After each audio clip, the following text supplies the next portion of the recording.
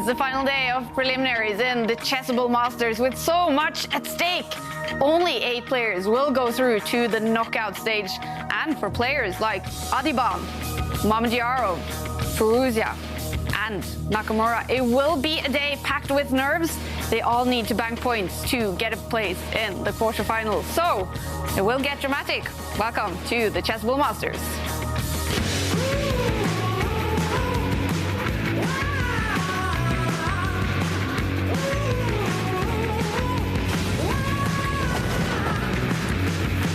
When it comes to Mishra, he has more Chessable points than the creators of Chessable.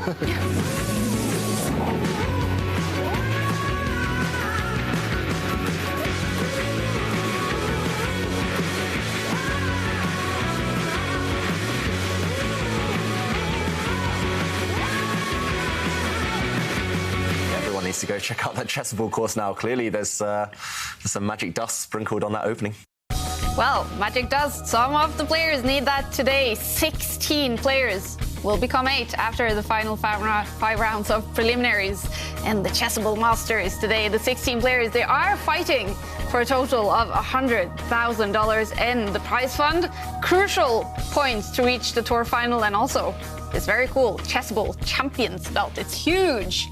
And the players, the winner, will take home this belt as well. And to guide us through the next 5 rounds, the final 5 rounds in the preliminaries, as always, Women's Grandmaster Houska and Grandmaster David Howell. And well, David, you have now commented on 7 of these tournaments. So what have we learned these final day of preliminaries are usually like? We've learned that it's going to be complete chaos, not just for us, but also for the players. The players, of course, they're going to be trying to win their games, but they'll also be checking out the other games, the other results, to know what results they need in order to progress to the knockouts. So, Joanka, who is feeling the heat today?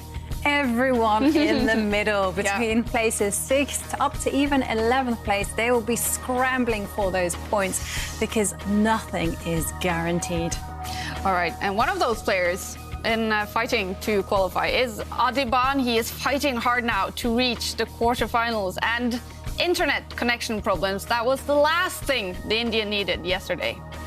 It does seem that Adhiban has frozen again, so maybe the second time in this game that there's been internet problems. His time has run out. Yeah, has run out. And it looks like Hikaru's out of here. Okay, he's made a move. He's made a move. And he's got his time back. Okay, well now someone needs to notify Hikaru Nakamura. The game is back on. Oh, here he is. Back. He's back.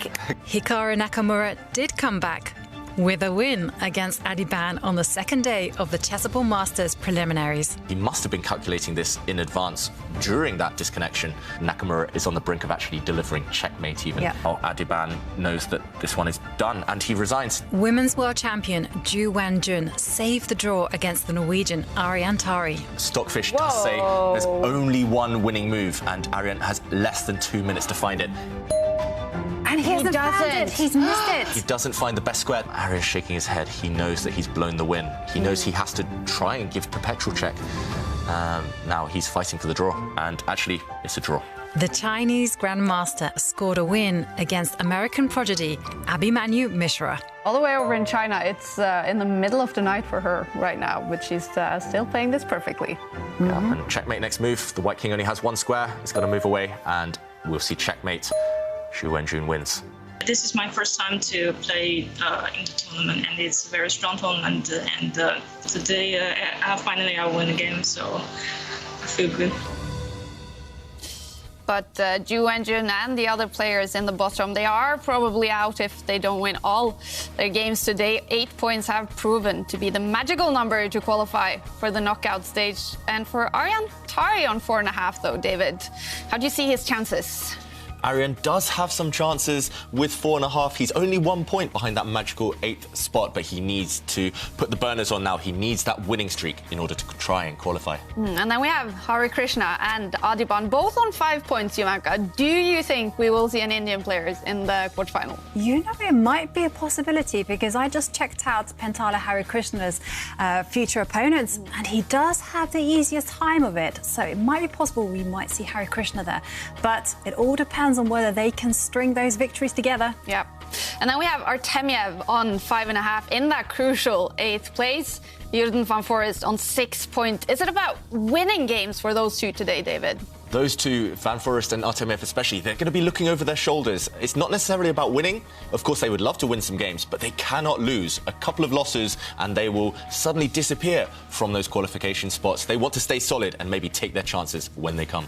And then we have Foreest, Mamedyarov and Nakamura on 6.5 points. Are they also feeling the pressure, Ivanka? Definitely. As David says, it's all about not losing. It's all about sitting tight and holding on for dear life. They absolutely cannot lose. What would be great is if they occasionally won a game and consolidated their tournament standings. And then we did have Wesley So on top of the table with 7.5, Levon Aronian and Liam Kwangle on 7, probably feeling quite safe. But David, if we do have several players on the same number of points, what will decide who goes through? So it's actually very likely that we will see a couple of players on the same number of points, and we will need to separate them somehow.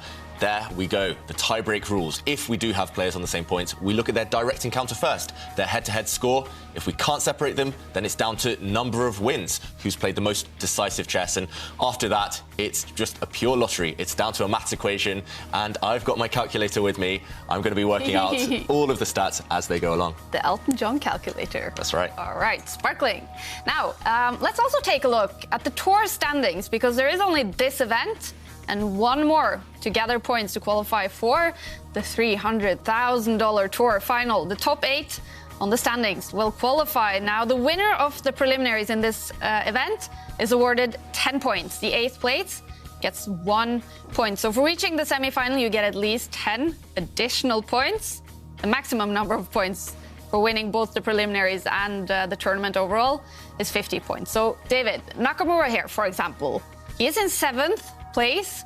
Is it important for him here to actually qualify for the knockout? Yeah, for sure. Nakamura, he needs to qualify for the knockout, and he'll try and get as many points as possible.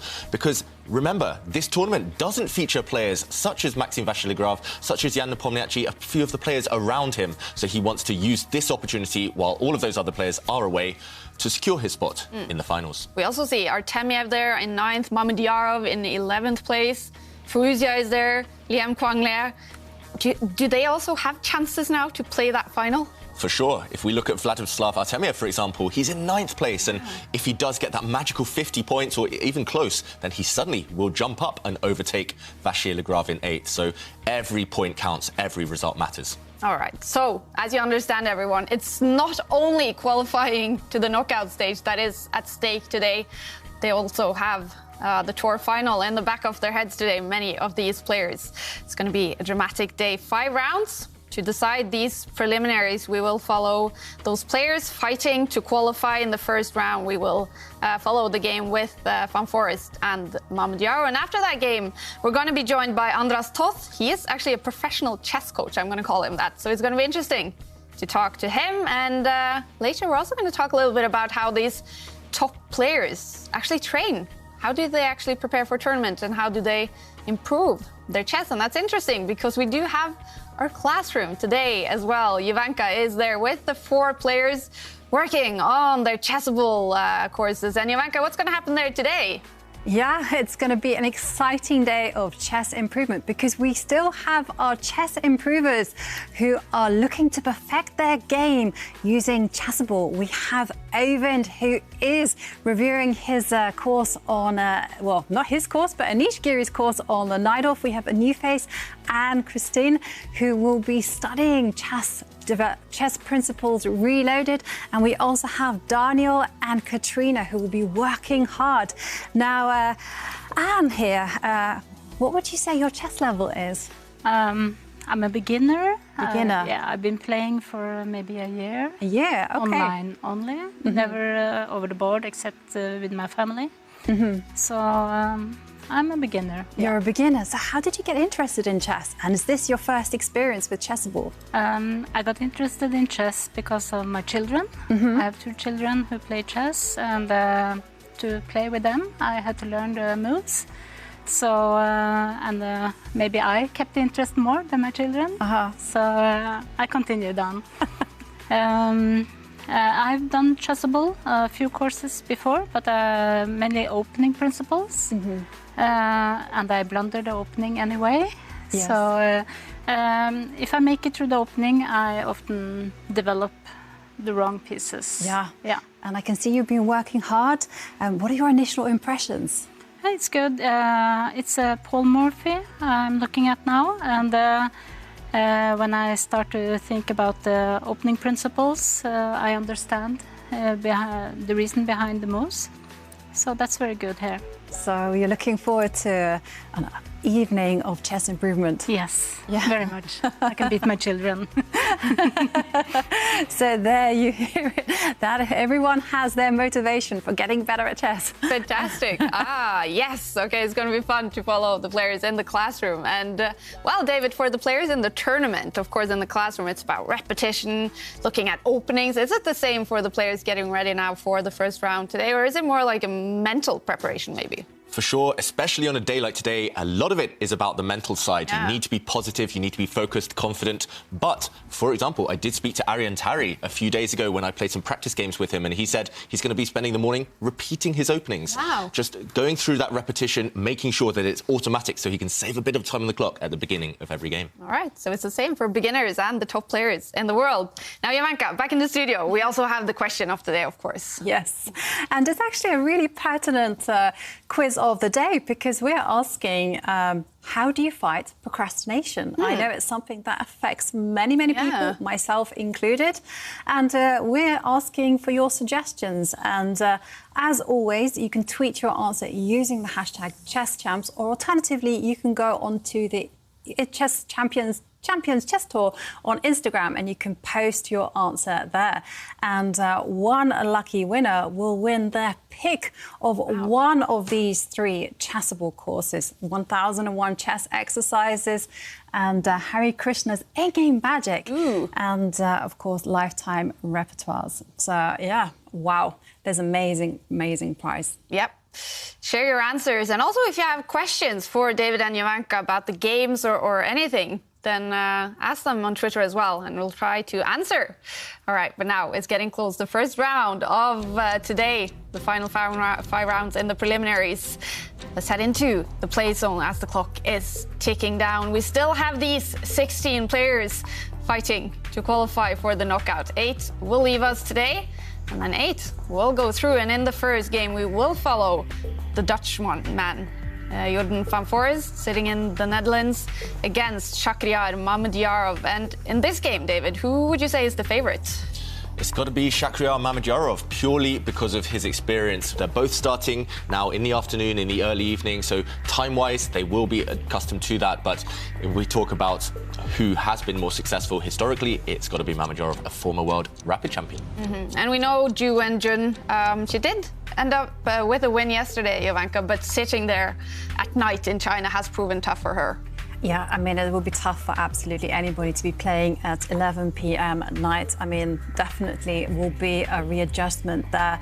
And but I'm very pleased to see that she got her first win. And often just getting that victory just improves your confidence no end. And who knows, I think today could be a good day for her. Yeah, maybe she could steal some points from those players who really need the points to qualify for the knockout stage. Here are the 8 games for round 11, first round of today.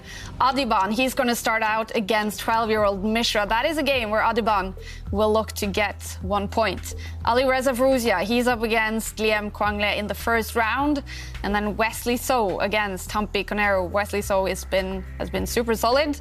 He is in top of the table. Levon Aronian, he had a fantastic day yesterday, going from 10th to 2nd place on the table. He's up against Hikaru Nakamura in the first round. Tari fighting hard to qualify against David Anton in the first round. Iturizaga, he's going to face Pentala Harikrishna in his first round. And then Ju Wenjun against Vladislav Artemiev. And also then the game that we will follow. Van Foreest and Mamedyarov, 2 players fighting hard now to qualify for the knockout stage. And It's quite one-sided, David, when we see the head-to-head scores in Rapid.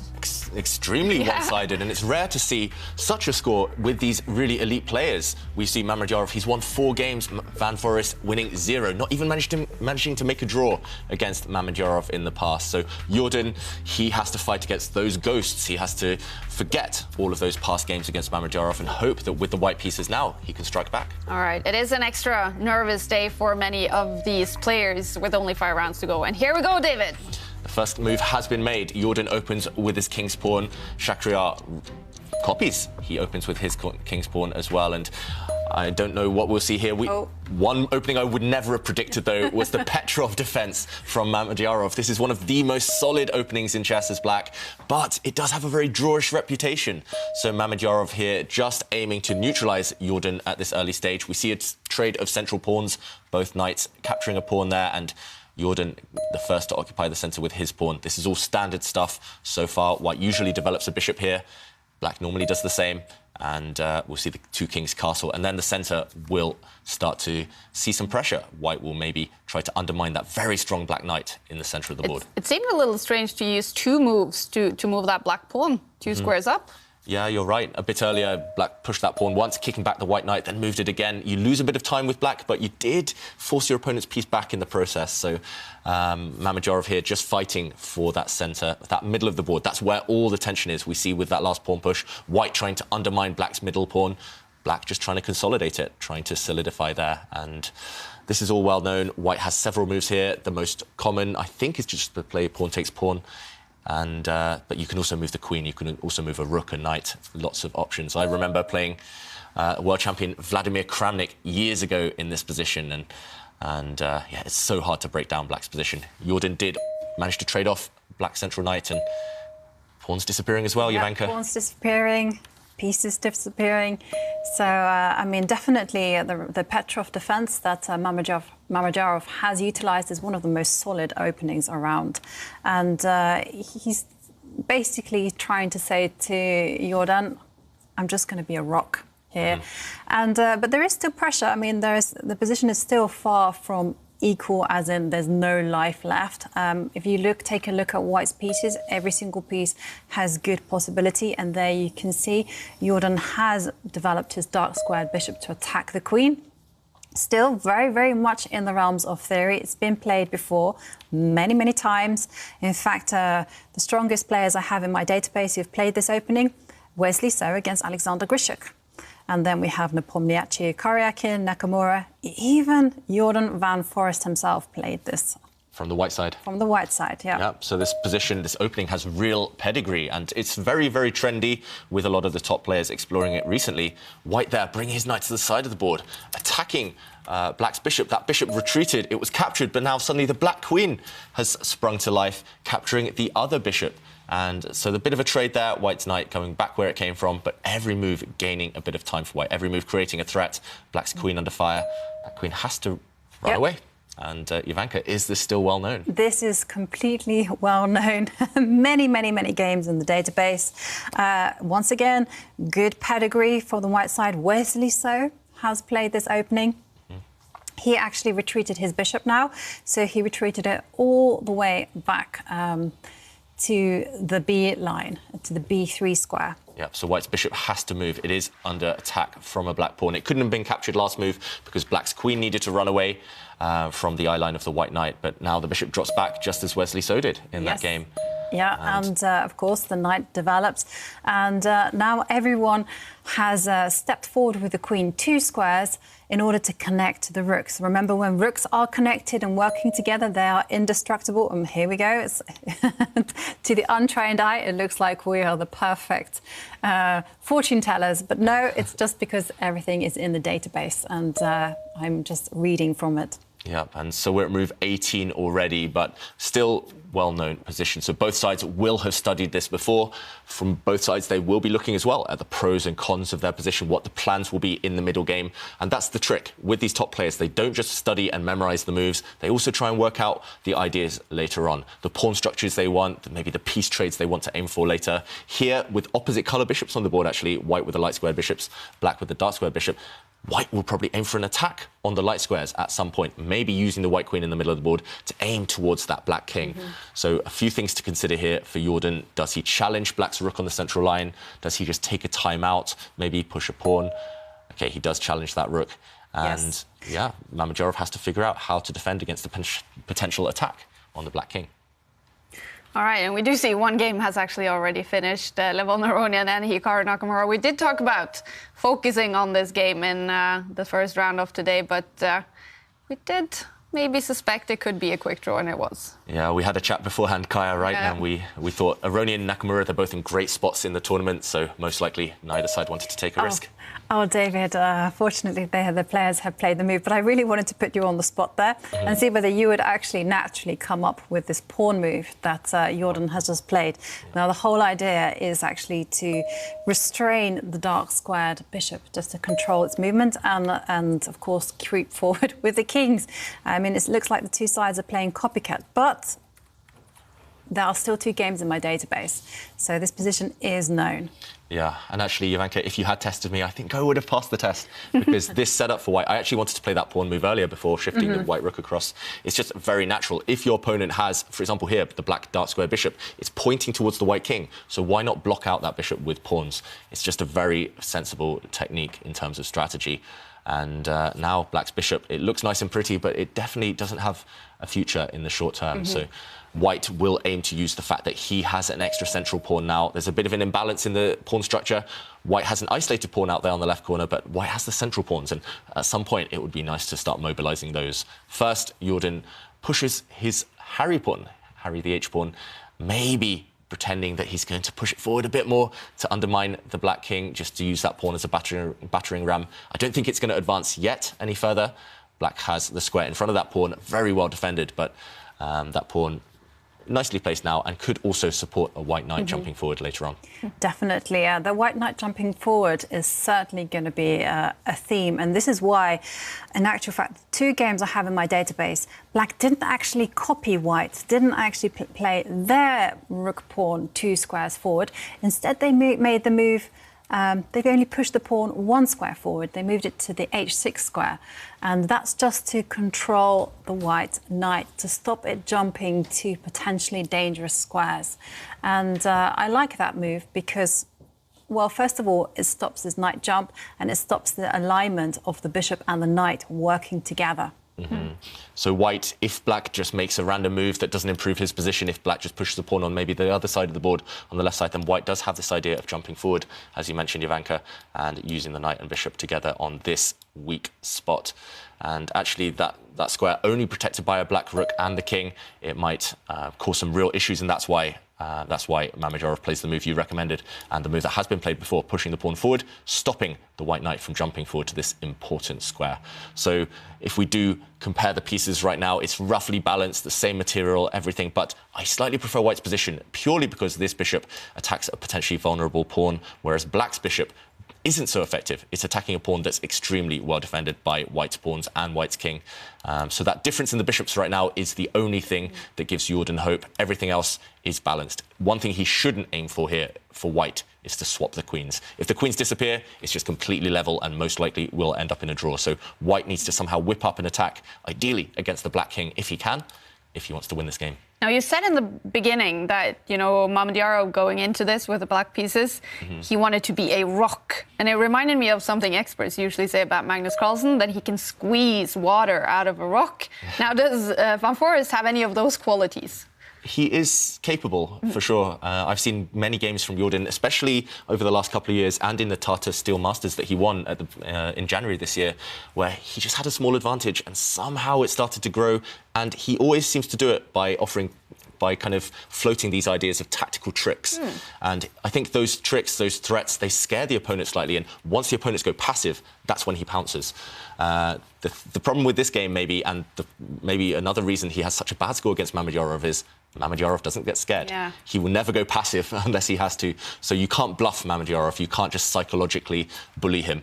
You have to beat him on the board purely. And Jordan, with his last move, pushing a pawn there, doesn't really achieve too much, just gaining a bit of space. Mamedyarov, he's not known for these types of solid rock-like openings, but he is capable of playing them. And maybe just thinking he wants to consolidate his place in the standings. If he can swap off the queen somehow, or if he can take all the rooks off the board, he should be very confident in staying solid and making that draw. Yeah, and you said it yesterday, Mamedyarov, one of your favorite players because his games are just so entertaining. So this is a little bit unusual of him. It certainly is, and I think it's just a reflection of what he wants to achieve for today. He just wants to not lose, because that's the most important thing. He just wants to especially with the black pieces, just play solidly and see what advantages he can press home with the white pieces. But okay, he's up against Jordan van Foreest. Jordan, as we saw in his game against Levon Aronian, is a very direct, aggressive player. One thing we did notice with Jordan there is that he can get positionally outplayed. Especially when he's just playing those one-move threats. It's a very seductive idea in chess, actually, just to play the most forcing move. Wow. And that's a huge decision from Mamedyarov there. He's offering a trade of queens, but he's offering to also totally wreck his own pawn structure. What do you think, David? I'm a fan of trading queens, but not in this way. And we saw, actually, Jordan widen his eyes in surprise when Mamedyarov played that move. So the queens have left the board. White did capture that queen. But now look at Black's pawn structure on that right side. They're shattered pawns. On the F line, Black has doubled pawns. Also an isolated pawn in the corner there. So long-term, those could be a real issue. So it was actually a good idea to trade those queens in this situation. Yeah, this is the problem with chess. We know what we want to aim for in general, but we've got to be flexible.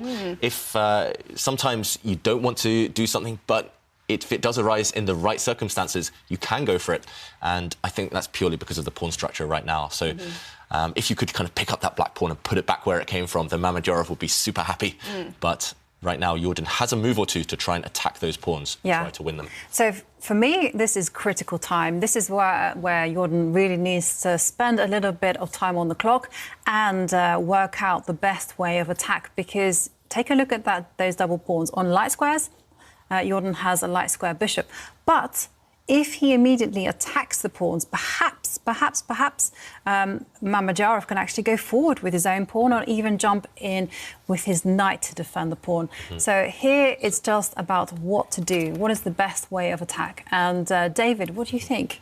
Yeah, I think there's a couple of moves that White can consider. As we mentioned, these are the weak pawns right now. And normally the weakest pawn is the one furthest forward. So this is the one for sure that White wants to aim for. You mentioned, Jovanka, you could attack it actually with your bishop right now. You could try and take this pawn, but Black would simply trade it off. This is a weakness, so he would march it forward and trade it off for one of White's pawns. And suddenly, it's not a weakness if it disappears.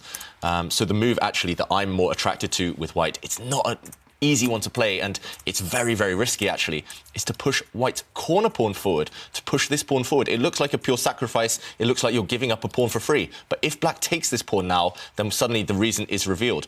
This knight can jump forward. This knight can leap forward to a square that's been vacated by the white pawn and start to attack Black's weaknesses. Also, if this happens, maybe you can first flick in, bringing the rook to the side, attacking Black's knight, and once that knight retreats, now you leap forward with your own knight. And suddenly, you're attacking a pawn. It's indefensible. You cannot even move the pawn anymore, as you could earlier, because the knight would jump in and give check. This would be a fork, and the king would be attacked, the bishop would be attacked, and White would win a piece. So right now, it's very difficult, I think, psychologically, for a human to play this move, because it looks like you're just giving up a pawn, but it clears this important square for the white knight, and this would give Jordan a big advantage. And what a brilliant move there, David. Absolutely genius. I love it. It's consequences, isn't it? Yeah. Suddenly you have the F5 square to attack. And, OK, well, it was a difficult move to spot because, after all, you just gave away a pawn just like that. But Jordan instead manoeuvred his knight into the centre. Yeah, I quite like that move as well. The evaluation bar isn't a big fan, but it does make some sense to leap in with the white knight. Now you've blocked in the black bishop. The black bishop, it's not clear whether it wants to capture that knight yet, because white's pawn would recapture, kicking away the black knight. But most of all, you've blocked that black bishop. So now that pawn push we mentioned for black, trying to trade off his weakest pawn, it's not possible. And if black cannot trade off his weakest pawn, that is going to be a long-term target for white. So Jordan playing sensible chess. And Mamedyarov, he is still the one who has to do the work. He has to somehow manage to trade off those rooks, manage to trade off his weak pawn And if he is able to achieve all of that, it's a big if, then he'll make the draw. But it's definitely black on the back foot here. Yeah, that's a really shocking decision. I still can't get over that queen trade, you know, to voluntarily wreck your pawn structure like that. And especially in an endgame where pawns are especially vulnerable. By vulnerable pawns, I'm really talking about those isolated pawns, the pawns that don't have any form of defense. And there you can see Mamedyarov really thinking hard, trying to find a solution. And while he's in the tank thinking, well, we have a quiz of the day, and I like this quiz of the day because it's a problem that really affects a lot of us, and we're asking, how do you fight procrastination? And well, ChessGirl765 on Instagram says that they fight procrastination by procrastinating procrastination. I do exactly the same. Not really a tip there, but I feel you, ChessGirl. KTNGS says that would be reminding ourselves of the reasons we started what we're doing. Purposes, goals, motivation will indeed destroy that toxic procrastination. Well, but don't forget to schedule relaxing times. Yeah, absolutely. I like that idea. Break it down. And finally, Tylo T96 says you have to stay organized and break down big tasks into small ones. You have to focus on your dreams.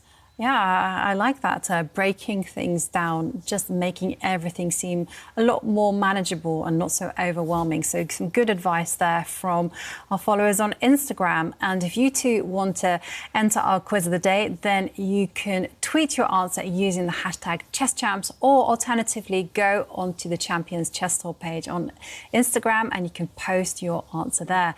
And we'll try to feature them on the show. And I would also like to see, like, maybe they have some pictures of cheering on their favourite players today. What are your favourite players? I'm wondering, you know, does Jordan van Foreest have a lot of fans out there? Maybe in the Netherlands? Yes. Shakriar, does he have a lot of fans? So, you know, definitely. Definitely. We do love pictures, and we love featuring them. And especially if anyone is supporting or has any questions for us or just any unusual observations. Yeah, we love them. Today's the day to do it, right? When the players, they need all the luck they can get. Right. And they can check their Twitter in between, right? So if many tweet like, oh, I hope he or he goes through, well, maybe they'll feel the support in between the rounds. Okay, and meanwhile, we have had one move. Black deciding not to eliminate the white knight. I thought that actually, the more I looked at it, the more I thought white knight was the strongest piece in the position. So maybe black could have just taken that knight off on the last move. But instead, Mamedyarov says, you've got a strong knight. I want one too. And he's planted his knight in the centre of the board as well. So, OK, big decision here for Jordan van Foreest. The black knight is actually attacking a pawn out there on the left side. So black's knight threatening to snack on that pawn. Also, this idea of taking white's knight with the black bishop was in the air. So white's decided, OK, I don't want to allow that any longer. The knight drops back, eyeing up the black bishop. And now the black bishop is pretty much forced to retreat, forced to take a step back. And actually, Jordan, in a sneaky way, he's going to relocate his knight later on. He might drop back the white knight to the centre of the board to go after black's weak pawns on that right side. So he's found a kind of roundabout way of doing the idea that I mentioned a bit earlier on. First, white can take a timeout to maybe protect some of his pawns with his rook. OK, no, he does. He's direct, David. Yeah, he's super direct. He loves those one-move threats, Jordan van Foreest. And he's attacking one of black's pawns there, the weakest black pawn.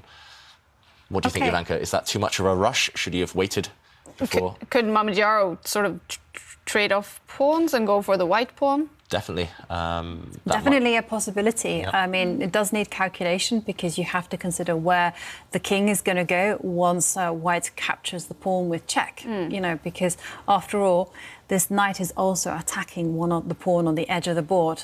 So once you've kind of sorted out that your king can hide somewhere safe, then yes, it's fine to capture the pawn. If it's not safe, then you have to think about ways of defending your pawn that's under attack. So black actually has two main options. I spot a third option, although a third option might be really risky here. Let's show them on the board, because Mamedyarov, he realises this is going to be a critical moment, a huge decision for him. White is threatening to take this pawn with check.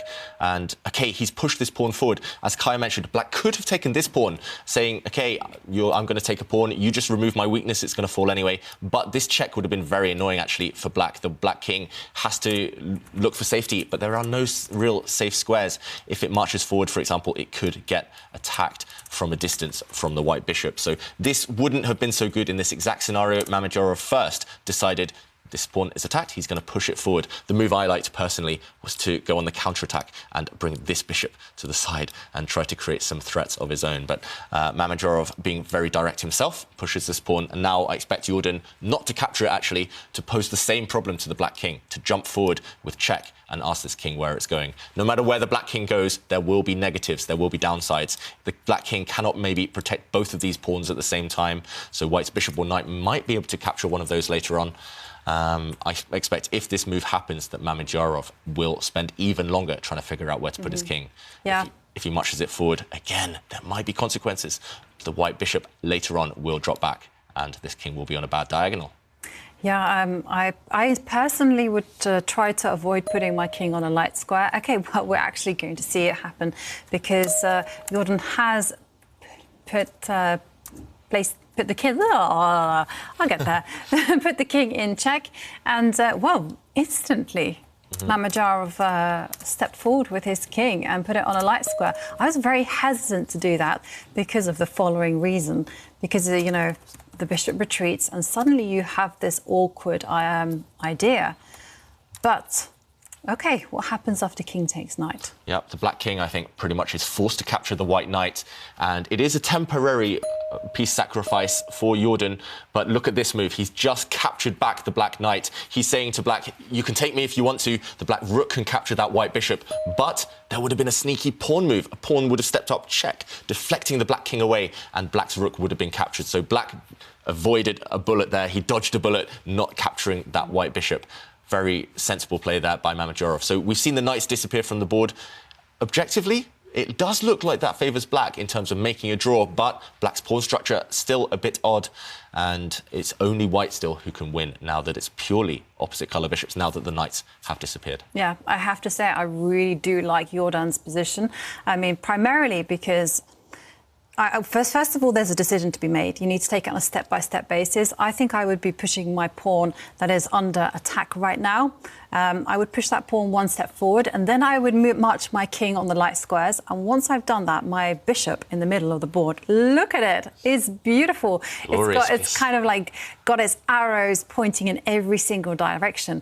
And I'm looking also at my weapons. The rooks, they like to be on open lines. So once I've kind of solidified the white bishop in the centre, I've overprotected it. So, OK, so step one, Jordan is listening to me. We're channeling each other. And that is just to kind of clarify the situation with the pawns on the right. OK, and now I'm expecting... This is a tricky move from Mamedyarov because, you know, the move that white really wants to play is actually to step forward with the king.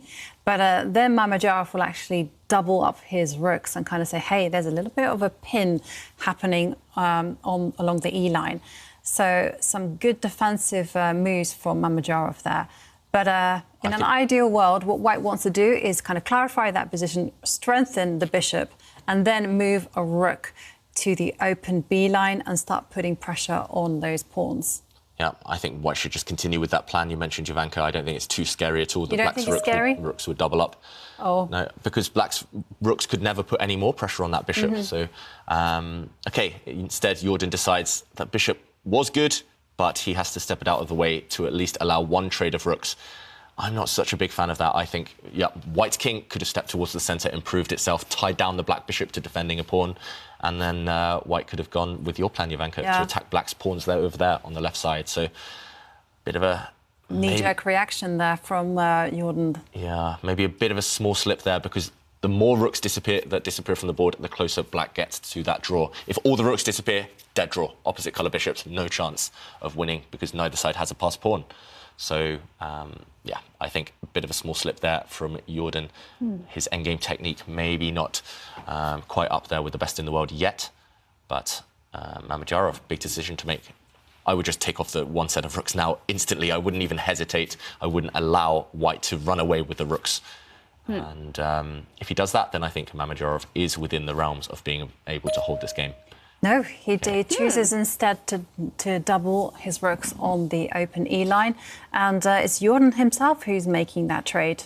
Okay. I was a little bit surprised by that. I thought actually to kind of maintain the pressure, actually maybe you could have moved a rook. Okay, but we've seen a rook trade, and now finally the white king steps forward. Yeah, so the white king perfectly placed, attacking the pawn in front of it. That pawn is defended by black's bishop, but black's bishop doesn't want to be tied down defending that pawn forever. So we could well see a situation later on where Mamedyarov moves away the black bishop, giving up a pawn, just trying to activate that piece.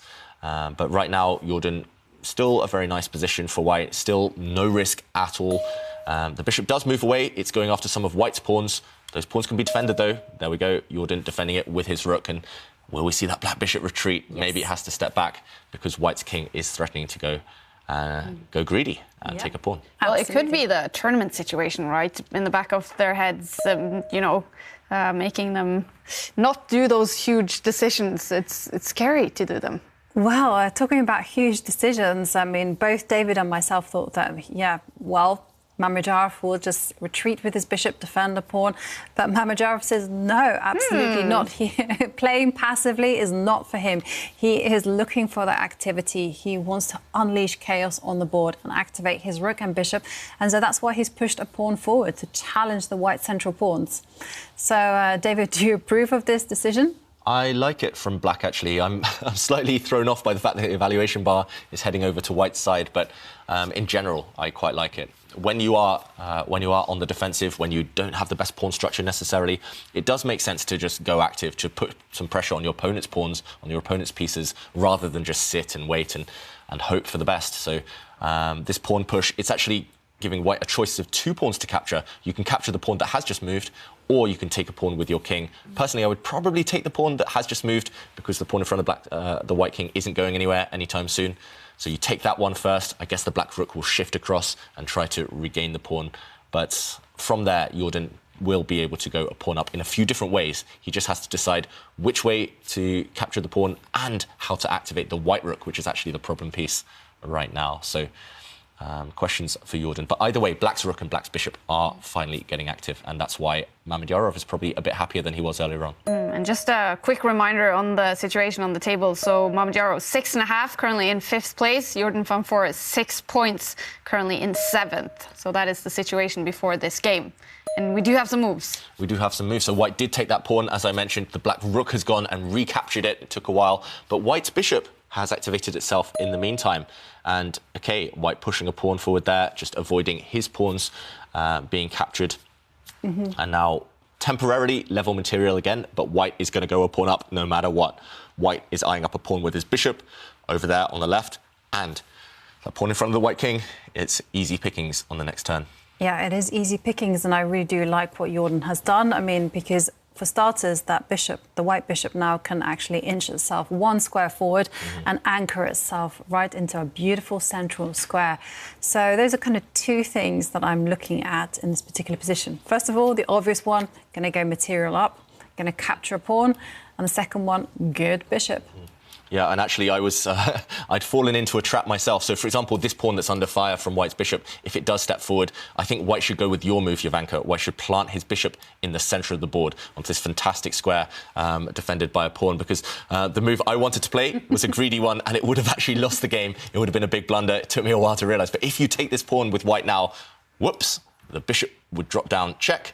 And that is a double attack, attacking the king and winning the white rook on the next turn. So you have to kind of temper your greed here and not take that pawn immediately. But in this case, if white does follow your plan, Jovanka, and put the bishop on this square, slowly you'll move this rook to a light square away from any threats, and then eventually you'll take this pawn. Yeah, that pawn will drop. I mean, there's no doubt about it. I mean, for instance, in this particular position, if black were to defend that pawn with the king, well, the white rook will nudge itself up to a light square. You don't want to be travelling on dark squares, and then swing itself across, and the pawn will fall. You just have to be patient. Don't be hasty.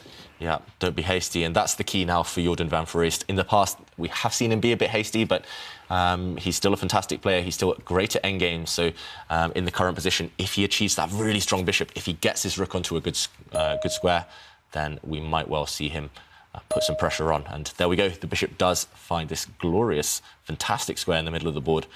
If we compare it to black's bishop is not that great right now. It's got some threats of coming down to the middle of the board, but wherever the black bishop goes right now, it's going to get kicked away. It's going to get forced back. So the black rook as well, not happy. It's kind of locked in by white's bishop. And I'm just, I'm looking at the other games going on, 6 other games going on in the bottom of the screen here. And Arian Tari, the bar is liking it for him against David Anton. I mean, that would be very harsh for David Anton. That would be his 7th straight loss. But for Arian Tari on 4.5 points, that could be such an important win. And I also did notice in the game between Adhiban and Mishra, the bar is slightly over to Mishra's side, the 12-year-old. Interesting. And Adhiban, he needs the point, so he is fighting hard not to lose that game, I guess. All right, we do have a move. We do have a move. So black's pushed a pawn forward. He's actually threatening to push his other pawn forward on that B line. Black wants to completely obliterate the pawns over there on the left-hand side. If black could somehow trade off all those pawns, if play switches just to one flank, then it should be an easy draw. So very sensible play by Mamedyarov there. And even if he has to give up a pawn in the process, if black can trade a set of rooks, he should be happy. So nice move by Mamedyarov. Yeah. And would you take measures to fight against this pawn push? Like, for instance, I'm thinking of a really strange, unusual move, but maybe moving the rook to the corner of the board. That stops it. Another move is just to ignore it and just say, well, the action is actually going to happen on the right side of the board. Let's let you do your thing on the left, accept that that's going to happen, and, well, maybe start to support a pawn push.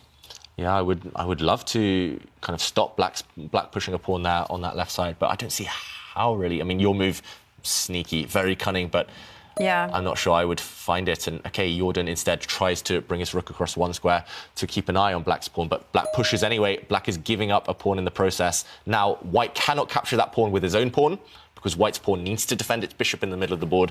So white, the only way to capture that pawn is with his rook. But the rooks would then be off, and opposite colour bishop endgame, Jovanka. Notorious. So drawish. Totally. I mean, it's all about how the bishop is an effective defender and how white can simply not challenge on those dark squares. And I do think that this is going to be an easy draw. Yeah. So white's king could have stepped forward and captured that black pawn on the last turn, but white's king actually is tied down defending the pawn next to it because black's bishop is eyeing it up, and yeah, black will just be able to create a blockade on the dark squares. I don't see any way forward, any way through later on for the white king even. No. I mean, the only thing that you need to guard against is white has the potential to create a pass pawn on the right. And you've just got to control those pawn breakthroughs. And that's the pass pawn is achieved by basically white pushing the pawn that's on the G line forward, challenging the black pawn. And once that happens, then maybe the corner pawn can actually start marching. So, David... So, for example, not necessarily in this exact position, but, for example, the white pawn could step forward and actually, instead of taking, the pawn could march and try and run through here. So the pawn could step forward and bypass the black pawns. And here, at least, you would have a pass pawn on this side tying down the black bishop. You'd have a pawn on this side tying down the black king. And maybe... on a good day, you might be able to win this game. But black does have a bit of time. Black doesn't necessarily have to allow that. And the ideal setup for black, it's not easy to achieve right now, but the ideal setup for black is to put his king in the middle. It doesn't work because white could take this pawn. But if you could somehow put your pawn on this square, then suddenly the black bishop blocks the pawns on this side. The black pawns stop any advance on this side, and just complete blockade. And white will never be able to make progress and win this game. So Mamedyarov just has to find a way to get this set up. Somehow he needs to keep an eye on this pawn on the next turn at least. So maybe dropping the king back this way or this way, and I think he should make a draw. Just a bit of care is needed, a bit of accuracy, but if he finds it, dead draw. Yeah, I agree. I think that the king should probably go to the centre because it's safest, just to, just in case it's needed to support the bishop on the left. And step the king back, push the pawn forward, And, yep, should be absolutely fine. Yep. So we're just looking for a few... OK, he plays it. He plays it. He plays it. Yeah, he's an expert as well, Mamedyarov, in endgames where there's only 1 or 2 moves, and he always seems to find those accurate moves. He's extremely good at calculating. He's had that skill since he was very young. So, yeah, we're expecting those few accurate moves, and Jordan, he'll try a few things. He'll try and activate the white king.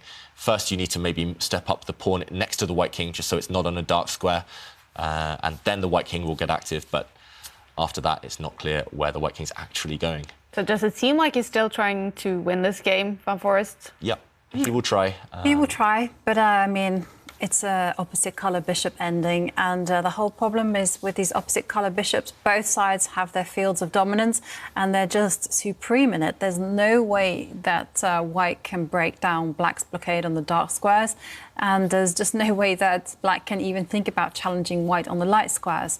So this is the big problem. Stranger things have happened, though, if black is careless. If black does allow white to get that outside pass pawn, as you mentioned, then maybe some hope.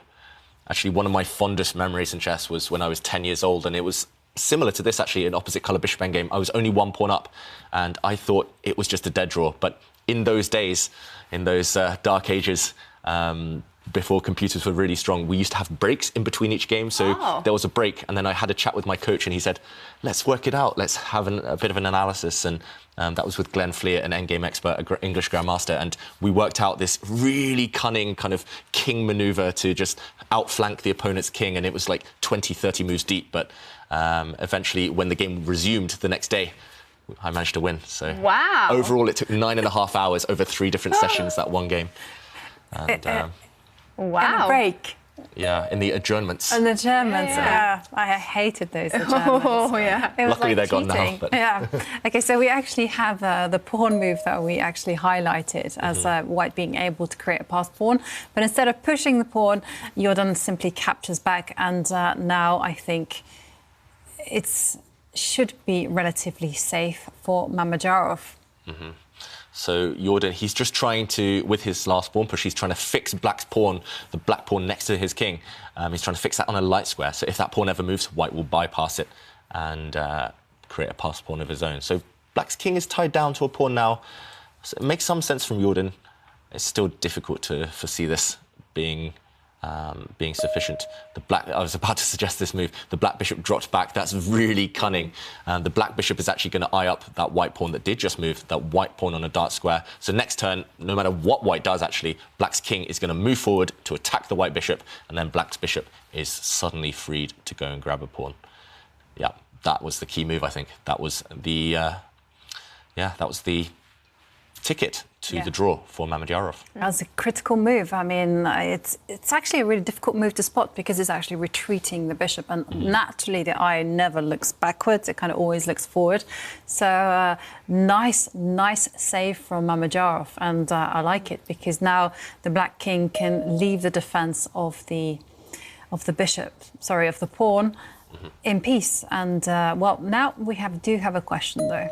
Yeah, so black's king does move forward, attacking the white bishop. The white bishop has to move. It might as well take a pawn. Now black's bishop goes and grabs a pawn.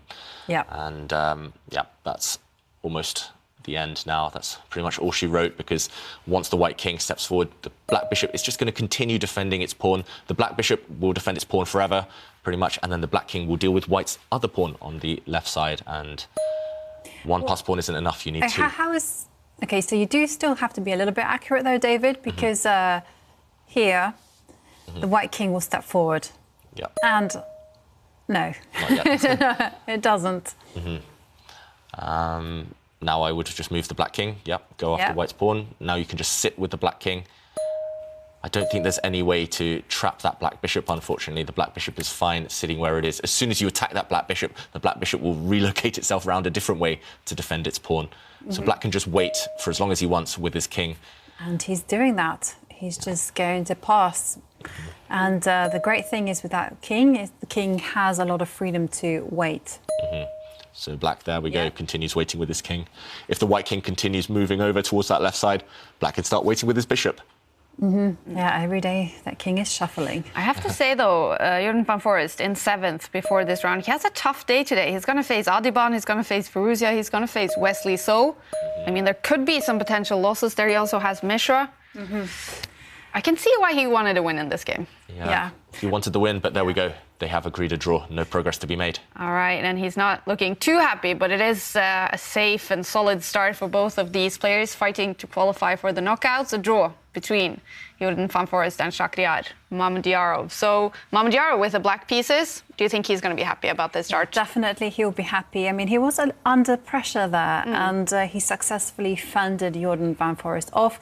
So this is the strategy when you're playing chess. It's like hold or do better with the black pieces, but primarily just defend and try with all your might when you have the white pieces.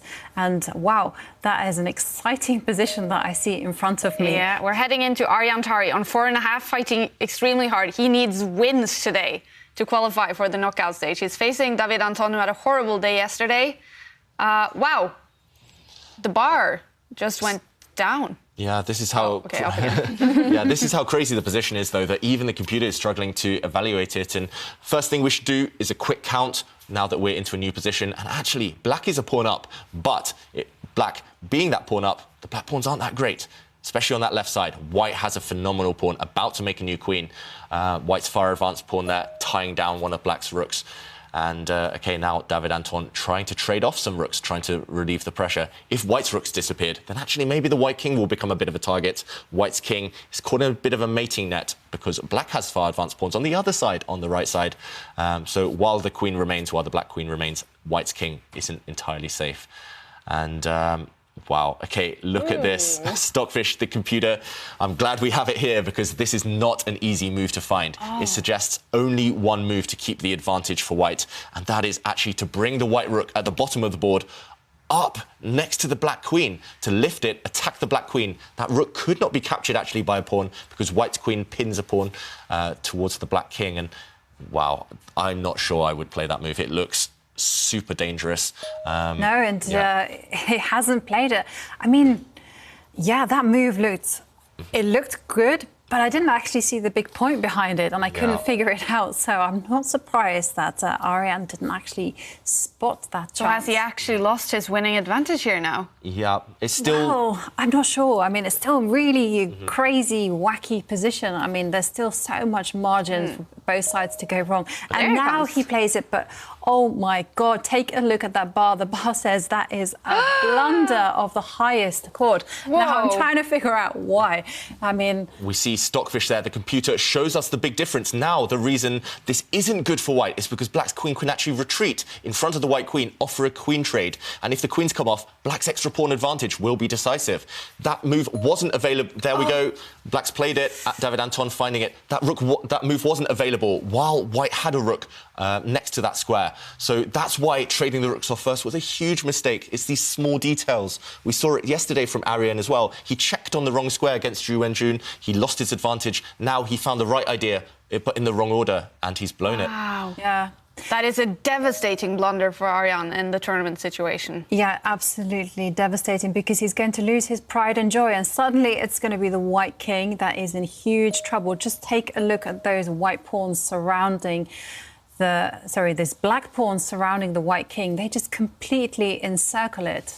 Yeah, so black can actually give a check right now. If he wants to, he can bring his rook the whole way down the board and check the white king on the back rank, but white's knight could block. So David Anton doesn't go for that instead. Cynical, but effective. He finds a really nice move to trade off the rooks. And black's actually 2 pawns up right now. Once you get rid of white's active pieces, the rook and the queen, that's game over. That's it. So the rooks have been traded off. White's won a pawn back, but the black queen, when she wants, she can get active. White's king is looking almost defenseless right now. She gives a check. The knight has to block. And now the pawn is going to start running. And, Arjan is trying with his one active piece, the queen, who happens to be the most dangerous piece on the board. So there is still some danger here, because if the bishop plays some strange move, then maybe there's a chance for a perpetual check. Yeah, that was a double attack, but there we go. David Anton found the only winning move, actually. He's defended his bishop at the top of the board and his pawn over there with the black queen. Wow. So the black queen doing a great dual-purpose job. And now Arian, he just has to wait. He retreats his queen, attacking black's pawn in the middle.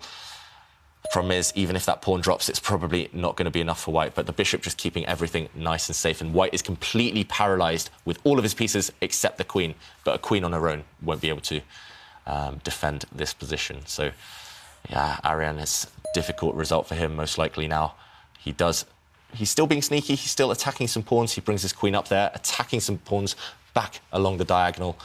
All black needs to do, I could even step forward with the king maybe, but you can use your queen to defend those pawns. Just keep maximum control, and I think that will be It's sufficient. very tempting, actually, to kind of think of a scenario where the bishop and the king can coordinate so that the king can actually work his way into the white position, do some kind of a magnificent king run.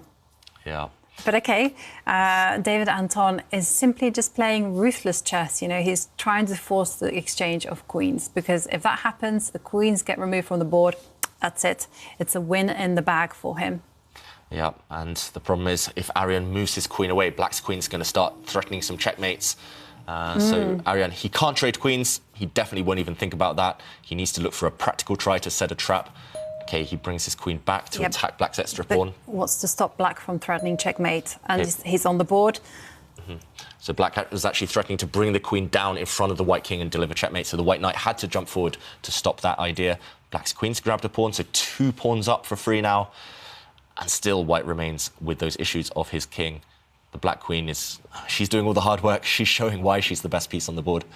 And right now, no hope at all for Arian, I think. OK, he's just waiting with his queen, but plenty of ways to win this one. You could even just give a check at the bottom corner again with black. Just force white's knight back to being a passive piece. You can centralise your queen. Yeah. I mean, so many good moves to happen. OK, so queen check, the knight blocks the check, and now the queen moves back to the centre. And note how every single pawn on the position is just protected. It's really nice geometry there, actually, with black just bringing his queen to a central square, tying down white's knight. White's going for the only pawn that isn't protected, the one on that G line, actually, in front of the black king. So white's queen trying to use the diagonals to threaten some pawns, but that can be easily stopped. You can even just use your bishop to block, but no, David Anton retreats his queen. OK, now is he going to push a pawn? Yep. He's going to dislodge the white knight. That white knight, if it moves, there's checkmate on the board. The black queen will swoop down to trap the white king. And yeah, if you can't move the white knight, you can't trade queens either. It's just hopeless. It's the end. There's nothing to be done for Arian. I mean, what to do? You have to trade off queens, and then it's just a very elementary endgame for David Anton, who just has to push his pawns. We can see it on Arian's face there. He realised, and 3 seconds he left, does press that resign button. A win for David Anton. Wow, it is over for Arian Tari against David Anton. A loss, that is a good result for David Anton after a long streak of losses. He finally gets a win. It is over for him in the tournament situation, though. Probably. Also, probably now for Arian Tari, that is it. He probably won't qualify. Well, he needs a miracle. Yeah. He needs to win the remainder of his games. I mean, it's a difficult ask. I mean, but the best thing to think of it is to actually break it down into small steps and say, OK, 4 out of 4 is a difficult job, but to win the next game is possible. And then to win the next game after that might be within means. And then you just carry on, take it on by move basis. Yeah. And if it isn't the way it's going to happen for Arian, what a devastating way to sort of end your chances, David. In this game, he was about to win. What happened? Yeah, it looked very, very good for Arian for most of the game, actually. And the moment we joined it was actually the turning point. In this position, we saw that Arian, as white, had a key move, this killer move, to bring his rook up to this square, attacking the black queen, the rook unable to be captured because white does have a pin along this line. And black's queen would actually have to misplace herself. She would have to go away from the defense of black's king, and white would have a winning attack. So this move, it was the right idea. Arian actually spotted it, but he played it in the wrong order. Instead, he traded off a set of rooks first. And now the key difference is that after the rook jumped up, attacking the black queen, there was a retreat. The black queen could just step back And now queen trades are off the cards for white. If you take the queen off, you'll just be a pawn or two down for nothing. So Arian, he had to battle on, but he had to battle on without this pawn. Black snapped this pawn off, and suddenly white had no remaining trump cards, and he was on the defensive. Arian letting it slip. Oh. All right, what a way to lose that game for Arian Tari, fighting for a win, eventually a loss, and now only 4 rounds to go in the preliminaries. In the next round, we're going to follow Adhiban and Foreest. They are still around that crucial 8th place, so that is going to be an important game, especially for Adhiban. He's coming from a win now, won his game against Mishra. And in the next break, after this break, we're going to be talking about training in chess. How do the top players actually train? How do they practice their chess? It's going to be interesting to hear from David how they do that. And we also have the next finalist in Ginger GM's Create Your Own Course competition. Simon will also join us later on. But now we're going to be joined by, I called him a professional chess coach. He's an international master. His name is Anders Toth. Welcome, Anders. So great to have you here.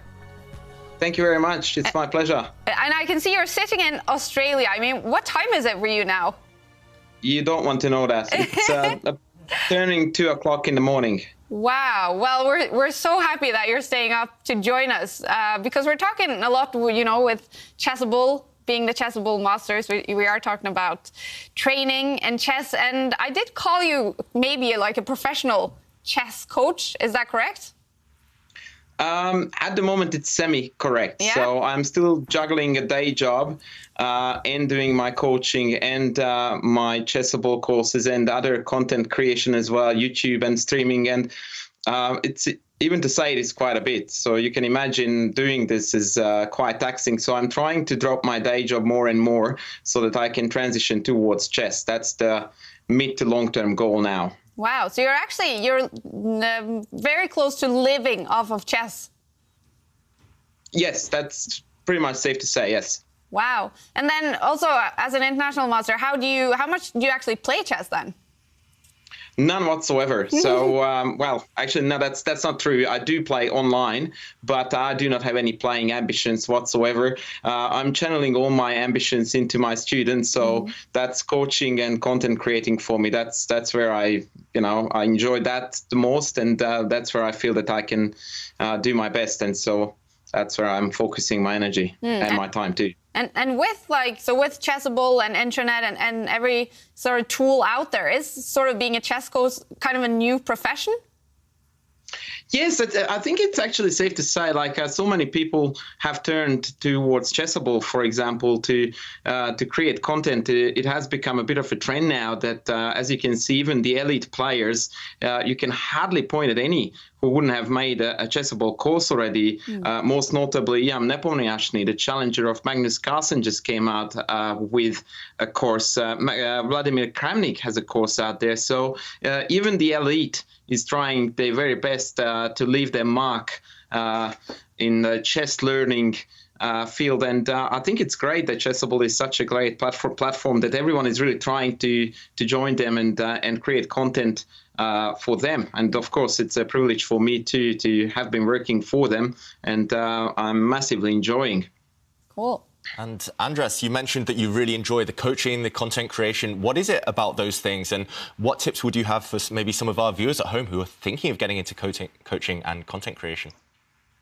Look, I suppose it goes a little bit back with my childhood and my bringing up as a chess player. I had a brilliant chess coach, Dr. Laszlo Hazai, who was also the coach of the Polgar sisters. And I've felt like the way he was teaching me was a really unique and divine way to learn the game. And I thought that probably the best thing I learned from him was not necessarily the content that he passed on to me, but his teaching method.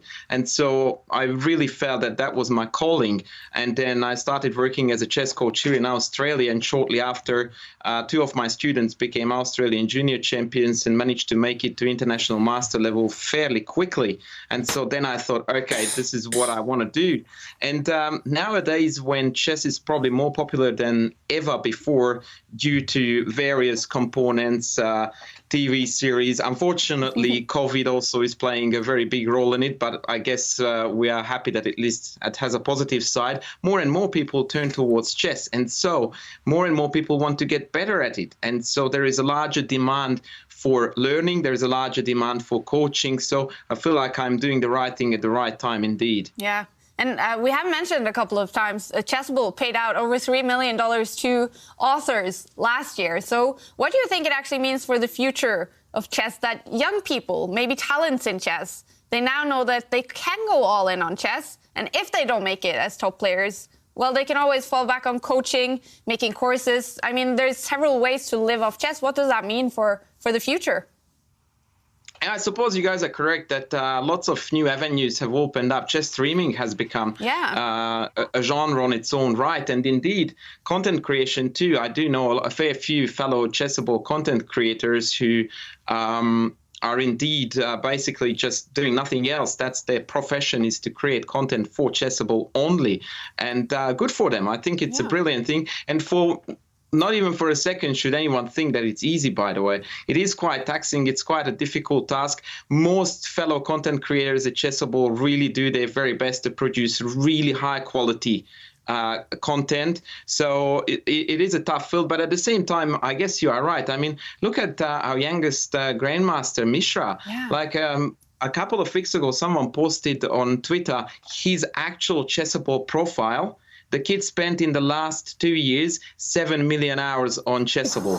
Like, it's insane. Wow. Like, now, obviously, I'm just exaggerating, but it's like, how? And so obviously he is now also attracted to the idea. And in fact, he has already published his own course there too. So, but yeah, I did have a look at his profile, and it was just insanity. Wow. Like, he just spent an eternity. I mean, it looked like he's 12 and he spent 14 years of his life on Chessable. And look at the results. So they speak for themselves. Wow. Wow. Well, finally, Andras, you have a couple of courses out there on Chessable. One of them, actually another one coming out, is with Judith Polgar. What was that like to make it with Judith? Yeah, that's right. So I came up with 3 of my own courses, and actually, to my greatest surprise, the very first one was nominated and later shortlisted even for Course of the Year. And that was unfortunately snatched away from me by the guy you might know from Twitter. I think his first name is Anish or something like that. You might know that guy. And so that was, I believe, that had to be a little bit of a leeway for me towards this collaboration with Judith, which really was an absolute shocking surprise to me. And up to date, I can't really believe how fortunate I am that I was given that opportunity to work together with the greatest female player of all times. Wow. And yeah, it's just an amazing ride. I have to say that it's quite difficult because meeting deadlines and pulling together the material is oftentimes challenging, but I would do it in a heartbeat any time. Oh. Yeah, it's a really, really awesome gig that we are doing together. Fantastic. All right. Well, Andras, thank you so much for joining us. And I think I'm going to say good night to you now then. Yeah, I think that I earned it now. So it's time for me to go to bed. But thanks a lot for having me. It was my absolute pleasure. So our pleasure to have you. Thank you so much. And we're going to head over to the classroom because we actually have a player working on one of Andras's Chessable courses, Ivanka. Yes, we do. We have Anne over here. She has been working on the course Chess Principles Reloaded, and she's everyone actually, and not just Anne, is studying so hard. The atmosphere is really, really intense here. It's not just about trading, it's also about learning. And I'm just going to go over to Daniel, and he's our strongest player. And you were actually, you said yesterday that you were rated around about 2,000, but I can also see you have a good night cap on. That's correct. Yeah. So you work at the only chess pub in Oslo. That's right. That's right. Okay. And what are you learning? Right now I'm looking at the Dutch, which is of course looking at the short one from Simon Williams. Okay. So it's a very attacking. Well, Simon is a very attacking player. Yeah. So this goes. This is scratching the surface, but there's a longer course available as well. Yeah. So I'm really liking this one. And I have to ask, do you play the Dutch defense yourself? Sometimes, but after this one, I'll probably looking to play it more. And you'll be looking to throw those pieces forward. And how are you finding it so far? Is it easy to memorize? Yeah, this one is, I would say, easier than the B3 one yesterday. It's more along like the normal type of lines that I play. Okay. So this one is, yeah, I would say this one is easier. This one's easier. Well, we all have our challenges, and certainly the players themselves in the Champions Chess Tour are going to be facing an intense day ahead of them. Yeah, no doubt about that, Ivanka. I'm just sitting here looking over the results. Take a look yourself. I mean, this is getting very, very tense for the players around that crucial 8th place. So Adhiban, he was able to turn it around against Mishra to get that super important win for him. Alireza Firouzja, he won his game against Liam Kwangle. Wesley So winning against Tampiconero. David Anton, as we saw, got his win against Aryan Tari. Iturizaga against Harikrishna, and then Artemiev won against Ju Wenjun. So a quick look at the results or the next games, because they are about to start. So we'll look at the results later, the standings later. But this is round 12, everyone. Mishra, Artemiev, Harikrishna, Ju Wenjun, David Anton, Iturizaga, all Spain encounter there. Tampiconero, Levon Aronian, Liam Kwangle against Wesley So, Mamedyarov, Alireza Firouzja, Hikaru Nakamura, Aryan Tari. And then we will follow Adhiban and Jordan van Foreest, because these are two players fighting hard to qualify. Adhiban currently in 9th place, van Foreest currently in 8th. So who's going to be the favorite, Ivanka? It's going to be a tough one. I absolutely can't call it, and I mean it. I mean, both these players are incredibly strong. They both have very direct attacking styles, so it's an incredibly tough one. What do I want to see? I want to see Adhiban try his 1B3, but no, he's not going to. He's just playing with us. We're not going to see that at all, are we? What are we seeing, David? We're instead seeing a King's Pawn opening and the Italian game. So this is a strategy Adhiban was using consistently on the first 2 days of the prelims. We saw him actually use it yesterday against Nakamura in that really tense game, featuring the disconnection, featuring that real swing, and Nakamura winning in the endgame. So this will not come as a surprise for Jordan van Foreest. Jordan's seen Adhiban employ it before, and Jordan, he's one of the biggest world experts in this opening from the white side. So both players treading very well-known territory so far. So White's bishop came out there, it pinned the black knight, but it's been kicked back. And Jordan, if he's feeling super aggressive later on, he'll push a pawn and kick that bishop back even further. I was going to ask, that is the most popular move in the current position.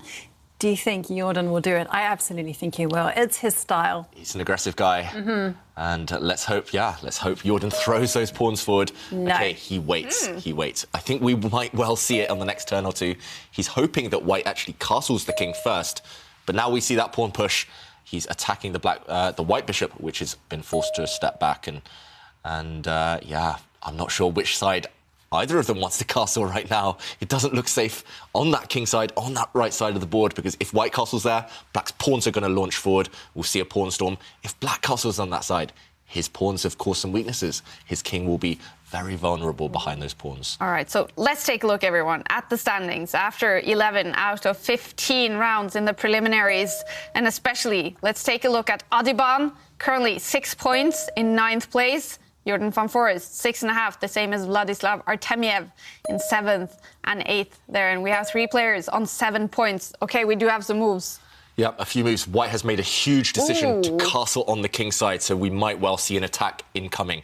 Black is going to try and attack that white king. And with these two being there right around that crucial 8th place, are we seeing 2 players? They're well aware of the tournament situation. They're going for the win. Yeah, definitely. They are certainly going to go for the win. You can already see that from Jordan van Foreest's aggressive stance. He has pushed his pawns forward on the right side, and he is all about controlling any potential pawn breaks that White has on that particular side of the board. And Black's pieces are all very well placed. I mean, White, there is one big strategical danger in this position for White, and that is this dark squared bishop. There is a danger, and this not an immediate one, but certainly one that could happen in the later stages of the game, that bishop could get shot out. Actually, we actually saw that in Adhiban's game against Hikaru Nakamura. And we have actually seen this. Well, we haven't actually, but my database has actually recorded a game in it. And it was played between Demchenko and Anand. Okay, so Anand, yeah. Demchenko, we mentioned yesterday, is a Russian grandmaster, a very strong Russian grandmaster, but he is the huge expert on this opening with white. He was the trendsetter. He was the one who was playing it for years and years before all of the top grandmasters, even players like Magnus Carlsen, and now we see Adhiban, played this line. They took up the ideas. They thought, OK, maybe it is playable for white. We saw Demchenko's results are phenomenal. And it's definitely a clash of strategies here. White's king is a clear target. White's king is about to get attacked. But first, White is going to launch pawns on the other side of the board. White's going to put... There we go. Adhiban pushing pawns on the left. So it's a race here. Can White's pawns cause a distraction? Can there be a breakthrough on that side of the board? Or will we see Black's attack be the faster?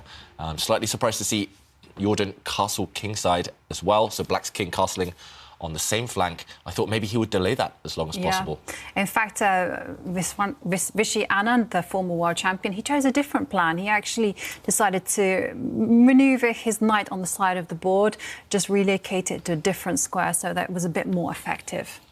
OK, so a really crucial moment here for Jordan van Foreest. He could still maneuver that black knight to a different square. Black ideally wants to start pushing even more pawns towards that white king.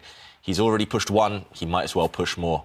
One thing you do not want to do, OK, he offers a trade of bishops. I was about to say one thing you do not want to do, actually, is to trade the other bishop off. Here, Black brought his bishop to this square. But if you ever capture the white bishop, you actually help White. White will capture back with this pawn away from the centre, which is quite rare. But suddenly the white rook would be opened up on this line towards the black king. So in this type of position, in the current position, you never, ever want to capture this bishop as black. You want to leave this bishop. Jovanka mentioned it. This bishop's actually locked in. It's blocked right now, staring at a wall of pawns. So you want to leave this bishop and trade everything else off instead, leaving white with one bad piece. So that's going to be Jordan's strategy, to leave white with this bishop. Yeah, definitely. We actually saw that Adhiban, when he played against Hikaru Nakamura, that he actually got that bishop trapped and it never, ever got out. Yeah. even on a move, I don't know what it was, 70 or something, that bishop was just internally damned. OK, but now we do have some moves where Adhiban has just gone for pushing some pawns on the left and now making a trade of the light square bishops. Jovanka, you know the saying, knights on the rim are dim. Yep. Both of Black's knights are on the side of the board right now. Both of them just hanging out there. And as I mentioned, Black's knight doesn't want to capture that white bishop. What's that knight doing? The other one on the other side of the board, what's that piece doing? Black's knight's not making a great impression. And because the black knights are just hanging out on the side of the board, White's decided to open up the centre. White's opened up the middle there. He's initiated a trade and White recaptures with his knight. So there's a big threat. White's queen has been opened up along this diagonal. White's queen is actually attacking one of the black knights right now. Big decision again for Jordan. Does he trade that bishop off? Does he retreat the black knight? Yeah. What do you think, David? Trade the bishop? Oof. Or... I've been saying definitely don't do that. Now it makes a bit more sense because that white bishop has opened up its diagonal slightly more than previously. I would probably leave that white bishop on the board, though.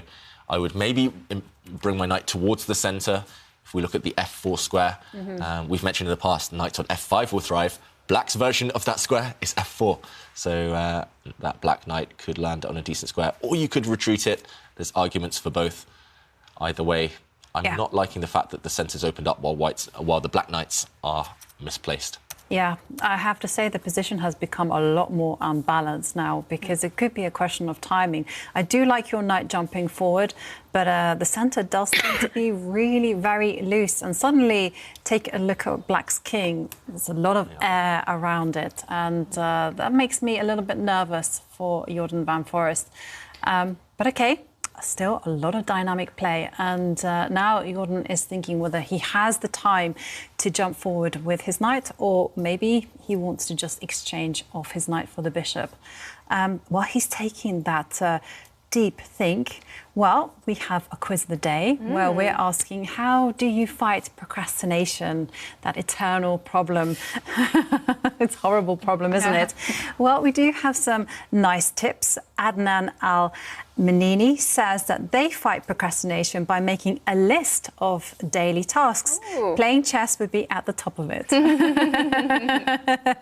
I like it. But it's not all about playing. You also have to study the chess. Yeah, and we have some moves. Jordan actually felt that he didn't have time to lose, and so that's why he made the trade and now has moved his rook 1 square forward. That's a good, flexible move, both defensive and aggressive, because the rooks are planning to line up with each other and put some pressure on the pawn that's located on the f2 square, or alternatively the rook can form some defensive formation around the king. Yeah, so Black aiming to actually, with that last move, actually improve his other rook. Rook has now a nice square, and it's all about that F-line for Black. If he can pile up his rooks there, then they will cause some nice pressure towards White's position. But I do think White has one opportunity now. White has one move to activate the White Queen. I would not hesitate. If you delay any longer, then that White Queen will not find an active square. So bring her all the way over towards the Black King. Utilise her on this diagonal. And I think all the way. And she will attack some pawns. She will at least make Black's king feel very uncomfortable. OK. Because I was looking at one step, not all the way, but taking one step back and putting pressure along the central pawn, the pawn that's standing on e6. Because if I can provoke that pawn to move forward, then, hey, that would be a big mistake, because suddenly the knight gets a square. Yeah, so the move you want to play, Jovanka, let's show this on the board. You want to put your queen on this square, attacking this pawn with your queen and knight together. I like that. That might run into a bit of a sneaky move. I might push my pawn forward. But anyway, this looks good. The move I want to play is actually blockade Black's pawns to bring the queen the whole way. So should we put a bet on it? Oh, he plays your move, Jovanka. I'm glad we didn't put a bet on it. I'm glad we didn't put a bet on it. Thank you there, David. Yes, David, let's put a bet on it. What would you like to bet? OK, I got lucky with my timing there. Saved by Adhiban. Thank you, Adhiban. So now White's queen is eyeing up this pawn with its knight. So most likely we'll see Black defend that pawn with a rook, potentially, with a rook like this, or with a rook stepping forward. As Jovanka mentioned, the pawn definitely doesn't want to step forward, because then you give away squares to the white knight, and the white knight ends up on this f5, this kind of dream square, and it's going to attack everything. So Jordan, right now, under a bit of pressure, the one move he should not play is pushing this pawn forward. Yeah. Your move, though, is very sneaky that you suggested. Yeah, I'm not sure whether it's good or not, but either way, I don't really like that. Devious things, grandmasters. I'm not a huge fan of Black's position, so I kind of want to take immediate action. I don't want to just sit here and suffer too much. All right. Well, Adhiban, other than the b3 opening that we're talking about, what other strengths does he have as a player? What is his style? He's very optimistic. He always sees the plus points, the positives in his position. So if you see that he might be struggling on the board, but if he sees an avenue to attack, he'll go for it and he'll commit everything towards it. And he's quite opportunistic as well. Sometimes when he does take these risks, even if they do backfire, he will find ways to break through. But he's very aggressive in general, and his openings are fantastic. Talking about aggression there, David, did you expect that move that Adhiban's just played? Jordan has just played that move, not Adhiban. Did you expect that? Because we were talking about the knight and the queen attacking that pawn. And he's just like, go ahead, take it. Yeah, I'm trying to figure out, is that not just a free pawn?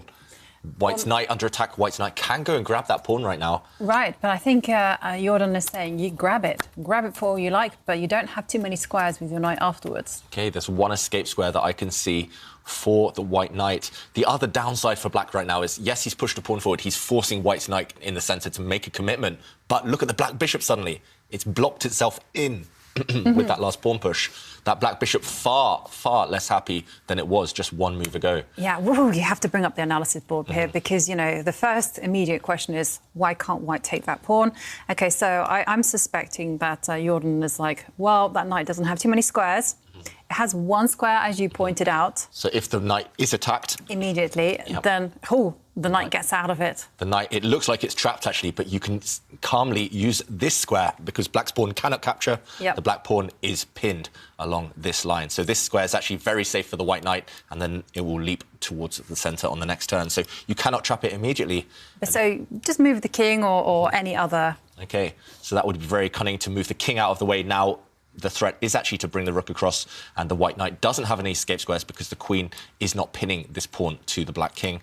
I guess maybe now I would be forced to push my pawn forward and try to support the knight with my pawn on the next turn. It looks like a free pawn to me.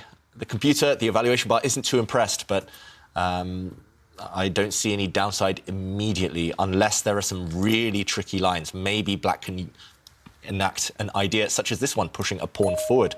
And we're going to find out. The proof is in the pudding, as they say. We're going to find out after white has grabbed that pawn. We could see an idea like this one. After the white queen takes this pawn, there could be nasty pins along this line. So many tricks, so many tactics. Now, it is all about those pins and all these tactics. And, yeah, let's go back to the players. What does Jordan have in mind? He has 10 minutes. He has to figure out a reason for this pawn sacrifice by black. That's it's like a combination of both our ideas, and they've kind of like hyper accelerated everything we had talked about. Yeah, exactly. Taking a pawn. Is that a good thing that we've managed to guess the ideas, even if it's in the wrong order? And in a less aggressive way. But this is cunning by Jordan. I mean, he's given up a pawn. I didn't spot the idea initially, and actually it wasn't even on my radar that black had the time now to just move his king out of the way. But it looks like you might be right, Jovanka. Maybe Jordan's kind of just lured in Adhiban into this dark forest, and he said, OK, you've won a pawn, but now I'm going to kind of confuse you, and I'm eventually going to trap that white knight.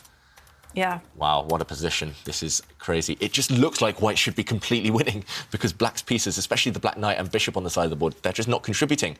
But if white's knight gets trapped, that's just going to be game over. Black might win. So everything still to play for, so double-edged. Yeah, absolutely double-edged, and Jordan really thinking about it. But he has made the move. He had, or maybe it's that me just putting the move on the board. Yeah. I think it was just me putting the move on my computer. Yeah, so right now, Jordan, deep in thought, and rightly so. That's where the top players spend their time in these really crucial moments. Their kind of spidey senses start to tingle, and they think, OK, there must be a good move in this position. And Jordan, he's put his calculating hat on. He's just figuring out Should we try to, whilst the players are thinking about it, because that position that we had on the board was so amazingly complicated. Should we have a look at in further detail? Let's do that. Let's get that board. And we'd come to the conclusion, right, that black's king had to move out of the eye line of the white queen. Exactly. And you suggested this lovely move, push the pawn forward. The pawn is getting ready to support. And then, wow, it was like this amazing move that's very, very tricky, which is just simply to attack the queen. And, we might be headed there. We are headed there, David, for sure. Jordan has moved his king out of the way. And as we mentioned, white's queen cannot get greedy. It cannot take this pawn because it will get pinned. And suddenly the white queen will be lost due to this line. And white's queen cannot really either take the other pawn because suddenly the knight would drop, the queen no longer protecting the knight. But I don't see it. How do you maintain the protection of your knight right now for white? You need to keep on this diagonal, and if you drop back with the white queen, the same problem persists. Black can just push his pawn forward, and now the queen and knight connection is just broken. Does that mean you have to give up material? Yeah, maybe you just have to give up this knight. Maybe you just have to give it up for a few pawns in return. Maybe you could take this guy, for example, and somehow whip up an attack, push some pawns, or bring your knight into the game. But black's king looks pretty safe, despite the fact it's open. It has a rook to act as a shield in front of it. Yeah, it's a great defensive rook there. Yeah, so wow. Let's go back to the camera. I want to see Adhiban's face right now. Is he surprised by that move? Does he have something up his sleeve that we're missing here in the studio? Because I don't see it for white. The evaluation bar isn't helping us at all. It's not giving any hints. It says 0.0. That's... Yeah, and I did take a peek at the computer lines, and the computer lines was going way over my head. The computer line was actually to retreat the queen all the way to the starting square. I'm like, how? That's why we love and hate them, right? Yeah, no, Yeah. The thing is as well, if these lines, if the variations, if they're going over our heads, then most likely they're going over the players' heads as well. Imagine in rapid chess with only around 10 minutes left on the clock now to calculate this crazy position, to calculate all of the consequences of all these possible moves. It's not going to be easy for either side. And actually, despite the fact that Black is pawn down right now, despite the fact Black's 3 minutes down on the clock, I think Jordan, it's going to be easier for him to play the next couple of moves. His moves are easy. His moves are straightforward. White is the one with the onus on him to come up with a way to save his knight. Yeah, wow. This is... If this ends up being a win for Black, I'm going to say it's genius for Jordan van Foreest. If it doesn't, I'll say it was a nice gamble. It was a nice trick. I think it's genius. I think it's a fantastic idea. Deep. So deep, yeah. So deep and impressively tactical. And just also the whole concept of pushing the pawn to attack the queen.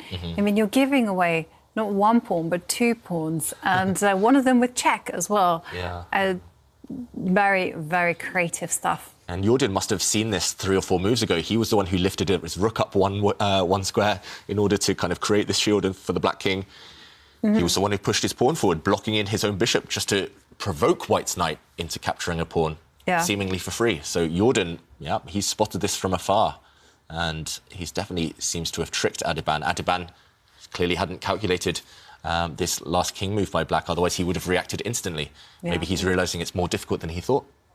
I mean, is there any other option? Maybe for White, I'm just thinking, is there something else that White can be doing? I don't see it. I don't see it either. It's hard to counterattack against the 2 Black pieces, despite the fact they're misplaced. White's rooks, I don't see any reason to move them right now. Maybe you could push your central pawn forward, but I don't really see what that achieves. Nope. Black's rook will just come across and attack that White knight. That's Black's next move, basically. Either he'll push a pawn to attack the White queen, or he'll bring his rook across, the rook in the corner, and line it up with the Black queen and attack the White knight. And, OK, Adhiban has brought his other knight in to the attack. He's trying to use that knight maybe to sacrifice itself for some of the Black pawns to really open up the position. The evaluation bar isn't keen. No, the evaluation bar hates it. The first thing is that the White knight is totally trapped. I mean, I'm just looking at there's so many ways to attack the knight. So first of all, you can use the rook that's in the corner. You can bring that and put pressure on the knight. What other moves are there? There's you can actually step the other rook forward 1 square and attack the knight. And those are the 2 candidate moves I can spot. Now, which one is kind of best? Yeah, let's get that board up. I also see why Adhiban's played that move. I see his trick. So he is hoping that Jordan van Foreest plays the idea we mentioned a few moves ago. He's hoping that Black actually pushes this pawn forward. Okay. So now if White's queen takes, as we mentioned, the rook will come across, pin and win. But this won't happen. Instead, he'll take another pawn. And, wow, OK... He's walked right into it, Jordan van Foreest. He actually played that move. It was tempting, but it's a trap. Because now, after the Black queen takes this knight, now you take this pawn, and it's not the same. I was going to say, this is his idea. This is going to happen. Now, the Black rook cannot come across because you sacrifice your queen. You play check. And now that you've lured your opponent's queen onto this square, the knight jumps in, and this is a fork. Double attack, and you win. This is a trap. Adhiban's sprung on Jordan van Foreest, and Jordan's gone into it head first. Suddenly, a huge turnaround, and White looks like he's winning. Right now, this is the current position. The move Jordan wanted to play, it loses. The White queen would take, and we would have seen that knight fork. Let's check out Jordan's face, because he must have missed this one. And now, if the king moves, the Black king has to move. The White knight jumps forward, again with a fork, attacking the Black queen and rook at the same time. Oh, wow, this is dramatic developments. Is it Adhiban tricking back? Yeah, he got tricked, but the tricker became the tricky. Yeah. And now, yeah, I mean, all results still possible for now, but for sure the momentum's on White's side. Yeah, wow, what a turnaround. And the king has moved away from the check, but of course, the knight now springs forward. And now, this is the point. The knight is attacking the rook and the queen. No way to defend both of them. It's just game over. It is game over because suddenly White has this overwhelming amount of pawns in compensation for the bishop and knight. So rook and how many pawns, David? Let's count quickly. 3, 6, 7. Rook and 3 pawns. Rook and 3. Yeah. So white has a rook and 3 pawns for a knight and a bishop. And if we do some quick maths, Jovanka, rook and 3 pawns, that's 5 plus 3, 8. And knight and bishop together is 3 each. So that's 6. So white's 2 points up after he takes this rook. But also, the black king will be a bit of a target. Yeah, as the black king is a target, look at the black knight. It's got no potential. It's stuck on the edge of the board, and the black bishop is also not a great piece for the time being. So all those kind of factors mean that, it should be a walk in the park for Adhiban now. Yeah, and it's easy to mobilise the white rooks. One of the white rooks will swing across to that D line actually and start attacking some black pawns, and it's not looking pretty for black. Yeah, and this is white will be utilising the concept of harmony to the extreme. It will just be a work of art here. So Jordan is in serious trouble. Wow, the funny thing is, when he played that knight move, I completely forgot about this fancy pawn move. I was like, oh, well, you use the rooks to attack the knight. And when he suggested the pawn, I was like, oh, yeah, that option as well. Yeah, but sometimes ignorance is bliss. Exactly. And those are the best traps. Those are the best tricks when you know what your opponent wants to play and you let them play it anyway. But this time Jordan, he rushed. He played the move he wanted to play, but he forgot what had changed in the position. And look at Jordan's face. He's realised he's blown it. He's allowed this huge turnaround. He just forgot about the knight forks. Knights are the trickiest pieces, and he just needed to take 1 or 2 more minutes on the clock, work out all the details, and he would have actually had a big advantage as black. Now he's just losing, and Adhiban is spending a bit of time working out the killer blow, and the final details. It's just so devastating for him, because now Adhiban, with 1 point, is going to take away that 8th place from Jordan van Foreest, and he's going to be outside top 8 after this game. Yeah, it's going to leapfrog him. Yeah. Ooh, the drama. Final day of preliminaries. It's always dramatic. We knew it. Adhiban, is he feeling the pressure as well now? He knows he's better. Is it hard to find the final sort of push for a win? Yeah, maybe a bit of adrenaline now coursing through his veins. OK, he pushes a pawn forward. That's flashy. I don't think it was completely necessary, but it does look pretty good as well. So he's attacking the black queen. The black queen cannot take that pawn because she needs to defend her rook. So I'm expecting just pawn takes pawn right now by black. And then maybe Adhiban's going to do the same thing. He's going to capture this black rook with his knight. There we go. And he's opened up some lines in the process. So material count. Rook and 3 pawns. You can see those 3 pawns on the right side. White has 3 unrivaled pawns against the 2 black pieces, which are just not in the game at all. Yeah. And look at those 2 central lines for the white rooks to occupy. Yeah. Well, it's serious problems from Jordan. I mean, this is the big problem for Jordan. It's not just those 3 pawns. It's king safety. It's a whole barrel of problems. Yeah, imagine the white king right now. It looks a bit vulnerable on this open line, but if it just shifts 1 square across, it's protected perfectly by its own pawns, right? But the black king, 0 shelter. This is why... What's the best that Jordan can hope for? I mean, I'm just thinking an endgame. Get the queens off, yeah. And it was instructive that Adhiban didn't actually trade off the queens. He could have done on the last turn, but keep the queens on if your opponent's king is weaker than yours. That's the key. And, that white queen is going to cause all sorts of headaches for the black king. Yeah. Yes, there is some hope, I mean, but it will take a lot of helping from Adhiban's side. I mean, I'm just thinking of a scenario where the queens come off. That's step 1. And the second one is maybe if black can apply a lot of pressure on the pawn that's standing on the f2 square, because then, if that pawn moves forward, maybe there's some danger to the white king. Now, this is dreaming. That's a good thing to do in chess, though. Yeah. Dream, and if you understand your dreams, then you can make them happen sometimes. And, in order for all this to happen, first of all, you need to mobilise the rook, you need to put it on the f-line, and then you need to release the bishop that is hiding, blocked in behind its own pawns. And maybe one fantastic day, the knight can even join in the fun. So, still something to play for. There's still that 5%. Still Still, it's just a very, very nice position for Adhiban. Yeah, and we can tell Jordan doesn't like his position. He's been spending a couple of minutes here. He's drifting quite low on the clock as well. What move would you play immediately? The only one that I see is to bring the black rook into the game, attack the white queen. That's what I would do without even thinking too much about it. Just bring the rook, attack the queen. If the queen gives check, intercept that check with my own queen. Yeah.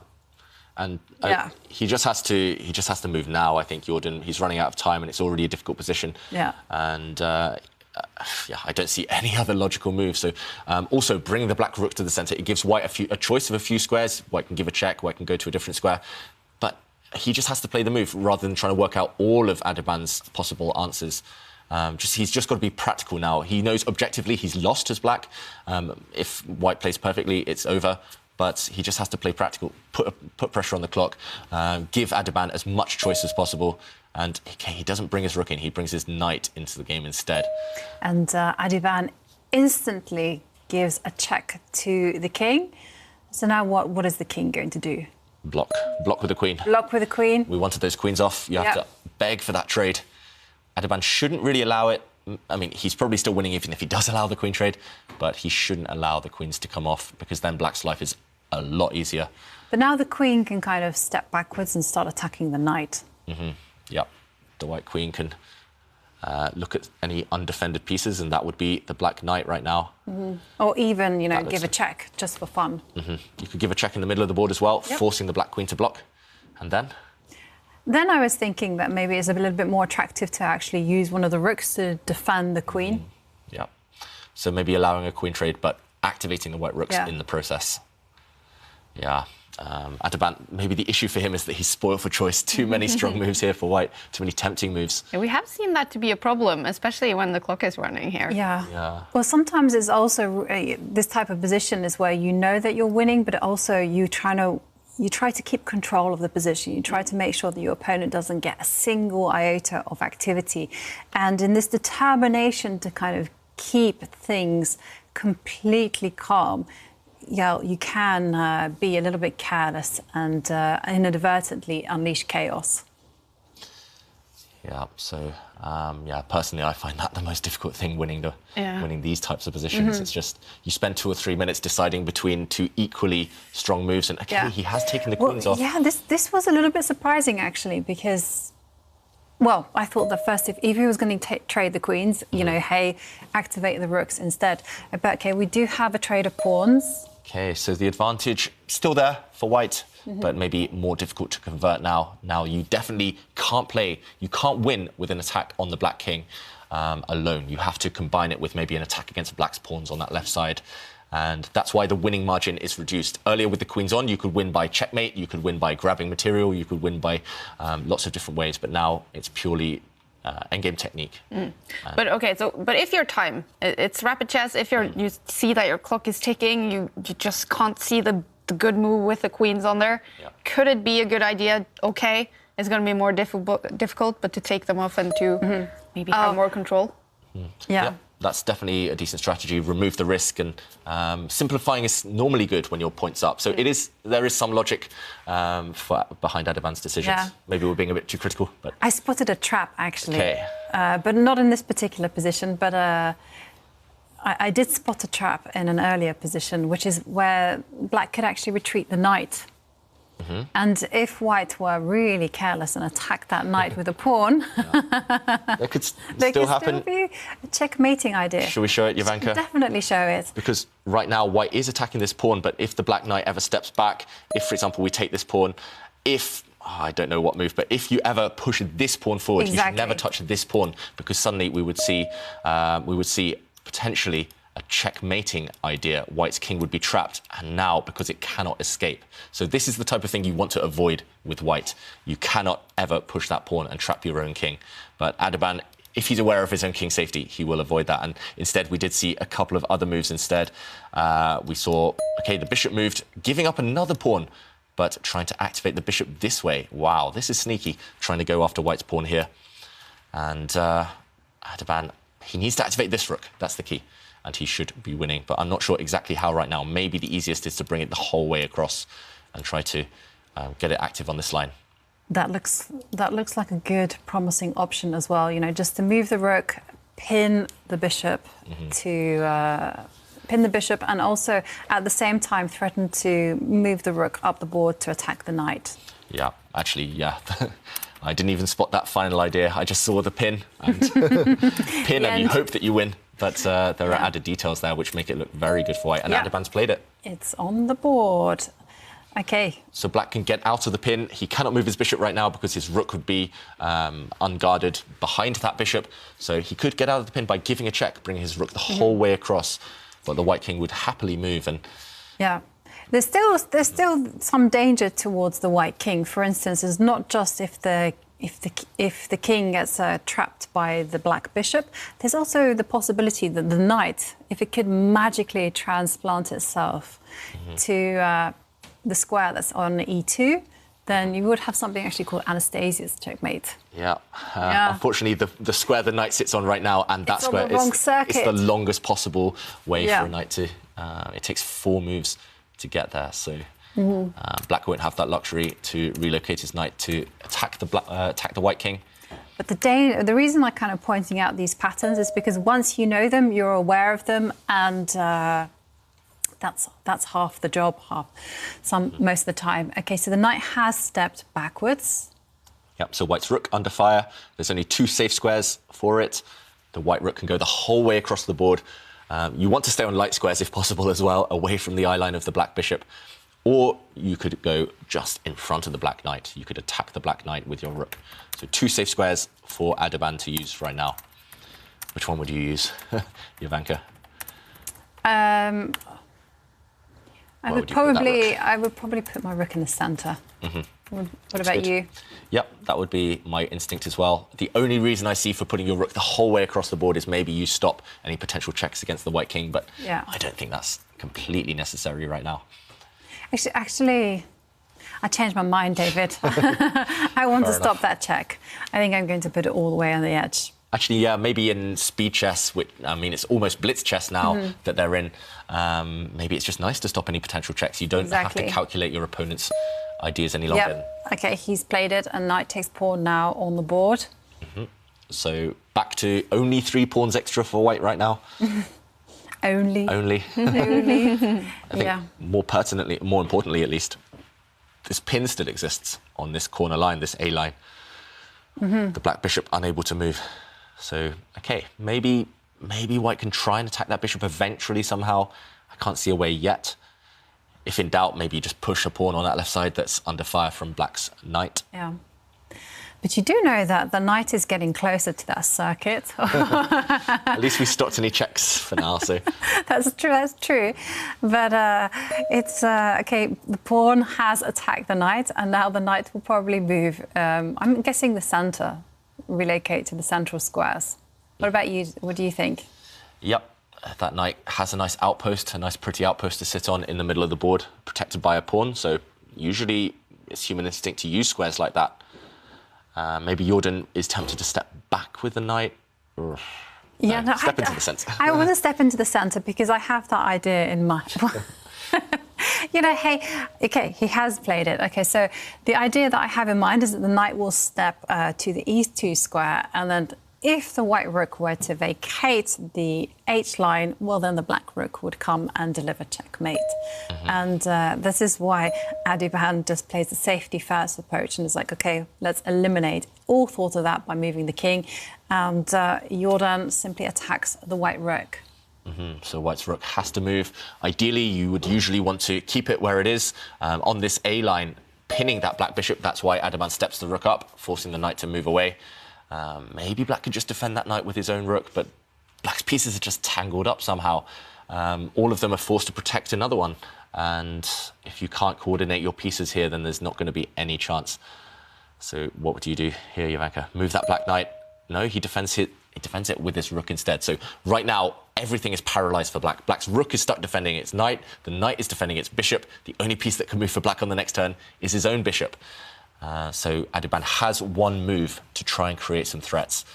I don't see how to kind of just break that final ounce of resistance right now for that Jordan is putting up. But maybe Adhiban can just take a bit of a timeout, maybe just push a pawn, start getting those pawns rolling. That's, after all, where his advantage lies, right? With those 3 extra pawns. I agree. I think it's very natural to start pushing some pawns. It's also really nice because then you start to secure the safety of the white king, and you don't have to worry so much about this. I mean, I do also like this move that Adhiban has played. Just makes sense, improves the rooks, maximizes its potential. Also, it does now mean that the black knight is tied down to the defense of this pawn. And then, once everything has been achieved, now we can start pushing pawns. And just push the pawns, those 2 double pawns in front of the white king, just get them motoring. Yeah, so black's king also cut off right now. Okay, black's rook seemingly going active. It's attacking a white pawn, but it can't actually capture that white pawn on the next turn. Black's rook is stuck defending its own knight. So strange move there by Jordan van Foreest. Yeah, now push the pawn. Yeah, white's pawns, just get them rolling. Yeah. Black's pieces are bundled up in the corner there, so you might as well play on the opposite flank. Yeah, and I really do like pushing the furthermost double pawn, because then you start to support the rook. The rook is no longer a loose piece, and strong and sensible. Exactly. And then I really do like pushing the other one as well, just to make sure that the white king is danger-free. You're very worried about that white king safety, Ivanka, but there's no piece around to attack it. So. I realise that. It's just that, you know, especially when the clock is ticking down, I just want to eliminate all danger before I start to mobilise the white rooks and the white pawns. I have to say, though, Adhiban, I mean, OK, he's spending time, you said that could be wise now, but he just seems to feel the pressure. He's looking hesitant, right? Yeah. He's looking like he knows he's winning, but he's not sure how to finish it off, and that's a tricky situation. And if that trend continues, if things suddenly go out of his control, if there's one move that he doesn't spot that suddenly gets played on the board, then he could well get flustered. And this last move, it feels like he's being a bit too clever in a way. He's found a nice square for his rook, but was that really necessary? Why not just start pushing pawns? He's delaying the key idea. And OK, Jordan, meanwhile, still tied up a bit, still unable to find a way to coordinate the black pieces ideally. But if he moves his bishop, maybe retreats it 1 square, I think he's got some small chances. I don't see anything else actually other than moving that bishop back.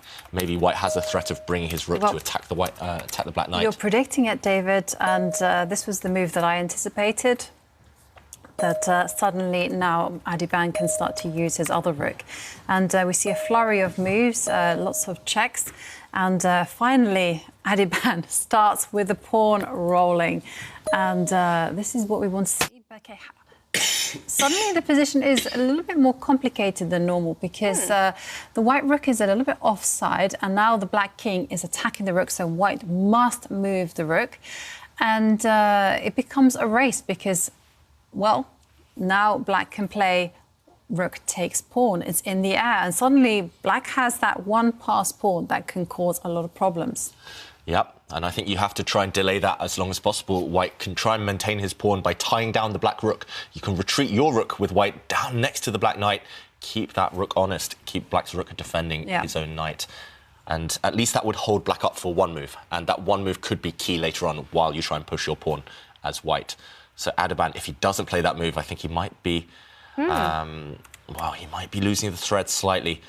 What he's calculating right now is actually to take... Oh, wow, he's actually gone for it. I was going to say, he's calculating taking, giving up his rooks. Suddenly, that white pawn is running, but the black knight's stopping it. He's gone into a race where it's not clear he's actually winning. Wow. Suddenly, the white pawns... I mean, it's touch and go. It's all going to come down to 1 move. Suddenly, the white pawns are running. One of white's pawns is going to try and kick away that black knight right now. OK, or maybe on the next turn, he pushes another pawn first. But Jordan... I'm just judging by the evaluation bar here. He has a way to defend. Black still has to be super careful, really accurate. Maybe he has to bring the black king across. But Adhiban, he's just playing by instinct. He thinks this is winning, but maybe he hasn't calculated it all out to the end. OK, I just cheated, David, and I checked the computer, and the computer says the only way to hold the position is to bring the king across. Yeah. I mean, it makes sense as well. The black king doing nothing, and white's pawns are the most dangerous. White's pawns are threatening to win the game soon, so you have to bring the black king across. You have to run them away to the pawns. So there's only one move for Jordan van Foreest now. Well, there's two moves. But same idea. The same idea. Okay. The king must head towards the right. And no, okay. He doesn't. He doesn't play that do it. And now this is going to be the time. This is going to cost some time. And We're now going to see the bar. Yeah, the bar is all the way in White's corner. And it says, okay, it is over. White is winning. Yeah, again, Jordan, maybe he didn't have enough time on the clock, but he didn't calculate things out. Now he's just one move too slow. And now the Black King gets across in time, but the Black King and Black Knight are going to be paralysed, stopping those pawns. White's king will have a free hand then to go after Black's pawn on that left side. Jordan, judging by his body language, he thinks he's losing now. He knows he's losing now. Yeah, both sides there inaccurate in the endgame, just not calculating well enough or quickly enough. They both had a bit of time left on the clock, though. I'm surprised. I would have happily gone down to 10 seconds, just spent a minute and a half, invest that time looking for the best defence. Yeah, I'm surprised as well because, like you say, I mean, it was the only natural plan, actually, to rush with the king and just to hope that the king and knight can stave off those pawns. And look at this. Black's king is about to move. It has to move. And then Black is completely paralysed. Black's knight is trapped. Black's knight is dominated by 3 pawns. And Jordan just resigns. He knows it's hopeless. Wow, that is a horrible result for Jordan van Foreest, losing this game to Adhiban. That will, for now, knock Jordan van Foreest out of the top 8. It's probably going to take Adhiban inside top 8. I mean, what a critical game in the tournament situation and what a result for Adhiban. yeah, it was a valuable point for Adhiban. He started the day off with 2 victories, much needed, and definitely will put him in good stead for qualifying to the knockout stages. But yeah, definitely heartbreaking moment for Jordan. Well, and David, I definitely think there's something to learn from this game. Yeah.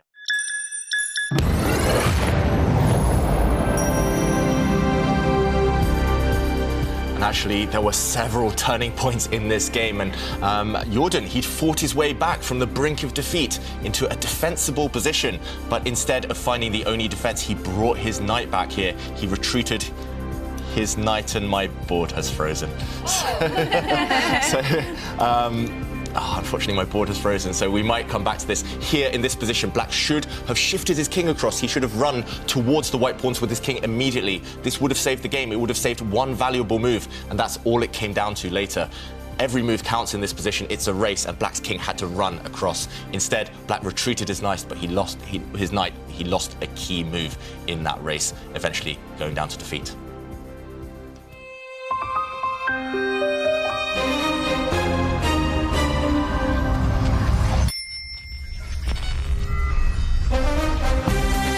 Getting critical here to qualify for the knockout stage in the next round. We're going to follow Alireza Firouzja and, coming from a win, Adhiban. All right, okay, only 3 more rounds in the preliminaries here now. It's critical for quite a few of the players to qualify for that knockout stage. And in the next break, we're going to see the next finalist in Create Your Own Course Challenge by Simon Williams with a chance to win $5,000. We've seen 2 finalists already. Super good courses, so excited to see the next one. And then Ginger GM Simon Williams will also be joining us later on. All right, players now, Jovanka. Are they feeling the heat, especially then those players around the 8th place? Those players in the middle in the qualifying danger zone, yeah, absolutely. They will be feeling the heat. They know that they need to rack up those points to secure the golden spots into the quarterfinals. And the only way to get those points is actually to be calm, to actually just play the game and focus on that.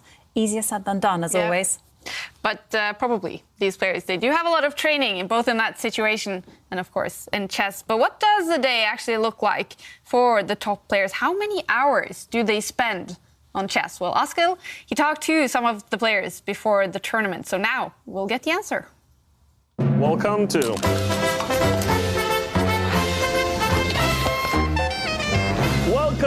Askil Asking.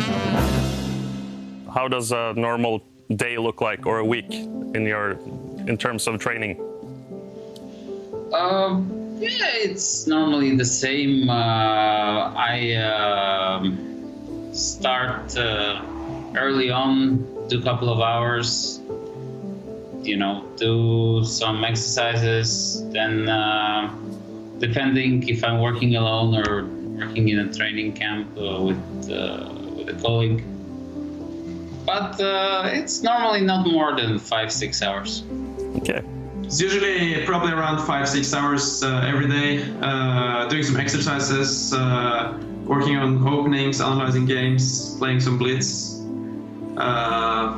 Yeah, that's it actually. So every day, I mean, I try to work on all aspects of the game. So every day it involves some preparing some openings, some middle game exercises, some end game playing, some calculation, some blitz games. Yeah, I try to cover all the aspects of chess. I would say that I spend most of my time chess-wise looking at openings. If you usually at the professional level, the openings are important. If you get out of the opening badly, you don't have a lot of chances afterwards. So spend a lot of time in that. Maybe it could be like 4 hours a day. It can be much more. And I try to solve some tactics, solve some puzzles, maybe read some courses, read some books. But I wouldn't say it's very strict, so I usually just do basically a bit what I feel like. It's probably not the best way, but that's just how it goes and how I've been doing all my life. Thank you. Catch you later. It's also, of course, all about chess training and the classroom. And I don't know, does any of the players in there spend 4 to 6, 8 hours every day practicing chess? Well, we have to ask them and find out whether they actually spend that much time. So, Katrina, you heard from Levon Aronian spends 5 to 6 hours on chess. How much hours do you spend? Not that much a day, but I probably get in a good few hundred games on a good day. A few hundred games? Yes, I'm kind of addicted to bullet these days. Okay. But usually I might play for 1 hour a day. Mm-hmm. Yeah. Okay, so you do mostly playing, and how much learning do you do? Oh, I love puzzles. You love puzzles? Yeah. Oh, wow. So that's why, I got into puzzles first, and then I got more and more into blitz games, because I used to play rapid games and then more blitz games after that, yeah. Okay, and you're actually learning something now, and talk us through what you're studying. So this Judith Polgar course is taking you through a lot of patterns. Mm-hmm. So now we are looking at puzzles, and she looks at really good known positions from real games. Okay. And I haven't been able to solve all of them yet, but I got maybe 1 or 2 right. So now I will try to get her checkmate patterns. Okay. What we are focusing on now. Okay, so let's see. Try it out. Maybe. I'm not really sure about this position, but I really like to sacrifice a lot of my pieces. But let's see if we can sacrifice the queen here. Okay. No, that was not right. That was not the move. Okay, let's go with the pawn then. And then I just have to go to the next one and then redo it because it was the wrong one. That's right. It does make you repeat. Absolutely. That way you learn. Yeah. I always find. Yeah, and that pattern recognition, I find that I see these in games, but hers are really tough sometimes, so I'm not on that level just yet. So let's see if I can... So let's see how we go. You have your target, the pawn that is standing there on g6. I have the pawn on g6. Let's go with the rook maybe, just try and see. No, that was the wrong one. There was the queen sacrifice. There was the queen sacrifice. Okay, well, we need to follow through on that one because that one's rather spectacular. Okay. So goes here. Yeah. And I think it's going to... I think we'll go here with the knight and maybe go here with the rook. Yep, go for Probably. Oh, yeah, there it is. And there you have it. And we made it. Yeah, and that mate actually has a name. It's called the lawnmower mate. The lawnmower mate. The lawnmower. Okay. I know lots of random names for the mates. Huh? No, it's cutting the grass. Yeah, exactly. Yeah, okay. Cutting the grass. Nice. Thank you. Lovely. Yeah, so there we see it's some checkmating patterns from Judith Polgar. You know, Jordan van Foreest himself said he loves to study those tactical issues. And yeah, we'll see what the players have in store for us in our 13th round. definitely. Very cool to see that lawnmower mate in action, Jovanka. You've been talking about it, so now trying to learn it. And, well, David, the players in the classroom, they're training here. And I'm wondering, for the top players like yourself, a day of training, we heard it could be all the way up to 6 hours for some of them. And we know other athletes, they will have a diary. It will be very much planned how they work with chess every day. They will plan it with a coach. Is it like that for chess players as well? Yes, definitely. More and more every year, I notice that chess is becoming like a sport. The top chess players, they do train like athletes, and it's a whole bunch of things. It's chess, as we've seen in the classroom, studying with computers, but it's also the practical side. They'll try and put things on a board. Often they have sparring partners. They have coaches to test certain positions against each other. They play positions out. They also have lots of physical exercise. They do look after their diet more than ever. It's a whole bunch of things. But the chess, the technical side, that is done with tools like Chessable nowadays. And to be a top player, is it possible to sort of combine it with another job or something like that? Or is it a full-time job now to be one of the top chess players? It's possible to get very far while combining it with a job. If you work cleverly, if you work efficiently, then you can combine that chess with work. We do know that there are a couple of players in the world's top 100 who even have a full-time job.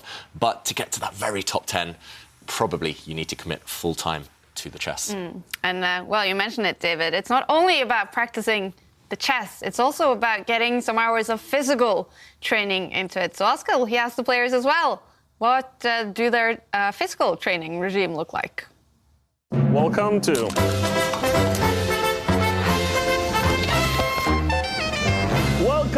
Askill Asking. How much focus do you have on physical training? Oh, definitely at least an hour and a half a day. Wow, that's impressive. Yes. So how do you prefer to do the physical workouts? There are certain things I really like. I like running. I like doing hurdles. I like doing weights. I try to vary. Yeah. But when I'm in a really working schedule, then it's normally 5 times a week I work. Wow, that's really impressive. Sounds like a good combination as well. A little bit weights, running, and so on. I also go to the gym sometimes. I try to do it maybe 2-3 times a week. Okay, that's pretty good. Yeah. More than most people. I mean, I definitely have enough time to do that, so... Yeah. Thank you. Catch you later. All right, of course, important to get those physical hours of training in as well. And we're talking a lot about chess training, Jovanka, with being the Chessable Masters. And I'm wondering, do we have some more answers to the question? Yeah, we do. You know, our quiz of the day, we're asking, how do you fight procrastination? And those tips that you're all sending us, much appreciated. Ayusha Singler says that a little competition never hurts, and it motivates me to stop procrastinating. For example, a friend of mine is 1,000 rating points above me, so whenever I procrastinate to study chess, I think about where he is, and it makes me want to study to gain rating. Yeah, so a little bit of competition is good. Yeah. And Pramod Kumar says, by understanding how much the delay could hurt us and the happiness along with success it brings when things are done on time, mind and soul will automatically commit to avoiding procrastination. Definitely, you got to go into it full 100%.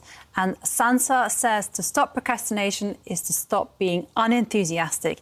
And secondly, you have to have confidence. Not having the confidence of thinking, I can do it, we end up doing nothing. At that time, your mind will be completely trained so you can direct it to any virtuous activity. So yes, Sansa saying that you should reframe the question, reframe your mind. So lovely tips from everyone. And as always, if you want to enter our quiz of the day, you can tweet your answer using the hashtag #ChessChamps. Alternatively, you can go onto the Champions Chess Tour page on Instagram and post your answer there. And one lucky winner will get their pick of one of 3 Chessable courses. Awesome. Yeah. Go ahead, everyone. All right, it's getting close. Round 13 in the Chessable Master Preliminaries. Let's take a look at the results from round 12. Actually, one game is still going on. Mishra keeps playing these long games against Vladislav Artemiev. Looking at the bar, it could be a draw, this one. We will follow what happens there. But Pentla Harikrishna, he got a win against Ju Wenjun. Hikaru Nakamura got a win against Aryan Tari, and that means probably Aryan Tari, it's all over. He's not going to qualify for the knockout. Levon Aronian, he won his game against Sampi Conero. And then also, as we saw, Adhiban, super important win against Jordan van Foreest. We're going to look at the results when that, look at the standings when that final game is finished. But now, let's take a look at those 8 games coming up in round 13. Here they are. Jordan van Foreest fighting hard now to qualify. It's going to take some time before he can play his game against Mishra. Still playing his round 12 game. But when it starts, Jordan will look for a win in that one. Wesley So will face Mamedyarov, Levon Aronian, Liam Kwangle, Aryan Tari against Sampi Conero. And then on the other page, we have Iturizaga against Hikaru Nakamura, Ju Wenjun now against David Anton, Vladislav Artemiev against Pentala Harikrishna, and the game we will follow, Alireza Firouzja against Adhiban. So, David, who do you hold as a favorite? This one's tough to call. Usually I would say Firouzja, but Adhiban, he's riding on the back of this fantastic win in the last round, this really important win, now propelling him into those qualification spots. This one, neither side is going to play solid, I feel. They might be in the top 8, but both of them will want the full point. Yeah, and Firouzja, he is now on 8 points. Do you think he is feeling quite safe? He will qualify? I think he will be feeling relatively safe. I think all that he has to do in these next 3 rounds is not lose. Easier said than done when you're playing someone like Adhiban. But I think Firouzja will be playing in a quite solid style, but I think Adhiban, in order to secure his spot, will be desperate to mix things up and bring his dynamism to the game. All right, we do see quite a few players getting ready. Yeah, not all of them are here yet because some games will start quite late because of that game between Mishra and Artemiev that has now finished with a draw. But our 2 players, they are ready to fight it out in this game. Firouzja and Adhiban. Adhiban coming from a win. Look at that. He looks happy. He looks happy. He's snacking away. Yeah. Yep. That's an important tip for everyone, right? We mentioned the training, but you also got to fuel up before your games. Got to get that brain working at its maximum capacity. Yeah. Yeah. I know the Norwegian Olympic, what do you call it, organization has a slogan to eat, move, and sleep. So it's all about eating, sleeping, and getting the training in. Yes. Same for chess. Yeah. Eat, move, sleep, repeat. Yeah. Yeah, exactly. And I think it was Magnus Carlsen who was the one who really brought this whole nutritional aspect to the game. You know, I know he was eating raisins, and then the nutritionist said, no, you will spike too much with sugar. So he swapped to something with less sugar and no orange juice. And okay, the games have kicked off. We do see the Sicilian defense, so one of the most counter-attacking openings in chess, employed now by Adhiban. This last move, he's inviting the open Sicilian. If Firouzja now pushes a pawn in the middle of the board, the game would have exploded and we would have seen a real ding-dong battle there. But Firouzja maybe going for a slightly more solid approach. He gives a check with his bishop. Black blocks, and we will see a bishop trade now, and then maybe play will take a more positional turn. Things will start to be more about strategy. Black recaptures with the knight. This is the rarer option of the 2. Normally, black captures with the queen on that square, but this is something that Nakamura has actually done against me. He's taken with his knight on this square.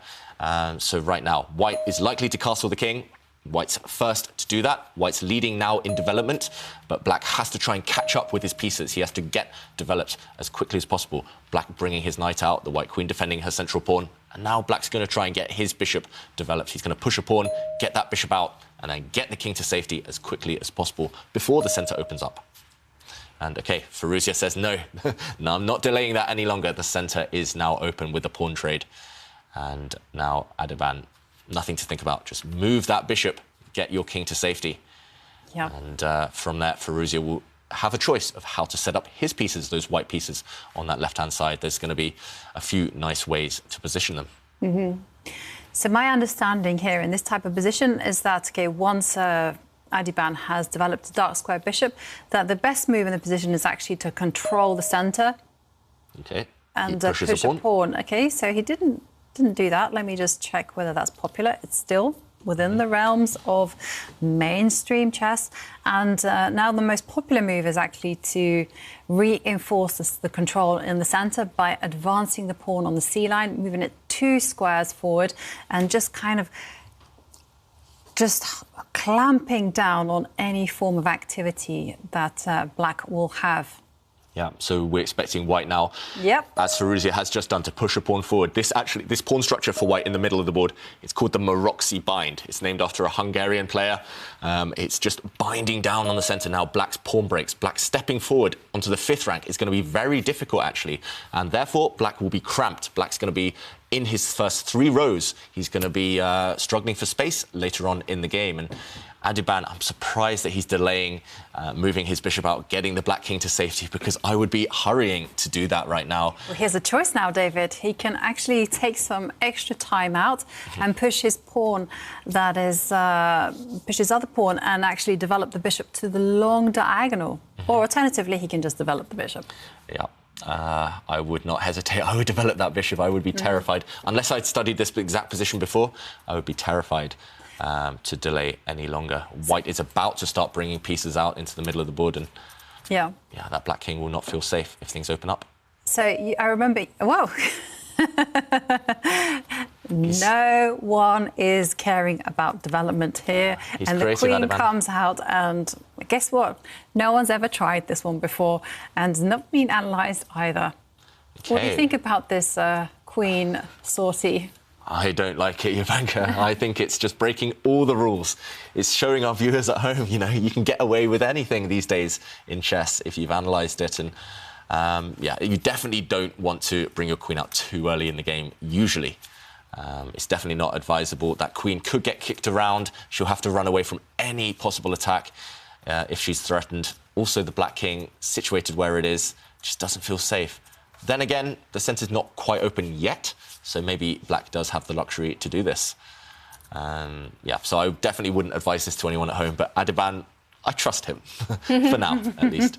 I do think he's pushing his luck, though, if he delays any longer. And, OK, now what are we expecting from Firouzja? Develop some pieces, maybe bring out white's bishop. Yeah, I would definitely develop the bishop to the long diagonal. It's the most natural move. And finally, the move that you have been championing now for the last, I don't know, 10 minutes. I'm exaggerating, of course. But, OK, it's on the board, and now the knights have developed. And finally, the black king gets to safety. And now we have this big question about white's pawn structure. Now, white is really clamping down on any of black's active play, pawn breaks primarily. And David and I have had discussions about this in the past. I'm a big fan of this pawn structure because it takes space. David says, well, it's actually very difficult to maintain the space because black always has these active operations to undermine it and flexibility with the pieces. So what do you think about this particular scenario? This particular scenario, I would slightly prefer white. I mean, if I had to choose, I would choose white's position, but I don't think it's too bad for black. I know that a lot of players are quite negative about these things. They think, oh, black's position is passive. But I found in rapid chess, white having more space, it does cause a bit more headaches because you have that responsibility. You feel the pressure to step forward, continue stepping forward, and black later on can easily counterattack. I prefer this pawn structure actually from the black side if there are a pair of bishops still on the board, if the light square bishops remain, because then white would have one bad bishop locked behind its own pawns. But with those light square bishops exchanged already, white has a very harmonious setup. And that last move by Firouzja, he is signalling he's getting ready to throw some pawns forward on that right side. He's just getting his king out of the way first, away from any potential checks.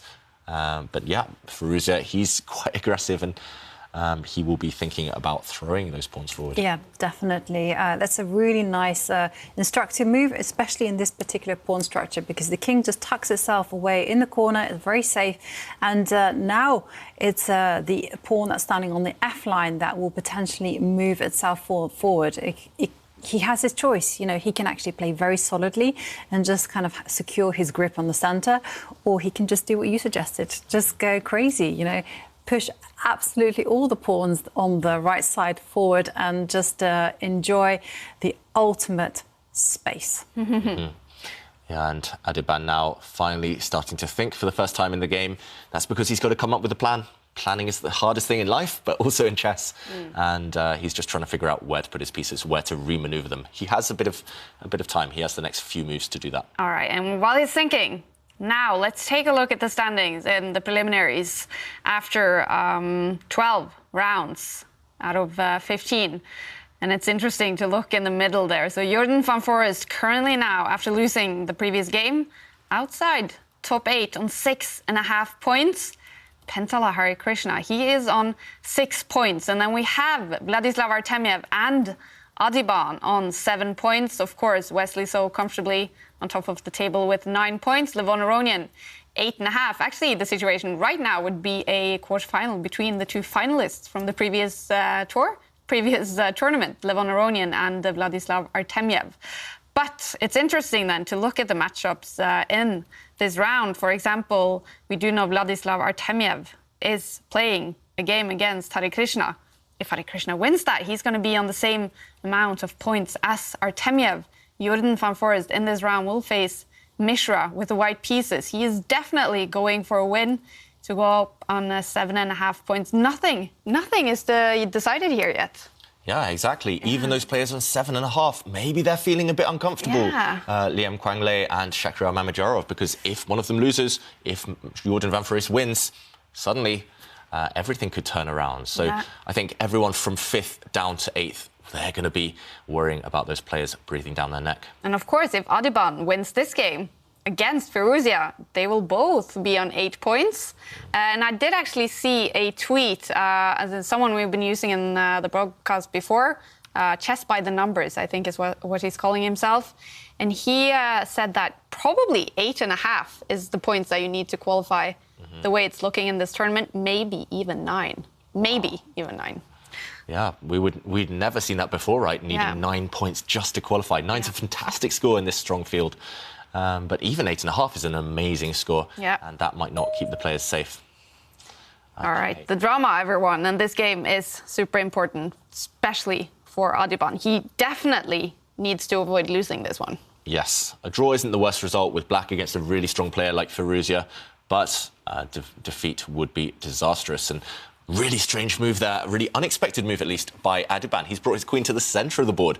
It looks like she's almost trapped there, but she is, for now, attacking White's undefended knight in the middle. So White's going to have to take a time out. Firouzja's going to have to defend that knight, most likely with the rook, possibly with the queen as well, but he's going to just move that rook across, defend his knight, and then aim to kick back that black queen later on. Adhiban just acting like a nuisance, just saying, OK, I'm going to annoy you with this attack. You're going to have to put your piece on a worse square to deal with it. And then maybe the queen will run away again, and it's not clear who that little manoeuvre will have favoured.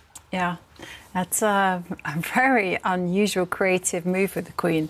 Just to put her on the same diagonal as the dark squared bishop. Yeah, but OK, there we have a response from Firouzja. He just simply defends that knight with his rook. And there is maybe some questions going to be asked to that queen. I'm primarily thinking that White could pick up the pawn and attack the queen, move it 2 squares, attack the queen, and, well, go forward. Yeah, that's the move Firouzja wanted to play anyway. And now, if White is able to pick up the pawn on the f-line and kick away the queen, he's going to gain even more time doing so. So, yeah, let's try and figure out Adhiban's idea. I'm struggling to see it right now. I don't really see what he has in mind. Yeah, that black queen's so uncomfortable on the same diagonal as the white bishop. It was a tame idea. And again, don't judge me, David, but I thought maybe his idea was actually to move the queen back to where it came from, with the whole idea that, you know, the rook has been moved away from the defence of the knight, and the knight is a really good stronghold of... OK, yes. Done it, Ivanka. You called it. You read the future. So the queen running away. She was too uncomfortable here, eyed up by the bishop and about to be attacked by a pawn. So, yeah, time to run away. Yeah, to run away. And then the whole idea is that maybe Black can have ideas of pushing forward with either the pawn on the B line or the pawn on the D line. And the whole point is those two pawns in the middle of the board that White has, those are the stronghold. And generally is the case in these type of Maroczy bind positions that once the stronghold falls, you kind of take the castle. The whole position that White has may collapse. Yeah, and for example, one of the ideas you mentioned, if White pushes a pawn now, could be to push this pawn forward. And now, because you've lured away White's rook to a different line, after White captures a pawn, you can think about actually giving up your rook for 2 pieces. And this would be a very hard one to evaluate. So some specific ideas, some very concrete ideas there from Adhiban, but some could argue he's lost a bit of time. So this is the current position. And Alireza Firouzja has to decide, is now the moment to go on the attack, push this pawn forward?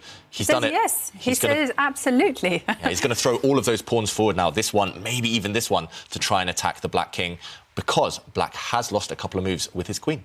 And so now the big question is actually, can you actually start breaking down the White pawn structure? Mm-hmm. That's the question. So we're looking for one of these 2 moves from Adhiban. There's a lot to work out there. I don't think it works right now. I think it's too soon. Black's not quite ready. But if Adhiban isn't ready with those 2 pawn pushes, I'm not sure what his plan is next. Yeah, he has some questions to answer, right? Mm-hmm. Yeah, so I really like that move by Firouzja, just calling Adhiban's bluff, just saying, you've lost time with your queen. I don't think my rook is on a worse square. So what are you doing, mate? What are you doing? But you know what? I do think that Adhiban, it's his personality to kind of go for it. Yeah, he might well go for it because waiting is not his style. No, it certainly isn't. I mean, because what is Black going to do otherwise? Okay, so now he's doing a dance with His Majesty. Look at the Queen. But he spent 3 moves getting his queen to that square. It could have gone there in 1 move. It could have gone there literally 3 moves ago. Yeah. And surprising. So maybe just a bit of indecision. He wanted to play this at some point, but he didn't commit to it until now. So now, yeah, he's offering this trade. What would you do, Jovanka? Take those queens off, keep them on? I would love to keep them on. I'm not sure how White should do that. Well, actually, the chess reasoning is that you should actually swap those queens off. Why would you swap those queens off? Because Black has actually used 3 moves or more. Hang on, 1, 2, 3, 4 moves to get there. And meanwhile, White has just used 2. Yeah. So in terms of time, you would swap it off. Because those 4 moves are a waste of time. This is what the rules say. This is what the theory says. Rules are made to be broken. I've never heard that rule, Jovanka. I've never ever heard it. Really? But it's surely that stuff is in history anyway. Once you've taken the queens off, you don't remember how many moves you've spent getting to this position. It's what's on the board now. It's a historical rule. Yeah, probably used in the 18th century, 19th century. Okay, maybe. My chess education wasn't that sophisticated, unfortunately. No, I mean, yeah, I don't know. I would be looking at what's on the board, and what I see on the board is Black's queen unable to find a good home. And Firouzja agrees. He's blocked this queen trade. He's saying to the Black queen, OK, actually, you're not doing too much there. Maybe you're a target on the square later on. So, yeah, I agree. I do think it's never a good idea to spend 4 moves trying to swap queens or 4 moves trying to swap off a piece because you've lost a lot of time. But maybe he's hoping that Adhiban spends another 4 moves trying to get that queen back to safety. And then later on, when he makes the trade, he says, you've wasted 8 moves, not just 4 moves. You've wasted 8. Yeah. So, OK, nice move there by Firouzja, dropping his knight back. It's back to the planning stage. It's back to the drawing board for Adhiban. What next? Huge question. I don't see it. Totally. I don't really see what he's doing next. Meanwhile, the plan for Firouzja is pretty simple. I mean, there's an open line to start putting pressure on. Start putting pressure on that. And in fact, you don't even need to do anything. You can just wait. You can just carry on with some improving move here and there, and just ask exactly, move a rook, push a pawn. I agree with you there, and then just keep asking the question to Adhiban: what are you going to do? What is your plan? And if Adhiban says I have no plan, then he will start to flounder because he just has no space. It was funny, Jovanka, a few moments ago you mentioned, Adhiban feeling the heat, and then he got his handkerchief out and he was literally wiping his brow. So Maybe he's feeling the heat on the chessboard, but also maybe it's quite warm over there in India. Either way, yeah, it's not an easy position for black to play at all. And actually, the one thing I would do here without hesitation is I'd push the pawn in front of the white king, just one square forward, so the white king has some breathing space, but also potentially to launch a pawn storm towards the black queen later on. And yeah, just take away some squares from the black pieces as well. Yeah. So, okay, Adhiban just waiting with his last move, that black rook move, not really improving his position. So white has time to improve his, maybe. Yeah, I like your pawn move. It's a silent one that doesn't do too much, but at the same time it does a lot. Silent but deadly. Yeah, exactly. Just control, and it controls the knight. That's the key, Ivanka. You know me too well. I know you. Yeah, I'm impressed by those kind of moves because I've never even considered them ever in my life. But then it's all about domination and control. Yeah, especially in rapid and blitz chess, you don't want to allow your opponent's knights to jump into your half of the board. You don't want to even spend 20, 30 seconds calculating all those knight jumps. So why not rule them out completely? And that's why I would push the pawn in front of the white king, just one square, inch forward. But yeah, it would also be very sensible for Firouzja to either centralise one of his rooks or maybe because the action is going to take place on that D line to stack up his rooks on that same line. Yeah. Okay, whoa. Well, there's an aggressive intention behind that move. Because, why are we hearing a wow from you guys? Because it's unexpected. I mean, we just thought, well, the action's happening in the centre, so let's focus there. But, well, that little rook move has some really big, grand plans because it's actually getting ready to support a pawn move 2 squares forward to attack the queen. This one, Ivanka? Yep, that is the move.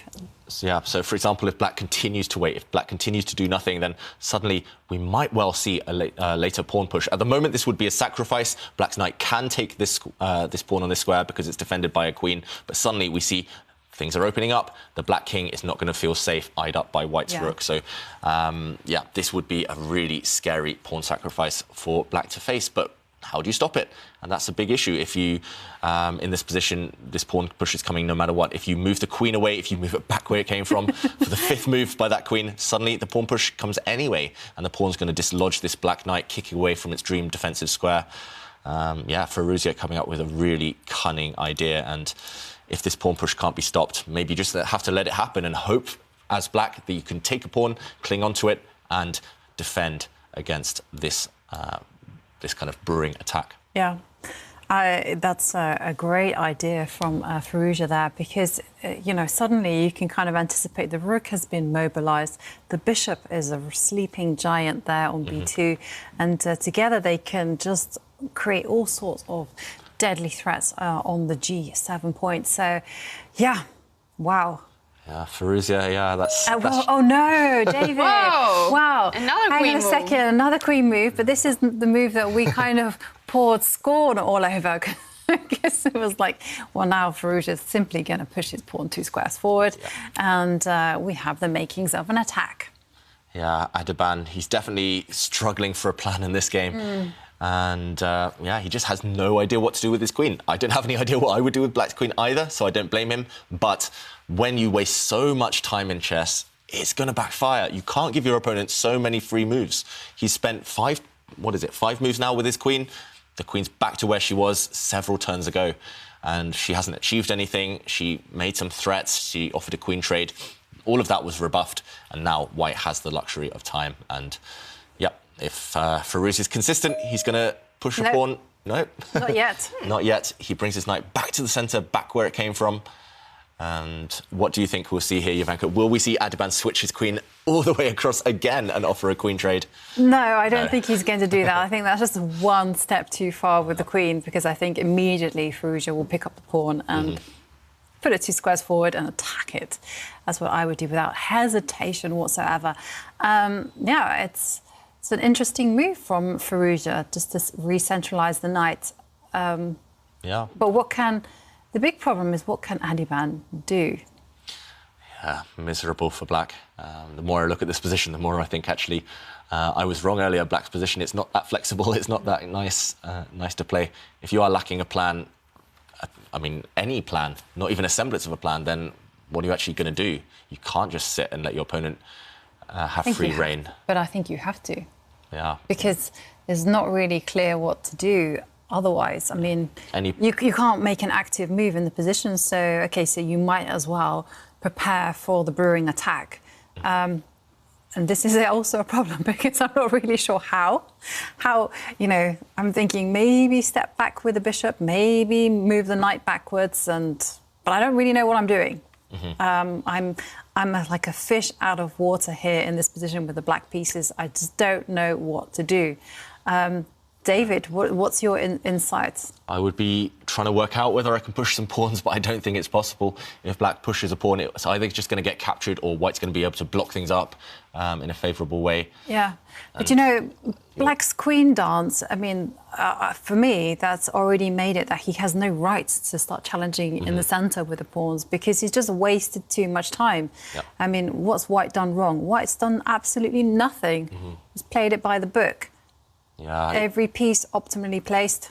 Yeah, this is why we say, right, it's not just about studying openings, it's about studying the positions that arise from those openings, the pawn structures, the middle game plans. That's why the top players, they play practice games, because if Adhiban had played some practice games in this type of scenario, he would know what the plan is, he would know what he wants to aim for.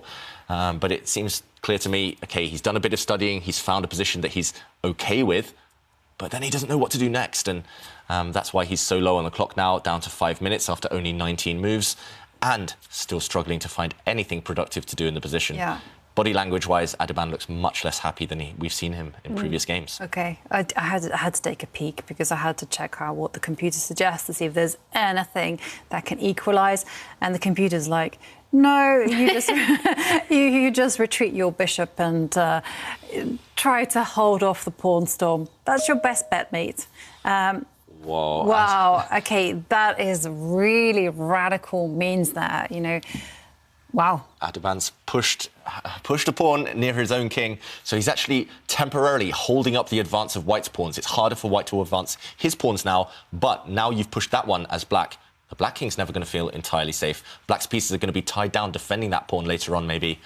And it feels so risky. The conventional wisdom says don't touch pawns around your king unless you're 100% sure. Okay. Don't touch pawns on the side you're weaker. And here, white is stronger on that side because white has more grip. White has more pawns ready to throw forward. OK, so that's the conventional wisdom.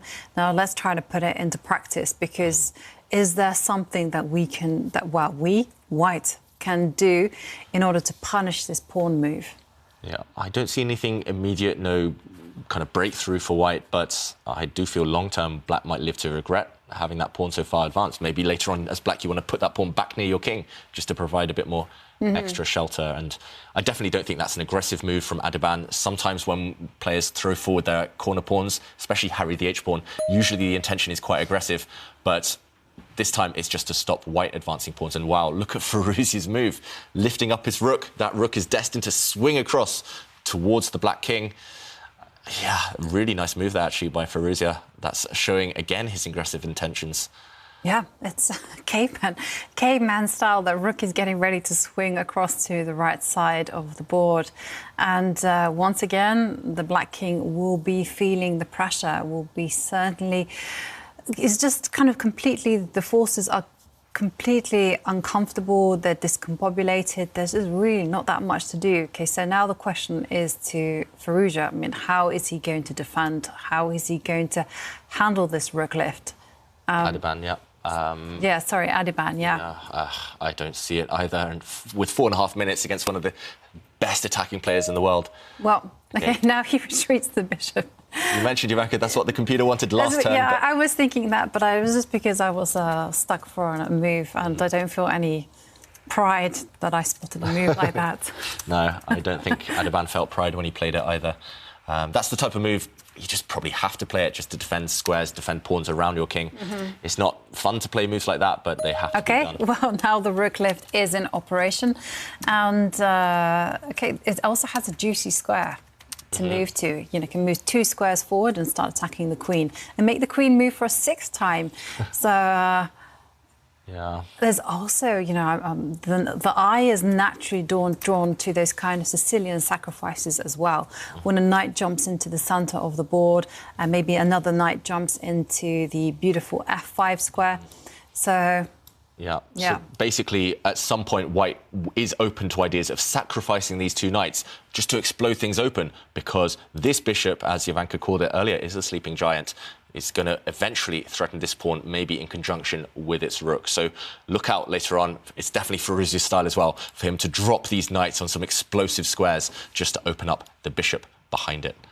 Yeah, right now. They also look really strong, those two white knights, sort of working together. So many squares they control. So flexible, yeah. And the move Black really wants to play is to push actually a pawn forward to open up that left side while White's pieces are distracted. But the problem is, after pawn takes pawn, White's knights, they combine again. They control this most important square. And Adhiban, wow, he's been forced instead to wait even more. He's brought his rook back across. But the rook was here, what was it? 6 moves ago, the rook, it literally just moved there, and now Adhiban's moved back again. He's lost so much time in this game, and yeah, he's surely going to get punished for this, just all this indecision.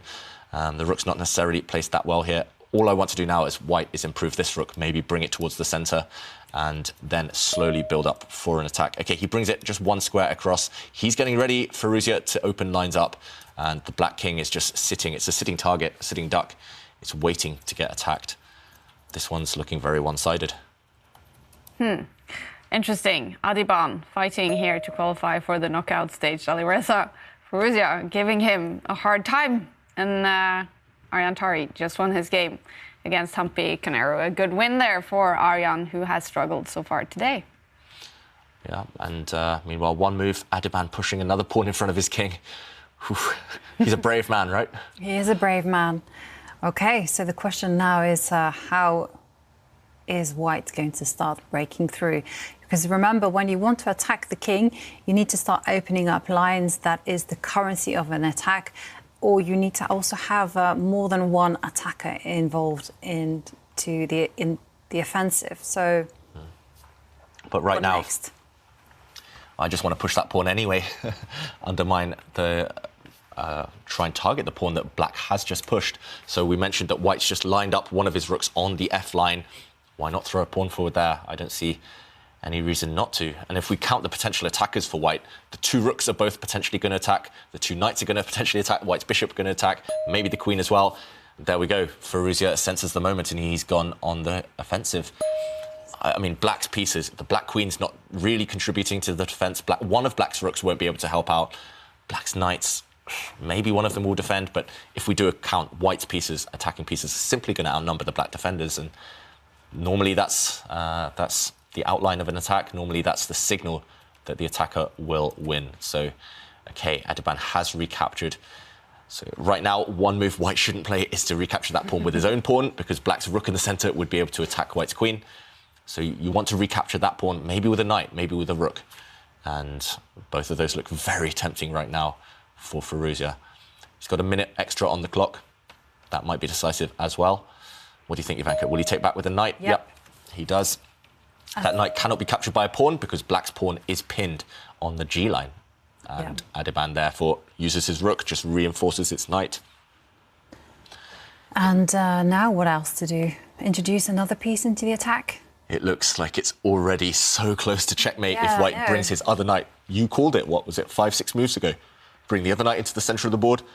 I'm not sure whether now is quite the moment, but maybe you could set up that move. Just, you want to open up White's bishop. White's bishop was going to be on a phenomenal diagonal, cutting some key squares, if you can unleash it somehow. All right, Alireza Firouzja now playing under the French flag. We have talked about that. He has been playing under the FIDE flag for a long time. Finally, he is officially playing for the French Federation, and that seems to have given him so much more, I don't know if it's confidence or just a little bit of stress off his shoulders. He's really playing better in this tournament. Yeah, he certainly seems to be a lot more stable. I mean, I think he's lost 1 game and then he's won a whole load, and his play just seems to be a little bit more mature. And it certainly feels like that. And especially when you make that big transition of federation, you know, it must be a huge burden off his shoulder that now it's been done, it's been decided, and now he can just focus on chess, because you know, he must have had other offers from federations. He must have also been thinking about his own homeland and how, you know, how that would be impacted. And then, you know, Now it's done. Yep. He can just focus on playing for France. Yeah. And yeah. It's given him some joie de vivre. Oh! Je ne sais quoi. Wow. It's just too, yeah. Good French there. No, there's some catchphrases here and there, but yeah, either way, Firouzja, now he's settled, right? In France, and yeah. Wow, okay, he's just brought his rook up. There's a sneaky threat in the position. White's knight wants to move out of the way, actually, and give check. And once it moves out of the way, Black's queen would have been attacked by the white rook, so that's why the queen forced to retreat. And, okay, yeah, the white rook move, it looked like a one-move threat, but is there another idea behind it? That rook now may be a bit vulnerable on that square. I was just expecting White's knight to jump into the centre. It looked killer. It looked like almost game over because Black's queen was so offside. But now she has found maybe a way back into the defence. And Adhiban making that move very quickly. He'd spotted it from afar. Mm-hmm. And Firouzja, yeah, we were just praising him. We were just saying, he's feeling more relaxed. But that last move, it didn't look necessarily... It looked a bit clunky, didn't it? Because it looks like, when you're young, you see a threat, you play a threat. But actually doesn't improve your position as a whole. I think he just miscalculated the knight jump because that was the most natural move in the board, and I think he just somehow didn't really evaluate that it was so dangerous. And now he's retreated his knight to attack the rook. But the big problem that I have with White's position now is that the rook is a little bit vulnerable to a knight jump, and suddenly the black queen is attacking it. And the rook steps forward. Yeah, I really hate Firouzja's last move actually bringing that knight back. As soon as you start retreating in an attack, you lose all momentum. And again, he retreats. Yeah, it just feels like it's the wrong direction for Firouzja. He's allowing this rook trade. The rook trade has happened, but suddenly Black has been given time to consolidate everything. White has lost one of his key attackers, that rook. It's been traded off. Now Black's bishop has found time to challenge White's bishop on this longest diagonal. Okay. Having said that, there's still some moves in the air, right? Maybe the white knight can jump forward. I have some crafty little intermediate moves. Okay, interesting. There's a lot to calculate there. Yes. Let's check it out, actually, Jovanka, because I can't work it out myself. So you want to jump forward into the centre with your knight? Yeah, potentially, yeah. Maybe I can take you. I guess that has to be done by Black. Yeah, now my whole point is knight takes pawn. Knight takes pawn, wow. OK, because so many pieces are under attack. This is under attack, this is under attack. OK, well, we actually have a move. OK, maybe after knight takes pawn, maybe I just move out of the way. And I don't know, it's a pawn, but it's very, very complicated. It is Anything very complicated, could happen. Yeah. So, and instead, Firouzja has actually just pushed a pawn forward. But look at this knight suddenly. Black has a phenomenal knight in the central board. It can't be kicked away by a pawn. That knight's on a really nice outpost. And it looks like this knight alone is holding Black's position together. Actually, I'm friends with a Sicilian player, and I remember her analysis session with our coach, our team coach, when we play for England. And she says, as long as I have my knight on that particular square, I'm okay. I'm happy. Life is good. The rest of your position could be in flames. Exactly. It doesn't matter. As long as that knight is on that square, that is the dream square for every Sicilian knight. And that's why Firouzja is retreating to try and eliminate this knight, to try and trade it off. But it could eventually be backed up by another knight. Black's other knight could try and support this square. So right now, I'm not sure whether I would play this. I'd be tempted to trade first and then go for that maneuver with Black. But either way, Adhiban, he's survived the worst. Yeah, definitely. It just felt like Ali Reza just lost the momentum, moving his rook up and down, the knights backwards and forwards. And as a result of it at the time, timing is really crucial, and he missed that opportunity to introduce a killer attack. But it's still looking very critical for Adhiban in the tournament situation. We do see Nakamura got a win against Ituruzaga, and then it's looking really good for Artemiev against Harikrishna, and also for Foreest against Mishra. And that is bad news for Adhiban, who also has a horrible ending to the tournament. He's going to face both Wesley So and Levon Aronian in his two final games. He definitely needs to avoid losing this game. Yeah, I mean, those two players, they're in pole position, so they won't necessarily be that ambitious, but at the same time, if Adhiban needs to win, that is going to be a big mountain to climb. Hard to beat those two players, even if they're not playing for the win necessarily. And we do have a sneaky move on the board. Foreest has retreated the bishop in order to set up a pin, but Adhiban says absolutely not and moves his queen forward 1 square. Foreest is like, I'm just going to do it anyway. I'm going to attack the knight. And, well, it is a 1-move threat. And Adhiban has just responded by tucking his knight in the corner and attacking the bishop. So White has to move that bishop now. Yeah, so White's bishop has to retreat, has to find a safe square. You also have to be careful. Black's bishop is semi-attacking White's knight. White's knight defended by its queen right now, so not necessarily a huge threat, but you have to make sure that you don't allow Black to capture that knight in a favourable situation. And actually, Black could capture that knight if he was feeling brave. Instead, he's decided that that is the moment. He's going to start pushing pawns. That pawn couldn't be captured because then the Black rook would have opened up. And now White's knight jumping in. Huge threat in the position. White's knight is threatening to jump even further in to actually check the Black king and attack the Black rook at the same time with a fork. So Adhiban has to deal with that. Is he going to push a pawn forward? Yeah, that's the move that I wanted to play. It was a very loose move, you know, weakens the pawn structure, but I really want to play it. Just push the pawn forward, attack the bishop, disrupt the harmony between the knight and the bishop, and then after that you can start... No. That's a little bit on the passive side, I must say. Yeah, very, very passive. And your move, Jovanka, it was the consistent follow-up. Yeah. It was by far the best follow-up. It looks maybe a bit loose, a bit ugly, but you do gain time. You kick away White's bishop. And Adhiban, he was at the wrong moment, scared to push some pawns, and now he's given White time to trade off a set of pawns. White, if we look at it, has a 2 versus 1 advantage on that left flank. That could be important in an endgame. Might even be important now. White could create a pass pawn on that left side of the board, and that would act as a huge distraction. Compare the knights as well. Black's knight, what is it doing there? White's knight, beautiful. Yeah. I mean, yeah, well, there's no comparison there, David. That's a bit unfair. Yeah, but why is Adhiban I allowed totally this? agree. Yeah. Totally agree with you. And it's not like he can blame the clock either, because he does have 3 minutes to Alireza's 1 minute. So, OK, the queen slides away to the centre. That's a beautiful queen move, because now the queen is looking at every single direction on the board. And once again, it's the bad knight, isn't it? That's going to cause Black some problems. Yeah, and actually, this isn't the first time. It's not the second time. It's probably not even the third time we've seen this from Adhiban in this tournament and last month. He sometimes neglects the scope, the activity of his pieces. He calculates so much that sometimes he forgets the basics. He's got a bad knight now and a bad bishop. He lost yesterday against Nakamura because he had a bad bishop. I've seen previous games where he's maybe neglected those issues. So maybe that's one thing his friends or coach need to say to him. Just activate those pieces at all costs, especially in rapid chess. You can't afford to have one bad piece. It will cost you the game. And right now, all of White's pieces are better than their counterparts. Oh. That rook move, OK, very risky stuff. He's going after White's central pawn here, but that rook looks like it's on a bad square. Tactically, it just...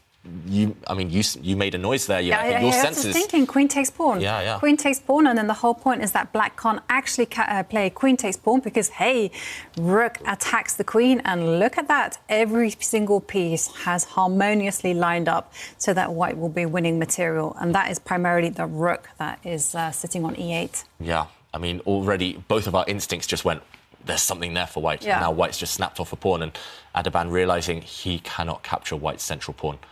Yeah, that sneaky rook move, if Black takes, just sliding the rook across one square with that kind of skewer, that would just end it, right? That's what Adhiban must have missed. Yeah, he must have missed that. But, I mean, it's a kind of natural kind of... We've seen a lot of bad strategy in those last few moves from Adhiban. And normally it's like a series of strategical mistakes gets followed by tactical mistakes. And finally, he pushes the pawn forward to chase away that strong dark square bishop. But, OK, I think it's too little too late. Yeah. Black's lacking any counterplay, really. Black's got passive pieces, and White has that 2 versus 0 advantage now. Those 2 pawns on the left, they're just going to hold each other's hands and walk up the board. Yeah. Skip down the board, I think. Sprint down the board, yeah. Yeah. Looking desperate for Adhiban, and if he loses this... and this is a nice technical move from Foreest there. He just offers the trade of bishops, and he just does this to first of all, weaken the black king and remove the defenders. And then, of course, if the queen is able to centralize herself, then those 2 pawns that David was very, very complimentary about on the left, they're going to just simply sprint down the board. Nothing to be done. I mean, just take a look at black's pieces. None of them are in a position to even think about causing chaos. Well, but to give credit where it's due, Adhiban is trying. Yeah. Yeah, he's shaking his head, though. He knows that it's desperate times right now. The white knight stepping back. Notice how Firouzja didn't capture that pawn. Black offered a pawn trade there, but Firouzja didn't go for it because that would have opened up the white king, and that's black's only remaining hope now is to go for the white king. So the black queen getting out of the attack, sliding herself across, but I just think trade those bishops, keep things simple. Okay, the bishops are off. Black's king's had to step forward. Maybe you can give a check with white with your queen. Yep. There's just no threat. Definitely. Yeah, there's absolutely no threat in the position because the white knight is holding everything together. Yeah, knights are the best defenders. Maybe now just push those pawns. Just remind black that you're pretty hopeless right now. Whoa, okay, Firouzja with an even nicer move. He locks down that side of the board. The right side now completely clamped down on, and domination, even without white's 2 pawns actually on that left side. I would back Firouzja to win this one. Yeah. And now start pushing. Okay, well, he does something nice as well. He centralizes his queen and starts targeting a weakness. Yeah, so that weakness is all the way on that 5th rank. It's black's H pawn. And how to defend it? You can only really defend it with your rook or your knight. If you bring the knight towards the center, maybe you'll lose a different pawn instead. And if you bring your rook up, that feels like it should be game over as well. So Adhiban just pushing a pawn. There's a trap. There's a trap, David. If white were to play queen takes pawn, thinking, yes, I have grabbed a pawn, well... We have to show this. We definitely do have to show it, because that would be a big mistake. So, sorry, let's just catch up with the final position. One final trap. If white's queen takes, Jovanka, your move you mentioned. Queen takes knight. Queen takes knight, a queen sacrifice, tricking this white rook, luring it away, and if rook takes queen, suddenly back rank checkmate. The white king would be trapped. You can throw some pieces in the way, but this would be game over. Yeah. And that's why in the game position, instead, Firouzja has brought his queen to this square, defending his knight. That's a key move, stopping that trick. Also attacking this rook. Definitely, and also that threat was a bit of a one-shot wonder, wasn't it? Yeah. I mean, it didn't really do too much to the position, but okay.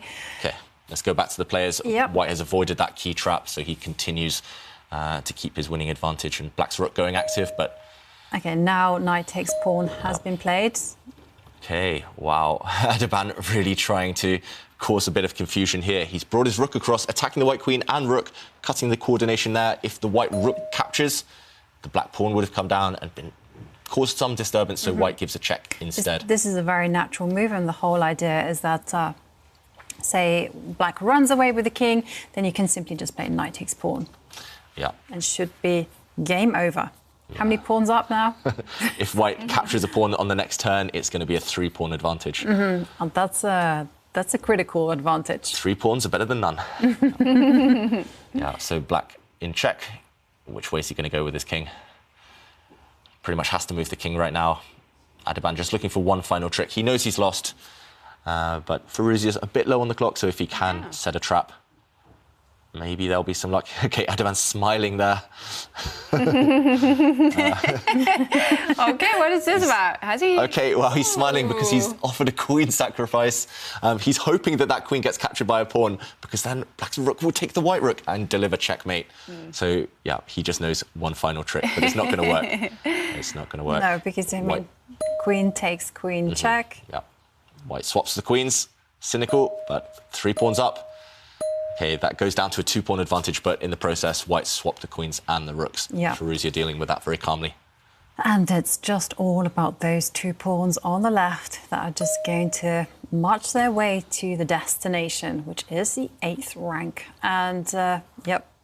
Yeah. Nothing to do. They say that knights are terrible at stopping these rook's pawns, so the pawns on the flank. And actually, white has 2 of them. White has a pawn on the A line and the H line, and one of them for sure is going to become a new queen. Yeah, the black knight won't be able to stop both. Adhiban, will he resign? Will he keep fighting? He is a fighter. How would I don't know how I would defend this. Okay, black pushes his pawn, but central pawns are quite easy to block. for knights. So white's knight can easily deal with black's central pawn. Yeah, no.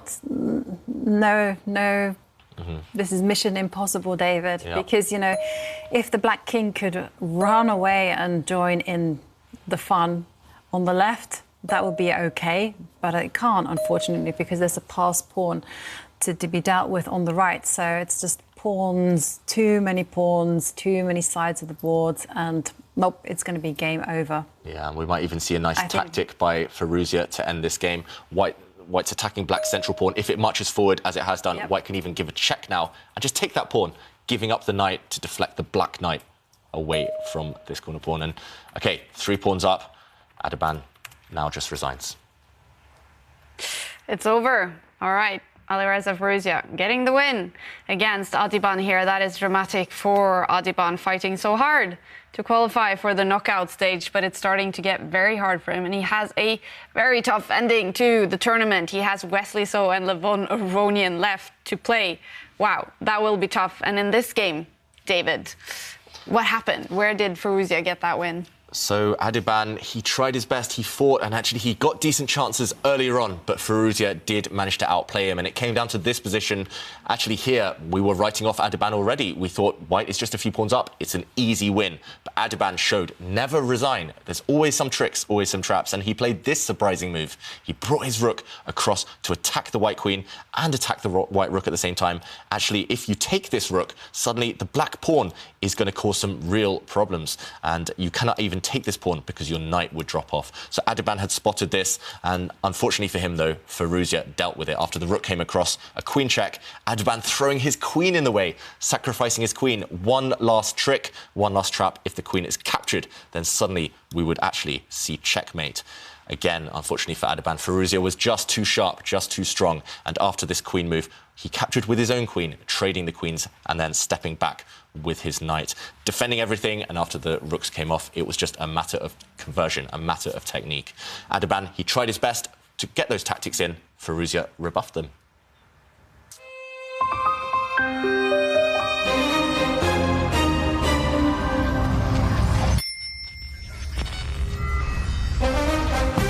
In 10 minutes, round 14, Jordan van Foreest, he fought his way back into top 8. But he needs to avoid losing, and in the next game, he's facing Alireza Firouzja. After that game, we're looking forward with being reunited with our good friend over in England, Ginger DM Simon Williams will join us. But of course, it is all about these 2 final rounds in the preliminaries. We will follow the drama in many of the games coming up in round 14 and eventually round 15. But we're also looking forward to seeing Simon Williams in the next break. And a month ago, Chessable launched the Create Your Own Chessable course for the chance to win $5,000 competition. We have so far seen 2 of the 8 finalists, and now Simon Williams will show us the 3rd course. Hi everyone, and let's look at our next entry into the Create Your Own Chessable course idea. And one of the things that really appealed to me was just the range of different courses that people have come up with during this competition, where the users of Chessable, the premium site online, check it out everyone, are able to create their own chess courses. And we've had openings, endings, middle games, but this one here, project titled Part 1.1, really had a nice bit of sense of humour to it. It made me laugh at times, and I rarely laugh when I play chess, except when I look at my own moves later on. And it was a joy to go over and to look at the puzzles and the other strategic ideas through this course. And it really was very thematic puzzles that came up that is testing the user and trying to get them to that next level. And again, let's just talk about the author of this. Well, it's a bit of a mystery. His name is Bobby Axelrod, who apparently was a ginger-headed billionaire. I do love the show Billionaires, which, of course, Hikaru Nakamura, the famous player, did even feature in a chess scene. Maybe it was Damian Lewis himself who made this chess course. Doubtful. And it really was just fun. Let's just go and have a look. So we're browsed through, and we're going, look at the chapter titles. This guy may have known that I was that I was one of the judges, because how can you resist a chapter called Ragnar, King Safety? So we're going to dive straight into Ragnar. And yeah, well, with this beard, we love a bit of Ragnar. And let's have a look at this example from Grishchuk versus Chernayev, 2 Russian players. And we have a typical attacking position here. And it makes you think about what continuation should be. And the question here is there a problem with the pawn going on there, which is a very normal attacking move? And you've got to try to work out the next sequence of moves, see if you play it, and then if we do play the move on the board, we get a very nice explanation here, again with a nice bit of humour. And for example, it gives some line where white sacrifices on g5, and it says even this is playable. Disclaimer, have not tested it at the highest depths with a 4,000 rated engine. However, I'm sure a 3,000 rated engine, meaning a chess program, very strong one, would suffice. Even as a human, I think a lot of players will go for this. And it's just nice, light reading. And I remember at school we were told that rather than making essays boring, we should try to throw in a bit of humour. And I remember I tried to put a joke in there, got kicked out of school. But hey ho, it happens.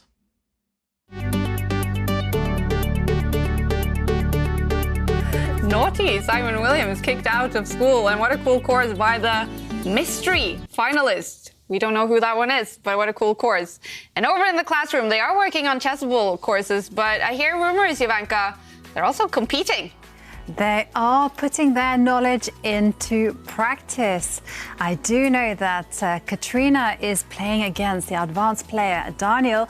Meanwhile, Eyvind is getting ready to challenge Ann-Katrin. So, of course, Eyvind has been reviewing his knowledge on the Najdorf, while Ann-Katrin has been learning all about piece development. So how is it going? Because I know the game is just kicked off, and you're about to start, and you're going to put Ann-Katrin through her paces. So let's see what she's going to do. Yeah, so you've started off with it, and that's now Ann-Katrin is maybe going to do with the Najdorf. Yeah, and that's what I've been practicing. So maybe no, this is something different. No, this would be the Taimanov. Yes. So you're playing aggressively, you're opening, challenging the center. Oh, let's take care. Lots of trades.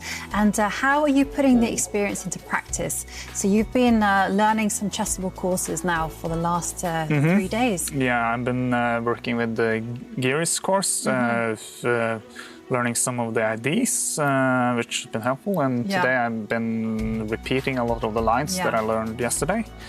So yeah, hopefully I will get some chances to try them out as well. Yes, and have you actually gone home and played some online games, tested it? Yeah, I've done that today on my mobile phone, and so my rating has actually gone up today, so that's good. So I think that's good. I have to do a quick poll. Has your rating gone up, Katrina? From yesterday? No. Actually not. And Daniel, what about you? It's pretty much the same. Pretty much the same. And Katrine, she's busy focusing on her game against Eyvind. I also have a little secret as well. My rating has gone up as well after studying Chessable. It's nice. So, online rating, it was around about 2450, and it's now gone up to 25 something. So, wow, that's pretty nice. Yeah. Boasting here. But I can see that you guys are playing very, very well. Very nice open game. So, Ann-Katrin really putting the development into practice. So, I really like what our players are doing, and the fact that, of course, learning does translate into gaining some rating points, and that's what matters, doesn't it? That is awesome to hear. Cool to see that they're also competing on the Chess24 there, 2 of the players. And there is not only our competition as well going on in the Chessable Masters. World Cup is currently going on over in Sochi. Magnus Carlsen is playing in one of the semifinals, Sergei Karyakin. In the other one, there's also a final going on for the women. David, they finished for today. Can you update us on what happened in Sochi today? That's right, some big results in Sochi. We have a winner of the Women's World Cup, Alexandra Kostenyuk, she actually offered a draw in a winning position just to clinch the title. She managed to win against Alexandra Goyachkina, so she is the winner. And in the Open World Cup, we did see Magnus Carlsen against Jan-Christoph Duda. Actually, in this game, it did end in a draw. So Magnus will go to playoffs tomorrow. It's down to tie breaks, those speed games. Karyakin, however, has won his semi-final, so he awaits the winner in the final. Wow. Karyakin has been on fire. Oh, that's He's been so cool to hear. Very impressive throughout the World Cup. I mean, he's been in many must-win scenarios, and both David and I were waxing lyrical about his play there in the tie breaks, where he just launched these blistering attacks. You know, he's known as the Minister of Defence, but no, the man can attack. Wow. So we might have a repetition then of the World Championship match from 2016, Sergei Karyakin and Magnus Carlsen. If Magnus makes it, and in tie breaks, I bet the world champion will be a big favourite. He will be the big favourite, although Jan-Christoph Duda, he's going to take some confidence from the fact that he's matched the world champion so far. And also, Duda, remember, he was the one who ended Magnus Carlsen's 125-game unbeaten streak. So anything can still happen in that one. But the world champion, maybe slightly more confident in those tie breaks. Mm-hmm. All right. Well, these players competing over in Sochi and over the board in the Chessable Masters, it's getting very close now to the final of the preliminaries. 2 rounds to go, and in round 13, these are the results with 1 game still going on. But Jordan van Foreest, he got that super important win against Abhimanyu Mishra. Alireza Firouzja, as we saw, he got that win against Adhiban. It's getting very critical for Adhiban now to qualify. And then also Aryan Tari, a nice win there against Sampi Konero after a bad day for Aryan. That was a nice win for him. Hikaru Nakamura won his game against Iturizaga Ju Wenjun. Look at that. She got a win against David Anton. 2 wins now for the Chinese top player. Fantastic. And then Vladislav Artemyev, he won his game against Pensala Harikrishna. And that is also a crucial game in the tournament. Do you think Harikrishna now could be out of it? It looks like heartbreak for Harikrishna. It's going to be very difficult for him to qualify. He might need a bit of a miracle now. Yeah. All right. But round 14 is coming up in a minute. Let's take a look at the matchup. This is important. Who will face who? Abhimanyu Mishra now against Harikrishna. We like that one. Mishra, Harikrishna. Cool one. David Anton against Vladislav Artemyev. Hikaru Nakamura will face Ju Wenjun. Sampi Konero will face Iturizaga. And then looking at the next page, yes, Liem Kwang Le. He has lost some games today, and now he's facing Aryan Tari. Will be going for a win there, probably to secure a spot in the knockouts. Mamedyarov against Aronian, and then Adhiban. Wow, that is a tough one against Wesley So, tournament leader Jordan van Foreest against Alireza Firouzja. That is the game that we will follow. And Ivanka, how important is it now for van Foreest with the white pieces to get a win? It's incredibly critical, you know. He is playing for survival, and he absolutely needs to do that. He's in 7th place. Yep. There's people breathing down his neck. He probably might not even be in 7th place too much longer, because Liam Le Quang is also still playing his game against Aronian, and it looks like that might be a draw, so he will leapfrog over Jordan. So definitely it is critical moment in order to secure this critical 8th spot. Well, Jordan definitely cannot lose. A win would be fantastic. Yep. Okay, so what should we then expect from the opening, David? I think Jordan, he's going to start attacking as soon as he can. He wants that win. He wants to keep his fate in his own hands, and he's not one to back down. He's not one to play really boring, solid chess.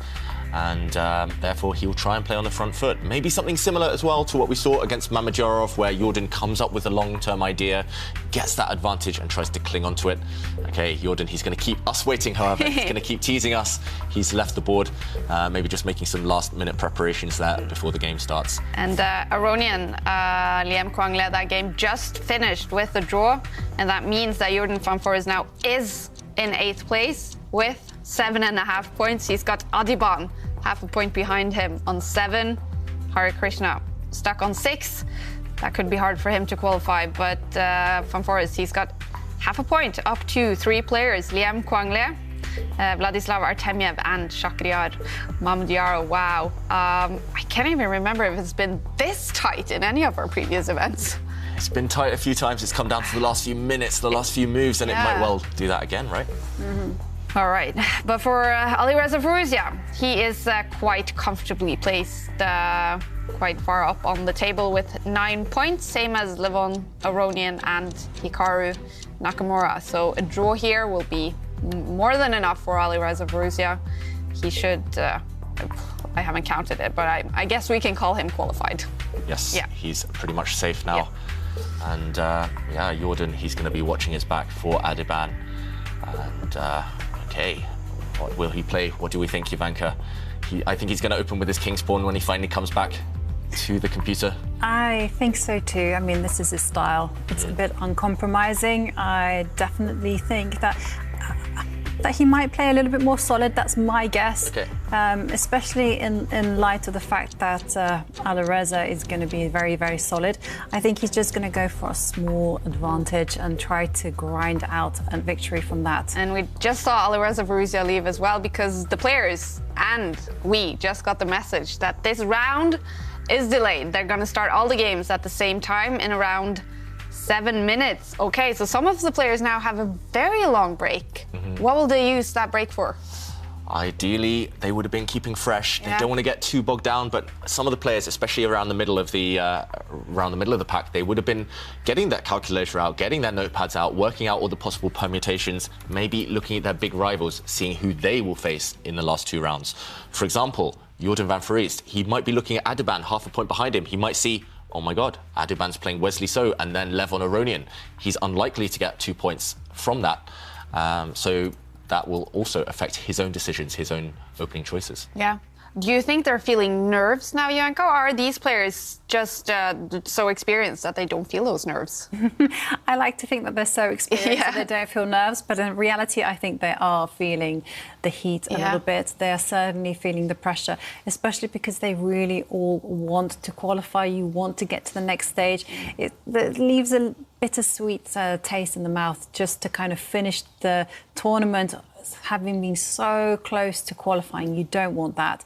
So I suspect that the players will be generating their energy, moving around a little bit, trying to stay fresh and keep the concentration levels on a high so that when they get back to the board, the computer screen, they can sit there and be all focused and ready for their games. And I guess, especially for Adhiban and Jordan van Foreest, who are right now the ones fighting really hard for that 8th place, who haven't been in the knockout stage before. For those two, I mean, nerves must be a factor. Yeah, definitely. I mean, the one thing that I would be thinking in Jordan's shoes is I would be thinking, well, I think Adhiban is at least guaranteed half a point, because I think Wesley and Levon are probably, if they want, they can just coast it through to the next stage. Meanwhile, Jordan has to work a little bit harder. So we'll see what happens. I mean, anything. We've seen it before, actually. Anything can happen in these stages, and surprises do occur.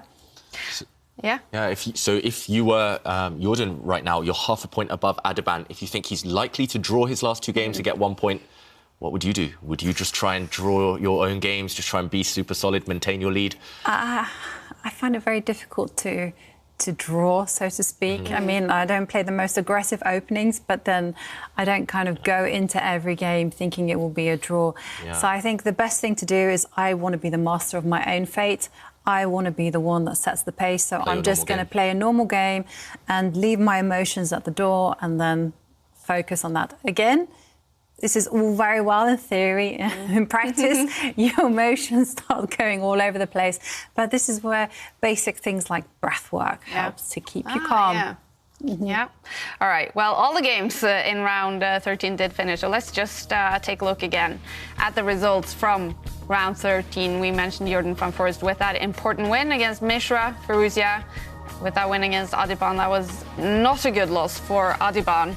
And also Tari with the win, Nakamura with the win, Ju Wenjun with that great win, Vladislav Artemiev with his win, and then the final game that did finish, Levon Aronian and Liem Quang Le, that ended in a draw. Liem Quang Le, he was quite far up the table yesterday, but he has had 1 loss today and 2 draws. So he is probably feeling the heat now, together with 2 other players on 8 points. He is the better one of those three players, though, with the tie breaks. And this is when the counting starts, David. This is when the counting starts. For example, even looking down at 10th place, Pantala Harikrishna, if he wins his last 2 games, on paper, he's got easier pairings. If he wins those last 2, he'll jump up to 8 points. Therefore, 7.5, Jordan van Foreest and Adhiban on 7 right now. They can't relax. A loss for them might see them being overtaken. And then we would start to work out the head-to-head, the number of wins, and all of that malarkey. Yeah, and especially Jordan van Foreest and Adhiban. They do have quite hard pairings in the 2 last rounds. We mentioned for Adhiban, it's Levon Aronian and Wesley So, and for Jordan van Foreest, it's Alireza Firouzja and Wesley So. And all of those players that we mentioned there, Levon Aronian, Wesley So, and Firouzja, they're safe. So will they be playing for a draw? I mean, does Jordan van Foreest and Adhiban, do they have to sort of fight these players, really trying to get the games into draw situations? Well, the players who are safe, they will be just looking at enjoying their games and seeing what happens. It's the pressure will be on Jordan and Adhiban, whether they can generate winning chances, whether they can actually utilize the fact that their opponents are in a kind of solid mindset, that maybe they will get some extra chances.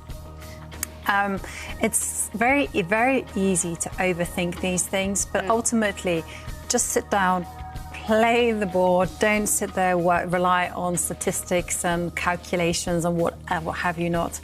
Just play chess. All right. Yeah, now we see Mamedyarov on his phone, maybe working out those calculations. Maybe he's got his pocket calculator out. It looks like he should be safe, but maybe just that half point would be nice to secure qualification. But yeah, it looks like the players have different strategies, right, of how they prepare. A lot of them sitting at the board, just getting in the mindset. Maybe some just having a last-minute snack.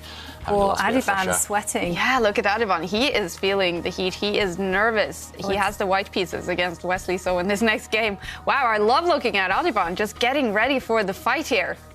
All right, cool to see.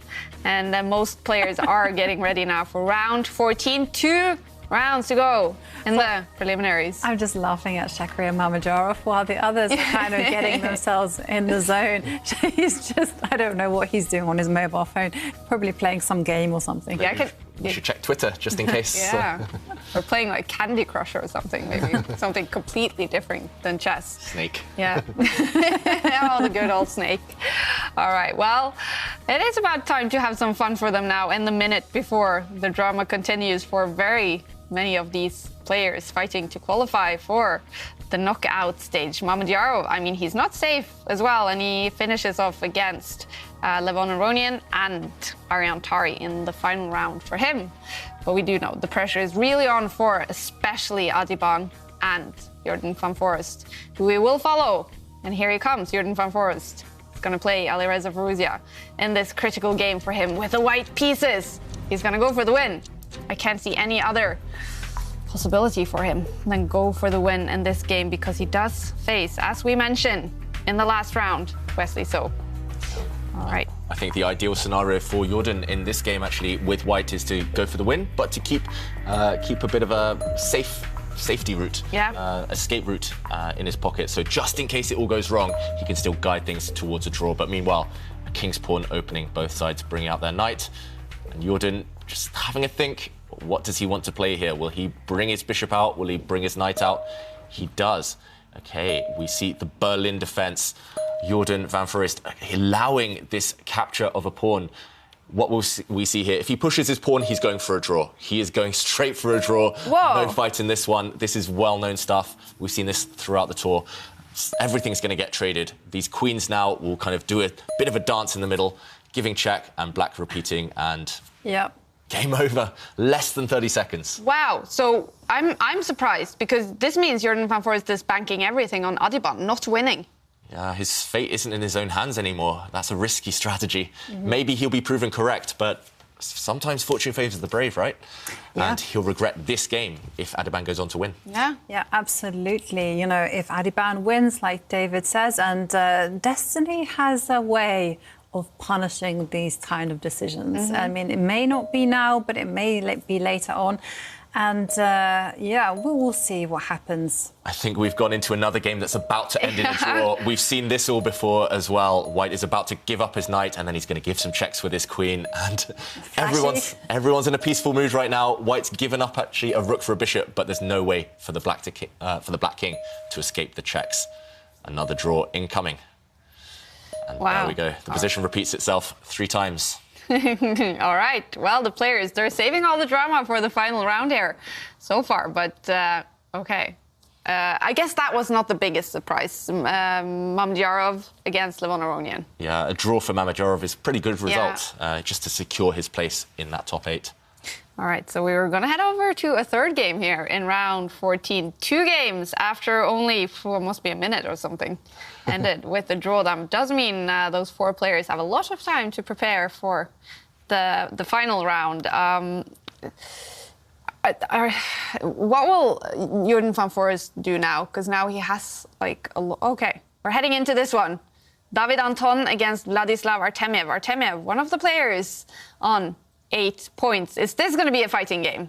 Yes. All right. It looks like all of the remaining games actually will go the distance. They are being played out, and they're very tense right now.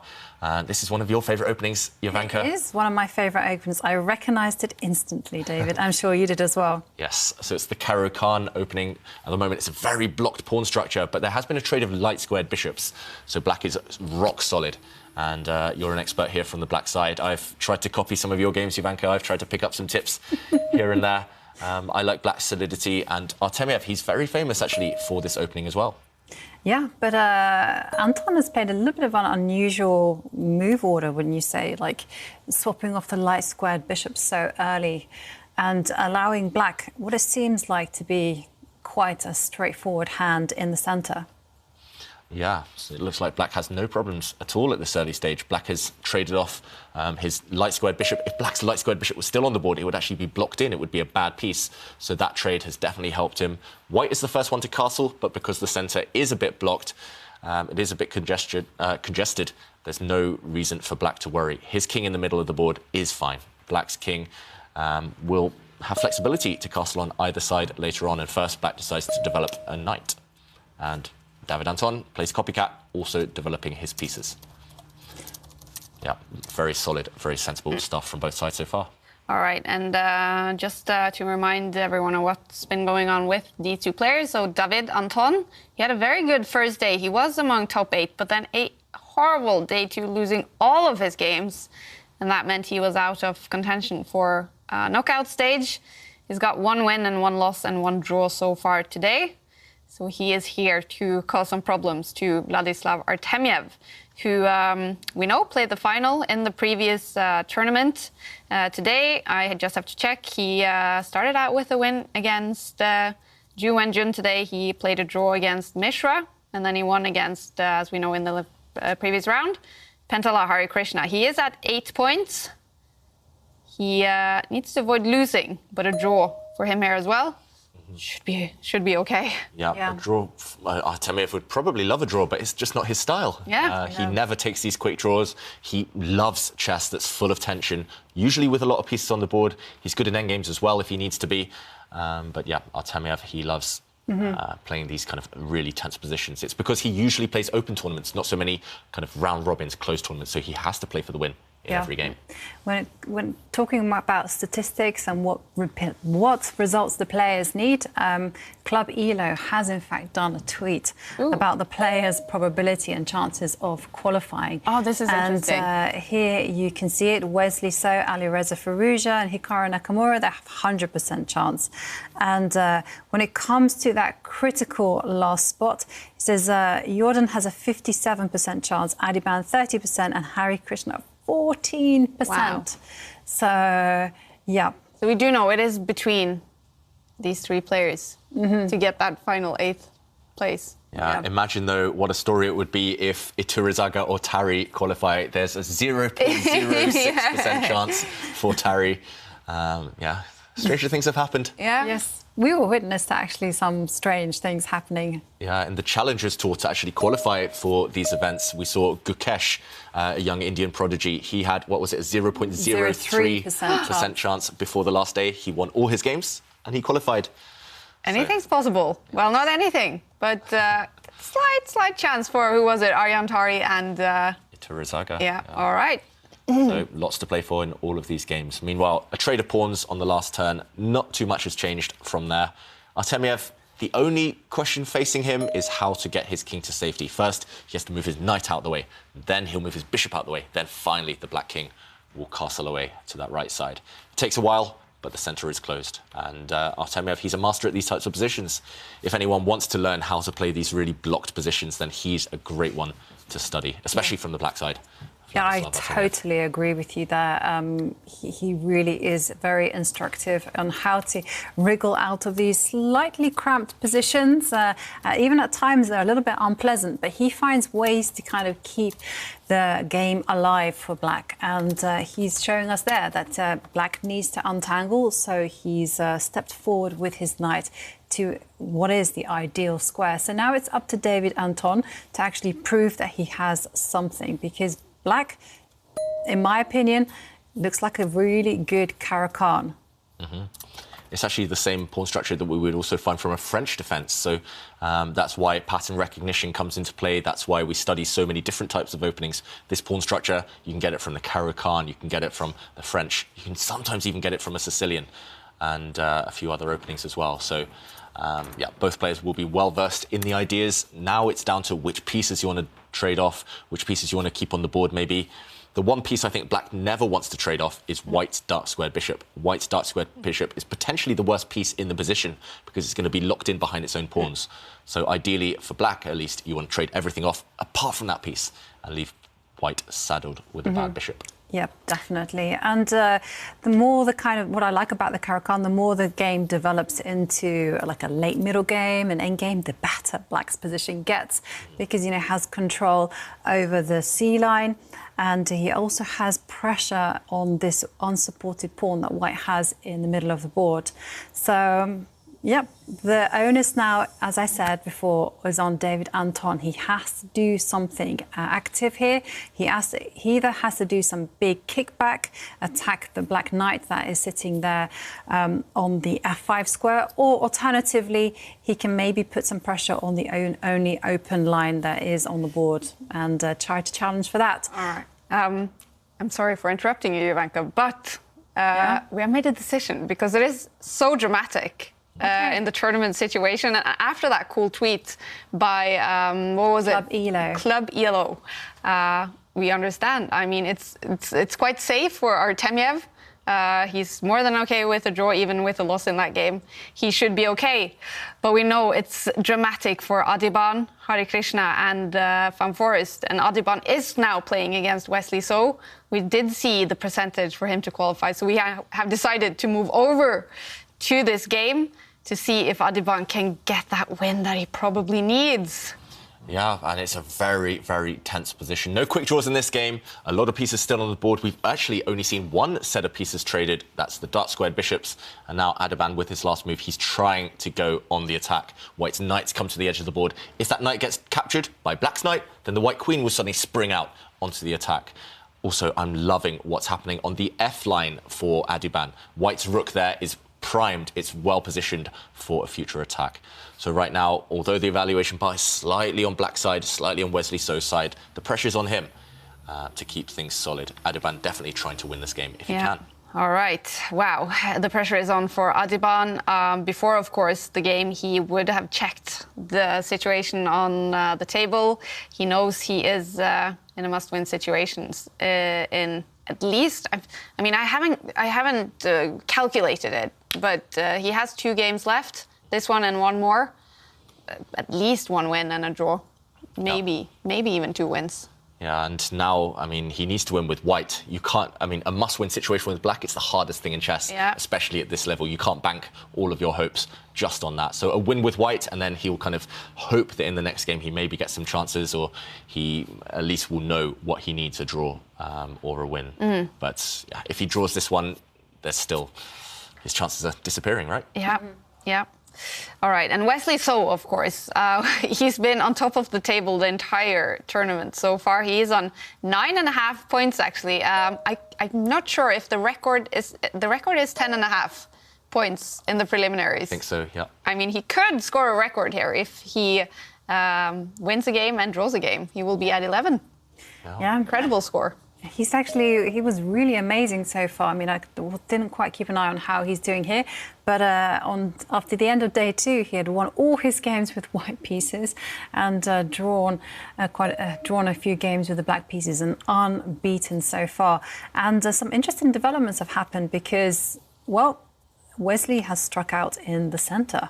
And now no game has ever been played in this particular position ever before. So this is totally fresh, and Adhiban will have to be thinking on his feet here. Yeah, the one thing maybe Adhiban will regret if he doesn't qualify is that he didn't play B3 the whole tournament. Yeah. This is his final white game and no B3 opening. So slightly disappointing for us at least, but... He did promise as well. I know, he did promise us. Naughty Adhiban. Yeah. Breaking those promises. We know Wesley's always also working a little bit on Chessable. He has a Chessable course that he has used, so maybe Wesley wasn't the player to use the B3 against. No, true, but he had opportunities in the past and it hasn't been going so well. Actually, Adhiban, this is maybe the 4th or 5th time at least he's played this opening, the Italian game. His results haven't been that good. I think 1 win, a couple of losses. So maybe mixing it up would have been a good idea. But meanwhile, there have been more developments. A set of knights have been traded. And now both rooks occupying this C-line. Black, though, is holding the key if we look at the C-line. Black is attacking a pawn. White's rook purely defensive, just trying to cling on and defend. So roughly balanced. What do you think, Jovanka? I like Black's position. Like Black. I really do like. I feel that the choices is on his side. And yes, you know, White has this open line on the right side of the board with the rook and the queen working quite nicely together. But it's really not that threatening because take a look at Black's queen, does a fantastic defensive job. And I'm really quite worried for that long-term prospects of that pawn, that the 2 rooks are kind of like eyeing up against each other. You know, it's standing there in the middle. It's a backward pawn. It can't advance forward. And, well, Wesley has offered a trade of queens. And he's kind of saying the same thing. He's saying, hey, you have the initiative for the time being. But if we trade off queens, you will no longer have this dynamism in your position, and I can then focus on just simply attacking that backward pawn. So I'm really a bit worried for Adhiban. I don't think this opening has worked out well for him at all. Yeah, I would have agreed, actually, until that last move, maybe. One thing I was about to say is that White should be hoping for a queen trade. Really? Yeah, because long-term, I've played these positions many times myself. Long-term, Black's advantage actually lies in the fact he has 3 pawns in front of his king. White only has 2 pawns in front of his king. So if the queens remain, long-term, in terms of tricks, tactics, combinations, things will work in Black's favour. He has the safer king. He will get some type of attack later on. But now, if the queens disappear, I don't see it. I don't think Black has enough of an advantage. It's still completely fine for Black, maybe even easier to play for Black, but I don't think it's anything too much to worry about. Maybe the only reason Adhiban is hesitating about the queen trade is because he is in this situation where maybe he does need the win.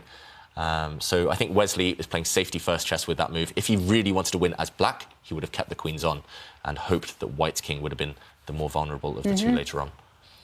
Okay. Interesting. Interesting insights there. 3 versus 2, and it's all about king safety because obviously I'm not so familiar with these type of positions, so I was like making a beeline for that backward pawn that White has along the C-line.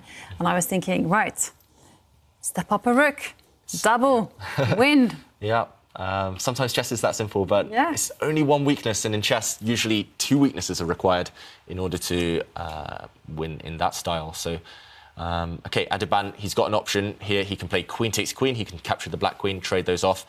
Or he could just retreat with his queen 1 step.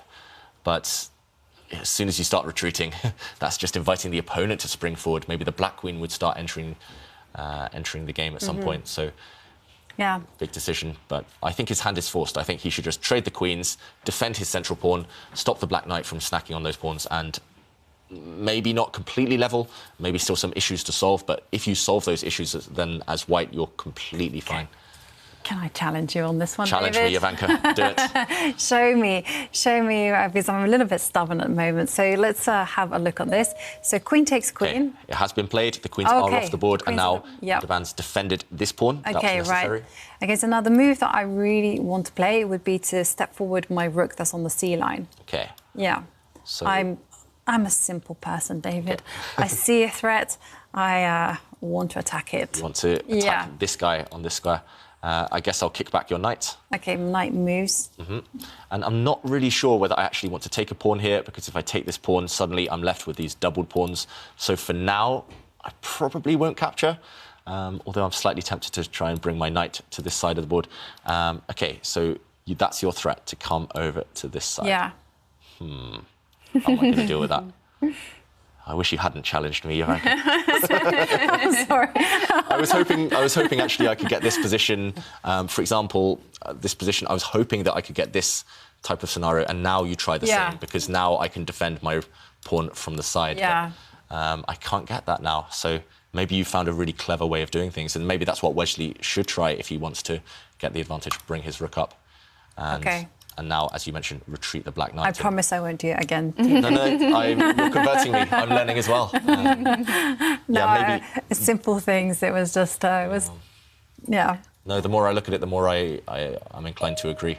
And he's followed your advice. Wesley says play the move. So we might see this position on the board, and Adhiban might have to get greedy, ruin his pawn structure, but win a pawn in the process. And the problem is, this pawn is weak. It's an easy target. This pawn is weak. Suddenly, two weaknesses. That could be the key. Yeah, and there's also the fact that the rook was standing on a dark square, so it wasn't easy to defend if you did want to eliminate your weakness. So no procrastination from Wesley. He's just like straight for the point.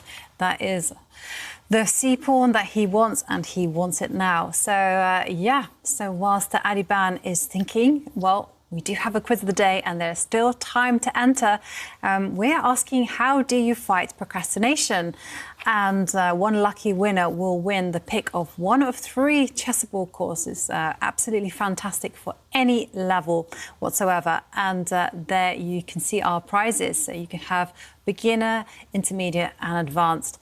And Anas Haikal says that by remembering this quote, small step is still a progress. Just like when you push a pawn, it's a small step, but still a progress. Absolutely right. You know, it is a good idea to break things down. I like Anna's advice.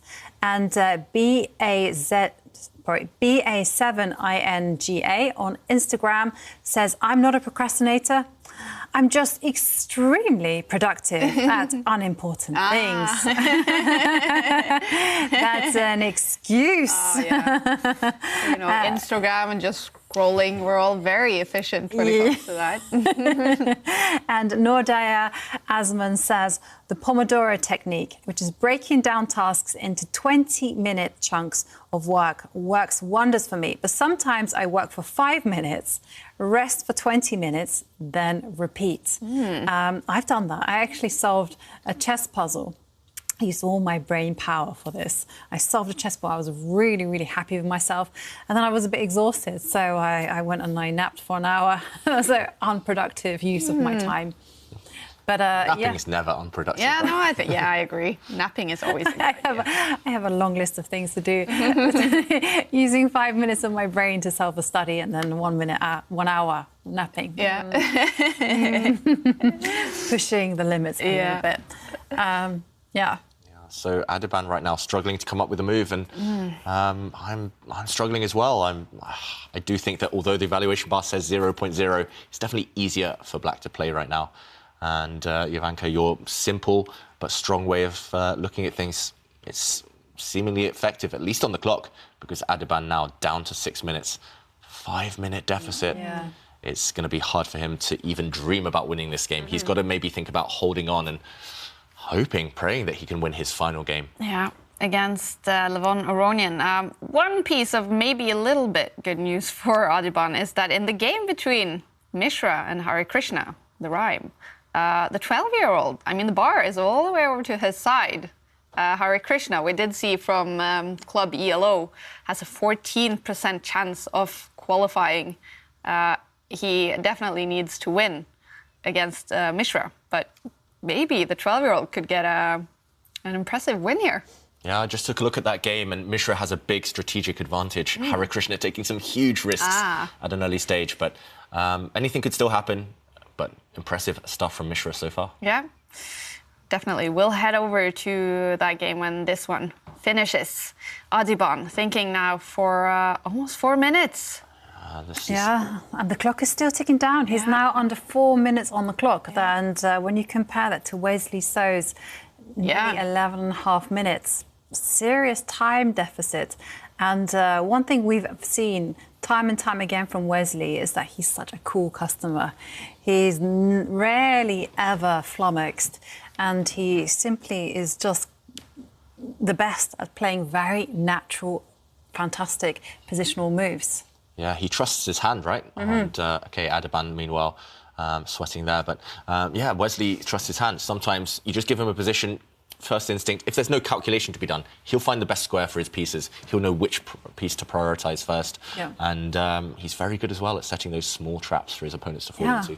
I was reading a story about that when you talk about the intuition, about how players can just automatically with their hand find the squares that the pieces want to be in. And Smyslov apparently was fantastic with his intuition. And when he became very old, 85 years old, and he was like, oh, I can't calculate anymore, they just said to him, don't worry, you just instinctively find the correct moves with your hand. Just trust the hand. And Wesley is also the same, because, you know, he's not the Fischer World... let me get this right. World Fischer Random champion for nothing. You know, he absolutely destroyed Magnus. And when it comes to Fischer Random chess, well, it's all about knowing where to put your pieces. Yeah, and it's funny you should mention Smyslov, so a former world champion in the 60s. Yeah, he was one that I was reading about recently. He hated procrastination. He thought that every moment in life should be dedicated to learning. And I think he performed piano concerts, he was singing, he had so many talents. Wow. And, okay, fantastic chess player as well, of course. Huh. Well, someone are just superhumans. Yeah, or maybe 50s, sorry. World champion in the 50s. Yeah, that's... Yeah, if you have the right attitude, you can do anything. Right? Actually, I was reading about these. Okay, so the line that we analysed is actually on the board, so he actually played that. But I was reading about this generation. Wow. We've predicted it. We predicted absolutely everything. So White grabbed a pawn up, but really ugly pawns. Double pawns on the E line and a very backward pawn on the C line as well. So targets for Black's pieces. Wow. Is it looking better for Adhiban now, or is it the situation basically the same? I think he's played the best moves that he could have chosen, but it's difficult. With Wesley, for Wesley at least, he's the one putting pressure on, and it feels like he's the one who can create winning chances if there are any in the position. Yeah. So I'm fully expecting Wesley just to continue with his plan, and that is to line the two rooks up together to attack the pawn. It's on the board, and what to do? Well, Adhiban, what's great now about Adhiban is he playing the moves very, very quickly. So that's what he needs to do. He's also attacking with his rook the pawn in the middle of the board. Yeah, he invested, what was it, 5-6 minutes, and he's come up with a stream of moves. So that's at least something. At least he spent that time efficiently. So right now, if Black's rooks come down and take a pawn, White would offer that. Well, White would allow that trade of rooks and then capture a pawn in the centre. So Black can go for that. I think that should be fine for Black. But also, if Black wants, he can use his knight to attack White's bishop or to just defend his central pawn. So some really tempting options for Wesley here. What would you do? I would love to just defend my central pawn with a knight. Yeah, me too. Put the Black knight on an outpost. So we're thinking about putting that Black knight on the B6 square, so blocking White's far advanced pawn there, and also having a lot of influence over some key squares. And that would pass the question back to Adhiban. How do you... There we go, Wesley plays it. He doesn't go for the most simple approach. He doesn't trade things off. He doesn't want to rush. That's a sign of a top player. Instead, he just improves his knight yet again. And the threat remains. Black's rooks are threatening a pawn now. And those two Black rooks, so powerful. The White knight finding an outpost at least. Yeah. Now the Black rook will capture a pawn. Yes, absolutely, 100%. So Wesley just calmly thinking about the consequences. And I think we'll see a rook trade if that happens. If black's rook comes down now and takes a pawn, we'll see a rook trade, and then white's king will start to centralise itself. White has found some decent squares for his pieces. Adhiban has established a really strong knight. White's bishop also on a decent square, protected by that knight. So there isn't really anything else to do for black, is it, other than capture the pawn? Maybe no rush to capture it, but yeah, maybe just improve your king or bishop pawn. We see a pawn, we want to take a pawn, right, Ivanka? Yeah. That's normally the way, unless there's some concrete kind of knockout blow that refutes the idea. We might as well just take it. But Wesley maybe just trying to peer into the future, just trying to figure out what to do next. Sometimes that's a good strategy. If you're ahead on the clock, here Wesley's 6 minutes ahead. OK, he does play it, but normally it's a good strategy to spend 1 minute working things out and then play 3 or 4 moves quickly just to change the pace, throw your opponent off balance. Well, you summed it up beautifully, because in those moments, of course, there was a capture of pawns, a trade of rooks, and then suddenly Adhiban challenged the pawn in the middle of the board, and Wesley responded instantaneously by retreating his rook. Wow. Mm-hmm. Yeah, that's a big moment, actually, for both players. Black could well have taken white's pawn, but that would have freed up the white bishop to capture the black bishop, and there would have been some real complications there. So instead, Wesley just maintaining control. Another good sign for him, just keeping everything protected. I'm not sure Adhiban actually wants to release the central tension now. If you take a pawn in the middle, it just frees up black's pieces. It makes it clearer what black wants to do. I'm just looking at the bar of rep Mishra Harikrishna, and wow, the 12-year-old, the bar is all the way over to his side. Clock situation, though, he's got 2 minutes and 45 seconds left. Harikrishna's got over 8 minutes left, but we will keep an eye on what happens there. Harikrishna with a 14% chance of qualifying for the knockout stage, according to Club ELO. Yeah, that should be a band name, Mishra Harikrishna. Yeah. Or a song title. Or maybe they should team up. Maybe Harikrishna should be Mishra's coach or something. Yeah. Guide him to the world title. Yeah. OK, meanwhile, just one move there. Adhiban deciding to maintain the status quo, not breaking the tension yet, just bringing his king towards the centre. Another good endgame tip. When in doubt, bring your king towards the centre, just in case there's a race later on. OK, and how is Wesley actually going to make any progress in this position? Because that's a nice move from Adhiban. You know what I would do, Ivanka? I would bring the black king closer towards the centre. Yeah, me too. I don't know exactly what else black should be trying. If black does capture white's pawn in the middle there, then the black bishop would be under fire from white's knight and white's bishop. You're opening up white's bishop, so you don't want to touch that pawn yet. Yeah. Okay. And, well, Wesley is thinking along the same lines. The issue is, OK, what happens if white were to make some trades now? OK, to take the black bishop with a knight? Yeah. OK, then I guess black recaptures with the pawn.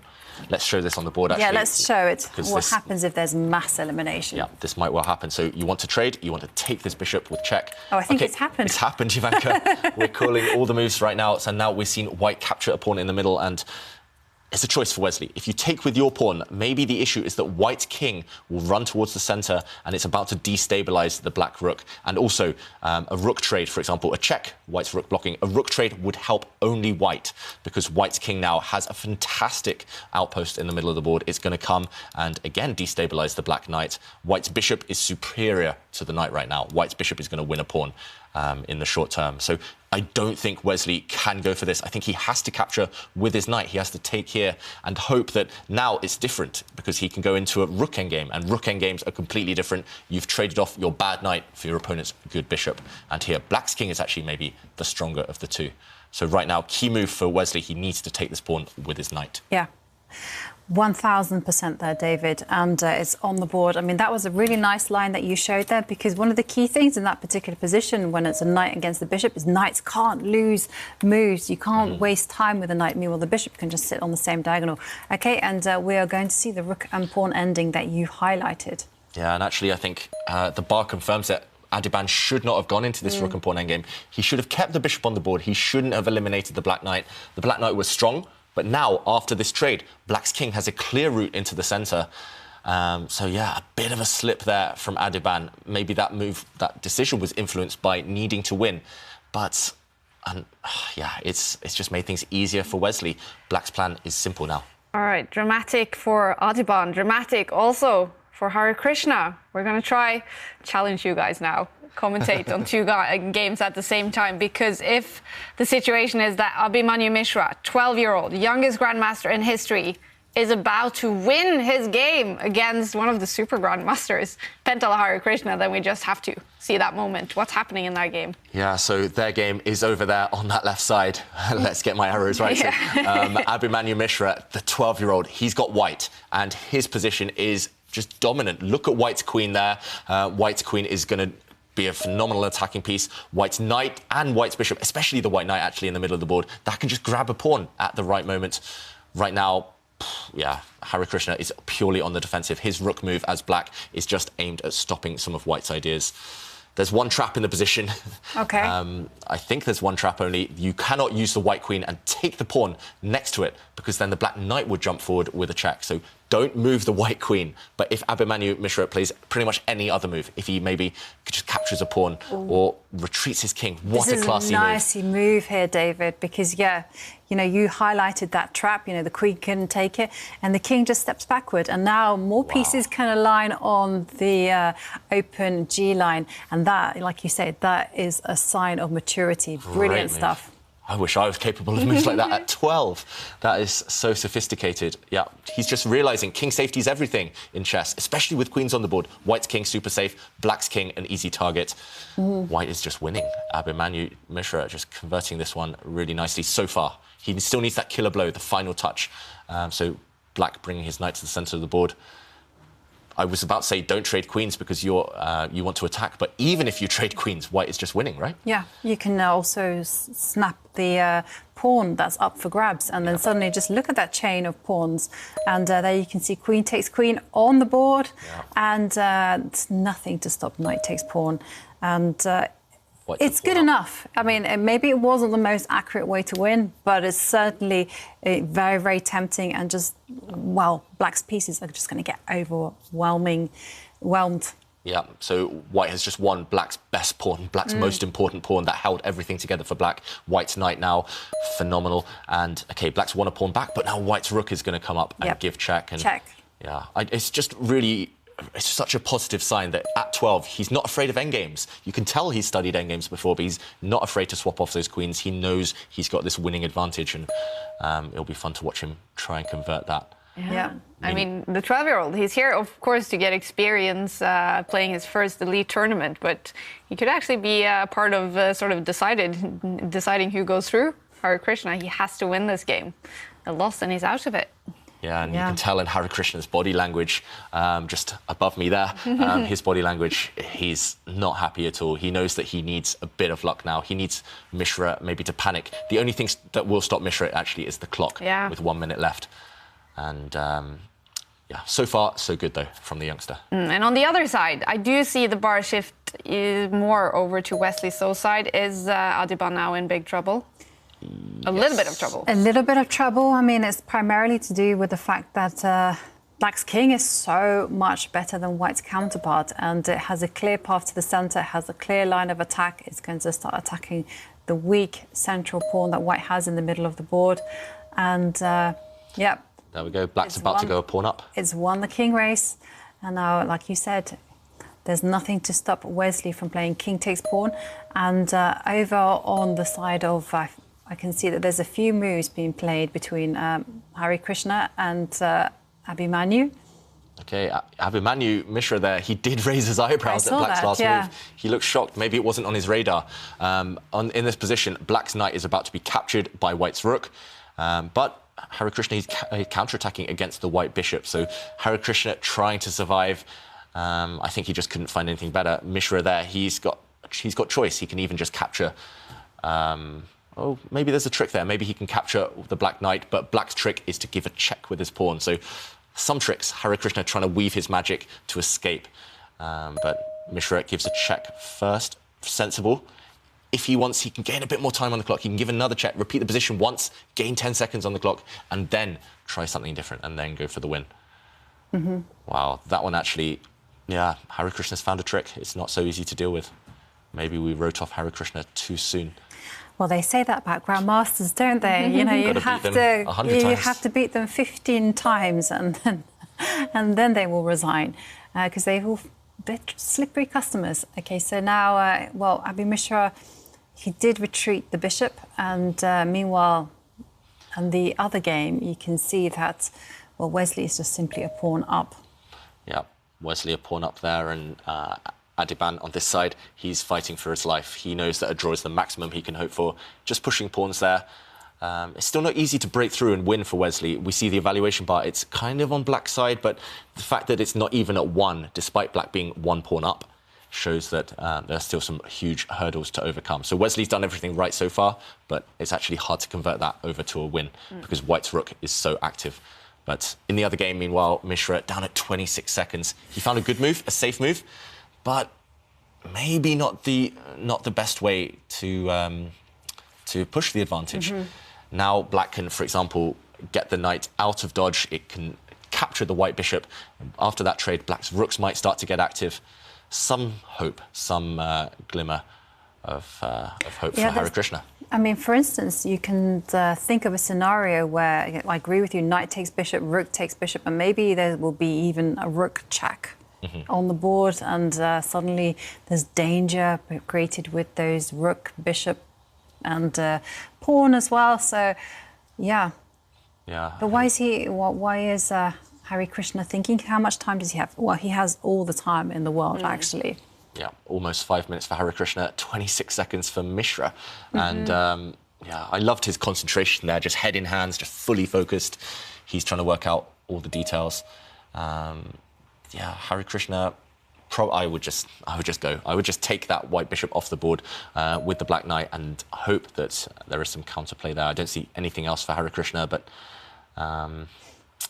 yeah, what do you think, Jovanka? Chances of him winning this game? The last couple of moves maybe lost a bit of control now. Yeah, and the chances for Mishra to win the game. 12-year-old, yep. Well, I still think there's good chances.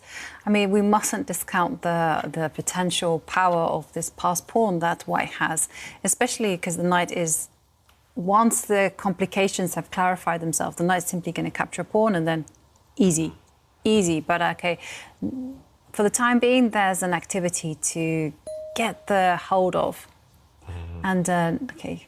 Okay, still no moves on that board, so let's switch our attentions over to Adhiban against. So Wesley here on the black side, he's starting to go active with his king. So Wesley has found a potential winning plan. I'm not sure whether it's necessarily the best one, but the black king on that board is about to march towards that left side to try and pick off White's pawns. So Wesley making his play for the win there. Adhiban needs to find a defence, and also a big discrepancy on the clock. Adhiban with less than 30 seconds, Wesley with 5.5 minutes. Well, I just want to mention, even if Adhiban loses this round, it's not going to be completely over for him. He has to win in the final round, and he's dependent on Van Foreest losing, because then they will both end up on 8 points, and actually then Adhiban, who won his game against Jordan Van Foreest, will be in that 8th place. But need a helping hand. Yeah, he needs to not lose this game. Yeah, and I think now there's going to be a big problem because the black king is suddenly going to take a little excursion over to the left side and start munching on some pawns. And Wesley, wow, that is an accurate move, if I do say so myself. It's precise to the end, you know, because the rook takes time out to defend all its pawns, and now there's nothing to stop the king coming forward. That's simply the winning move by Wesley. What a move. Look at Black's rook, as you mentioned, protecting everything. Rooks belong behind passed pawns. That's the key. Yeah. That's one thing I learned when I was young, and it's stuck with me. And Black's rook keeping everything under control. Black's king now, free reign. It can do anything at once. Freedom of the board. OK, so there's maybe some hope for something. I'm just thinking that maybe after Black plays king takes pawn, we're going to see the pawn advance, and then White has a little trick in the position, which is actually to step backwards with the rook in order to line up on the 7th row and threaten some pawns.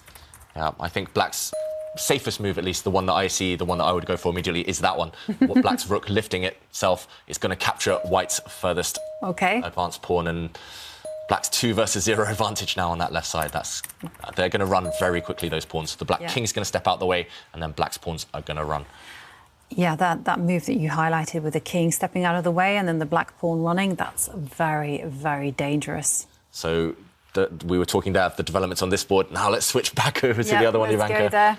We have seen a trade a knight for a bishop, and suddenly the black king has gone active, but Mishra dropping his knight back, that looks like a very strong move to me.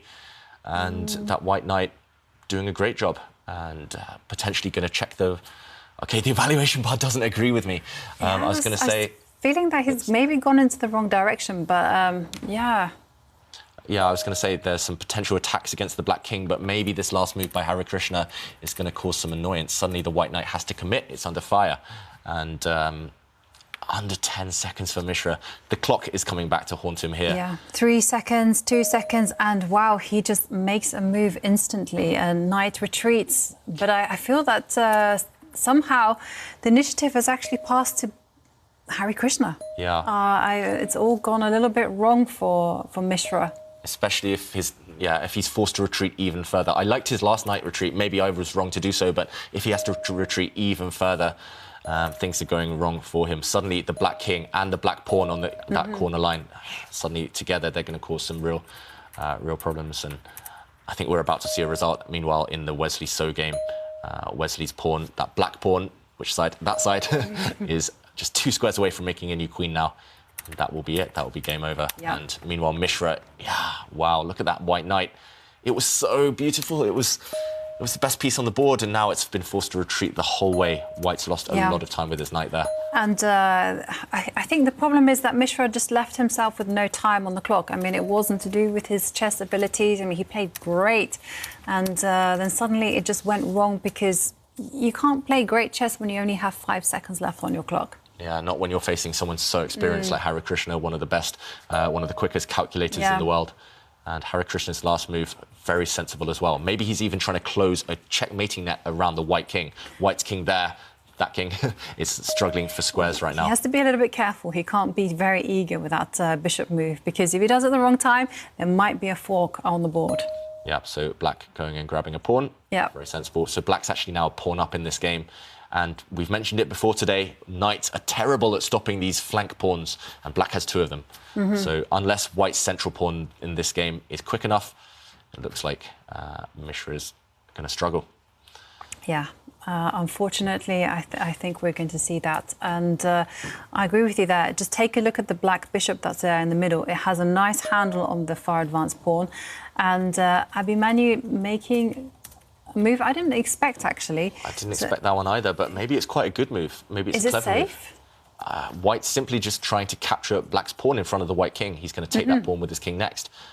Knights are great defenders of the king, and he's actually, with this last move, he's controlling the black bishop as well. So Mishra with a really resourceful move. Yeah, and with not so much time left on the clock as well. Yeah, now Harikrishna is as well. He's dropping under 2 minutes. So all 3 results still in play in that game between Mishra and Harikrishna. And yeah, meanwhile, Wesley So just having a think on the other board. We see the computer evaluation plus 60 for black. That means checkmate is coming. Most likely a queen is about to arrive on the board. Wesley So, look at that move, just shifting his rook across. Rook's behind past pawns again, stopping white's rook from getting behind. Yeah, and he's calculated it to the finish. He's just like, well, I'm going to queen. I'm the one who starts off first. Okay, let's pawn on, and then after rook takes pawn, the king will tuck itself on the A line, and there's just nothing to stop the pawn from promoting. Yeah, black is about to make a new queen in that game between Adhiban and Wesley So. Black is about to win. He's just too quick. Yeah.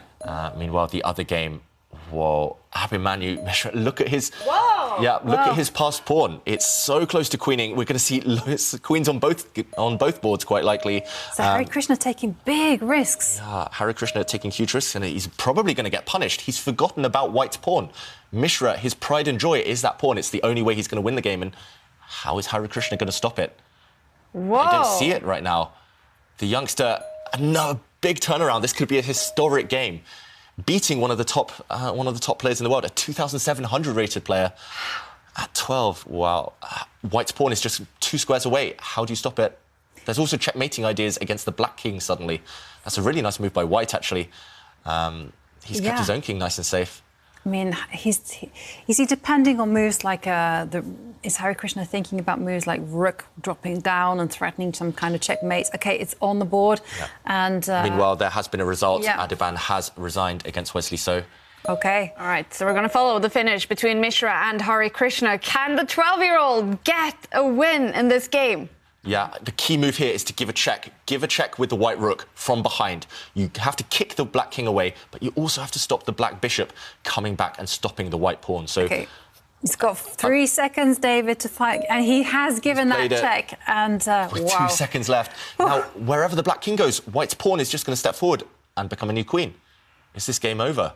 Yeah, I mean, is there any chance that black can sacrifice the bishop and then maybe control the last pawn with his rook?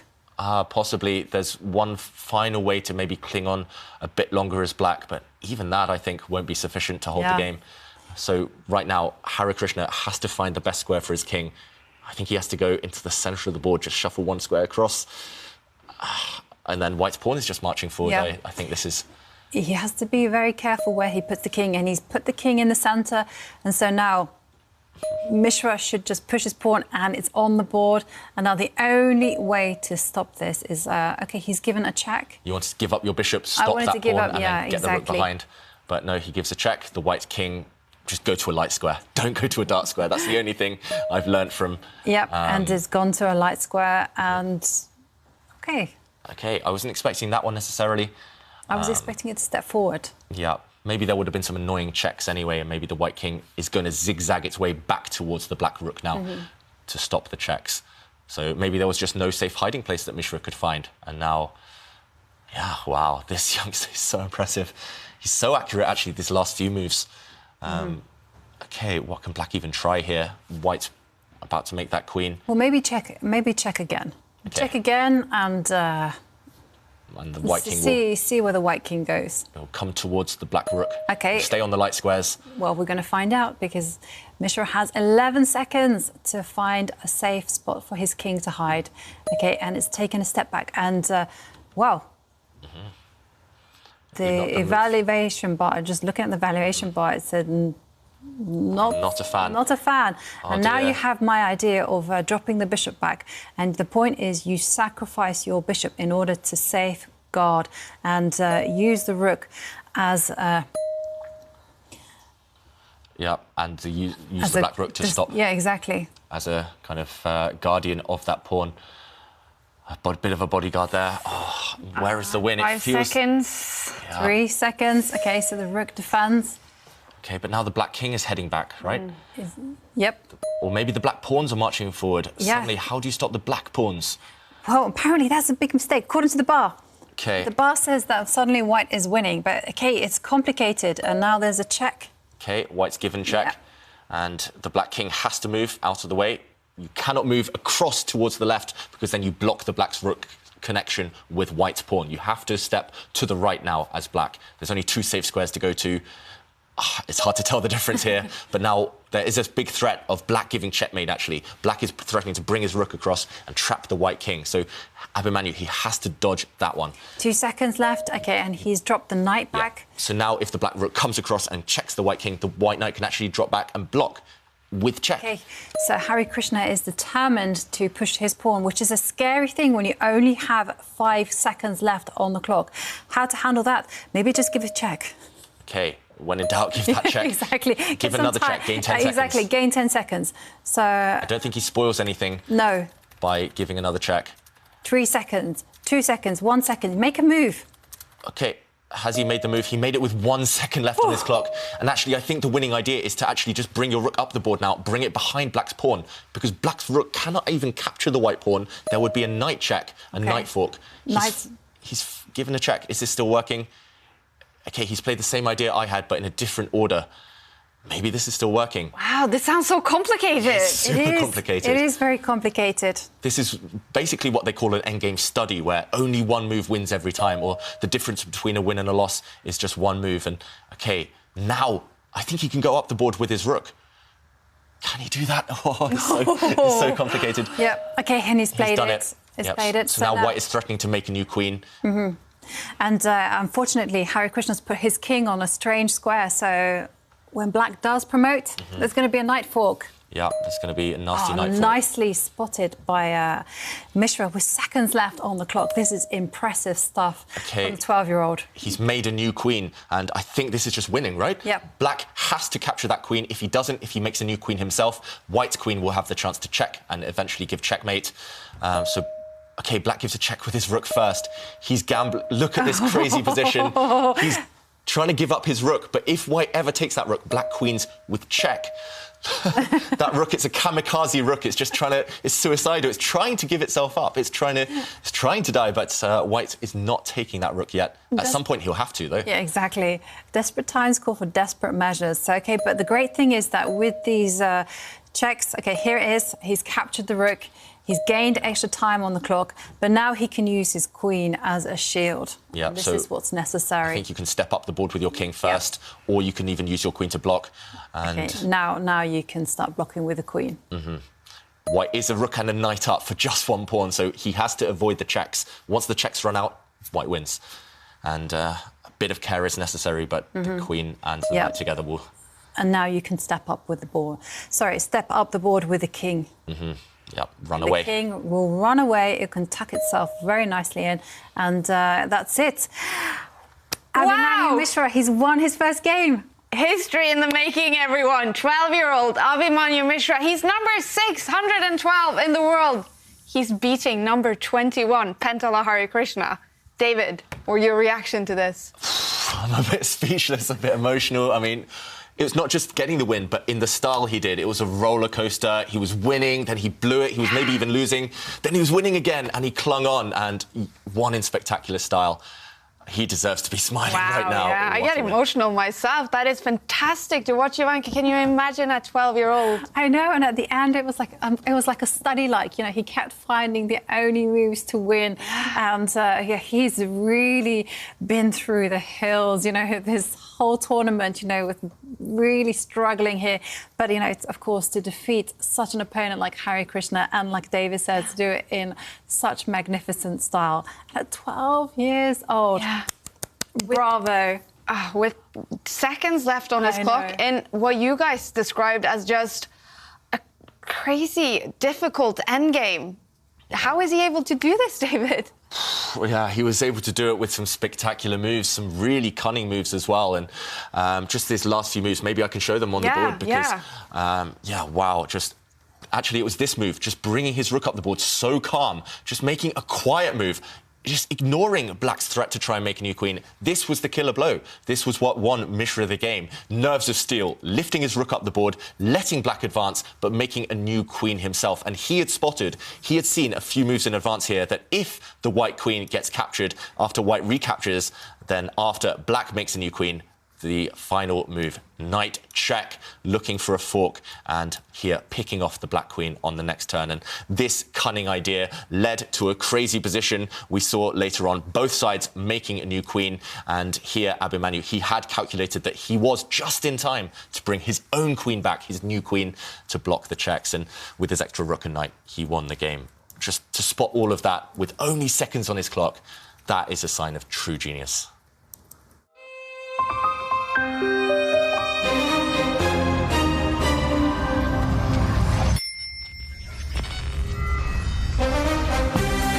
Some moments of magnificence, but also the drama continues in the final round in the preliminaries. We will follow Wesley So and Jordan van Foreest. Van Foreest with a draw in this game, it will be settled. He will be through. Adhiban will be out, but with a draw, it is a big danger that Van Foreest will face Wesley So in the quarterfinals. So maybe he will be going for a win.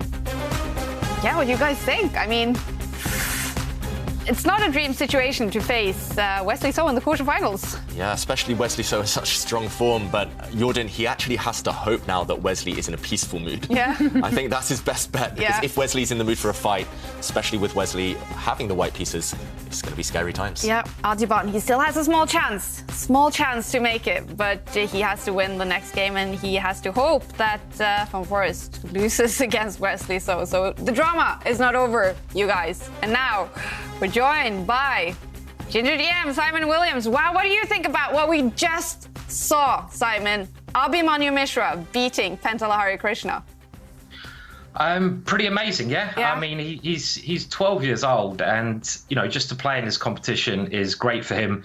The experience. I don't think anyone really expected him to win it, but he's shown that he can take down some of the best players in the world. So congratulations to him. And it's really not nice to score badly in a tournament and not win a game. So I'm just hoping that one win will give him confidence to go forwards and keep developing in his chess career. And I think another thing worth mentioning about him is the stress of being the world's youngest grandmaster. Maybe he's not feeling it at the moment, but for the rest of his life now, he's probably going to have the eyes of the chess world on him, and that's going to put a lot of pressure on him, which could help him, but it could also hinder him. So, it's just something to be aware of as he develops. Yeah, and of course, it has been a bad experience for him in this tournament. There has been no pressure on him, but he's achieving some excellence here. And can you imagine what's going on in the house, the Mishra house over in the US right now? Yeah, I think a big few is probably the main thing. And they just must be quite relieved. And he's going to give it all in the last game, but just nice to get a point, just showing why he's a grandmaster. And look at that relief there is just lovely, right, on his face. So it's good. I think it's just nice to see that. Take a bit of pressure off him. Yeah. And do you agree, David? Is it important that even with a fantastic win like this and achieving the grandmaster title, that we don't put pressure on Adhiban? It's still about experience and stuff like that. Yeah, for sure. I know a lot of players who achieved a lot when they were young, but having that pressure for the rest of their careers, it made them maybe forget the love of the game. And he clearly loves it now, and I'm hoping that continues. Yeah, I think it's very important with our young talents that we don't build them up and then knock them down. We've got to keep on motivating them and just making sure that they achieve as much as possible. Yeah. Well, when was it for you, Simon, that you were sort of talked about as a big talent in chess? How old are you? I'm not sure that's really happened yet, but it's still years. I'm still young, I'm nearly Mishra's age, and I don't know. I mean, I guess I was pretty good when I was 12, but I only became a grandmaster at 28, so I wasn't a prodigy by any means, which is quite nice. I mean, that means there was less pressure on me to achieve, but I just think some people obviously love the pressure, but when you're so young, you just got to be a bit careful. He's only 12 years old after all. And, well, David, you must have some tips for him. We know you set a record at 8 years old, the youngest ever to beat a grandmaster, becoming grandmaster at quite young yourself. What tips would you give him? I don't think he needs too many tips. The main thing is he has a good support network around him right now. And for me, it was just having my parents there saying, if I'm struggling, just take a break for as long as I need, just kind of take a step back. And he seems to have some great people around him who offer him that support, who take care of things for him. And as long as he maintains that, anything can happen. All right. Well, getting back to the tournament drama in the Chessable Masters, Simon, another young one, not quite as young, though, but Jordan van Foreest, he is very close to qualifying for the knockout stage. He only needs a draw, but that could also mean that he's going to face Wesley So in the quarterfinals. So what do you expect from that game, van Foreest versus So with the white pieces? It was interesting, first of all, to see that Jordan took the draw in the last round because Jordan had the white pieces, and you're never sure if it's the right move to do or not. Obviously, you can only say in hindsight. So it was a risky move because when you got whites, if he'd have won that game, he would have gone through against Ali Reza. So we're going to see. But obviously, Wesley So, he's just incredible. Yeah. I don't know what he has for breakfast or what his secret thing is, but in these competitions, he just crushes everyone, and we've seen him even do that to Magnus, and he seems to just be a level above. There's something going on there which is just special. So it's going to be really tough unless Wesley's thinking, right, we'll just go easy on the kid today, and we'll have another chance of taking him out later on. So it kind of depends a little bit on that. But if he's playing in the quarterfinals, I expect Wesley realizes, okay, I've got to play him tomorrow. I think that's the way the draw's done. So maybe he wants to stamp down his he wants to say, I'm the boss, and he's going to try to beat him here. I don't know. It's going to be very interesting. Yeah. What is your bet on for that game, David? A quick draw or a fight? Every time I've said I want a fight, it's a quick draw. Every time I've said it's going to be a quick draw, it's a fight. So I'll say it's going to be a fight. Okay. I think it's going to be a quick draw. Yeah. We can understand it in this situation, though, right? I mean, especially for Foreest, you know, he wants to qualify. Yeah. Yeah, he would love the draw right now, right? Jordan Foreest. Yeah. Yeah, absolutely. I think he will bank on the fact that Adhiban will not do well against Levon Aronian. All right. Well, Simon, we're all talking about the finalists in the competition to make the Chessable course. We did watch the third finalist in the previous break. As we see, it's 5 minutes until the final round starts. How are you enjoying these finalists making their courses? It's been great. I mean, it was quite an experiment to ask people to write Chessable courses, to be, you know, to let you into a little secret. You're not really sure what people are going to come up with. It could be like, you know, quite bad quality. But as we've seen, the quality of the courses, it just shows how clever the Chessable users are, has been amazing. Some of the courses have just been incredible. Lots of different courses in there, openings, middle games, tactics. And we're going to see, I can't really give too much away, just the age range of people who've put courses in has been exceptional as well. So it's been a real pleasure just to have a look at this competition, and I hope it continues in the future. Yeah, definitely. And we're looking forward to being joined by you when the knockouts start as well. Simon, thanks for being with us in this show, and we'll see you later. Okay, I'll see you later. All right. Bye. Well, the competition to make those Chessable courses, we are showing all the finalists in this tournament. We've seen 3 so far. And in the classroom, they're finishing up for today. And they're working on Chessable, Jovanka. What's happening here at the end of the day for them? Yeah, everyone is working hard. They're very enthusiastic. They've been studying some chess for 3 hours now, or longer actually. And and how's it going for? I'm going to talk to Eyvind here. How's it going for you? You're going to be studying, or you've been studying the lifetime repertoires, the Knight of Sicilian. So this is your second day. Yeah, it's going rather nicely, but there's a lot of variants and a lot of lines to study. So I'm still looking at some of the main lines. Yeah. And do you have a grasp on the moves? What do you tell yourselves when you're studying this? Yeah, so Anish, that has made this course, actually explains a lot of the ideas behind the moves. So yeah, here he explained that the main idea here for black is to push for b5 and attack on the queen side, and the same thing for white is to expand on the on the queen side here. So now now I've gotten a move and I'm trying to repeat this. Okay. So let's see if I remember the line. Okay. I think Yeah, so you do remember, you play very provocatively. Anish actually said himself that he gave away a lot of secrets here. He wasn't afraid to share, to reveal everything. And do you feel that you're kind of like talking to Anish right now? Yeah, for sure. The explanations are very clear. So yeah. Let's see if we remember. Yep. If we can move on and remember the lines. No, you're not castling. Yeah. Okay, so here we are.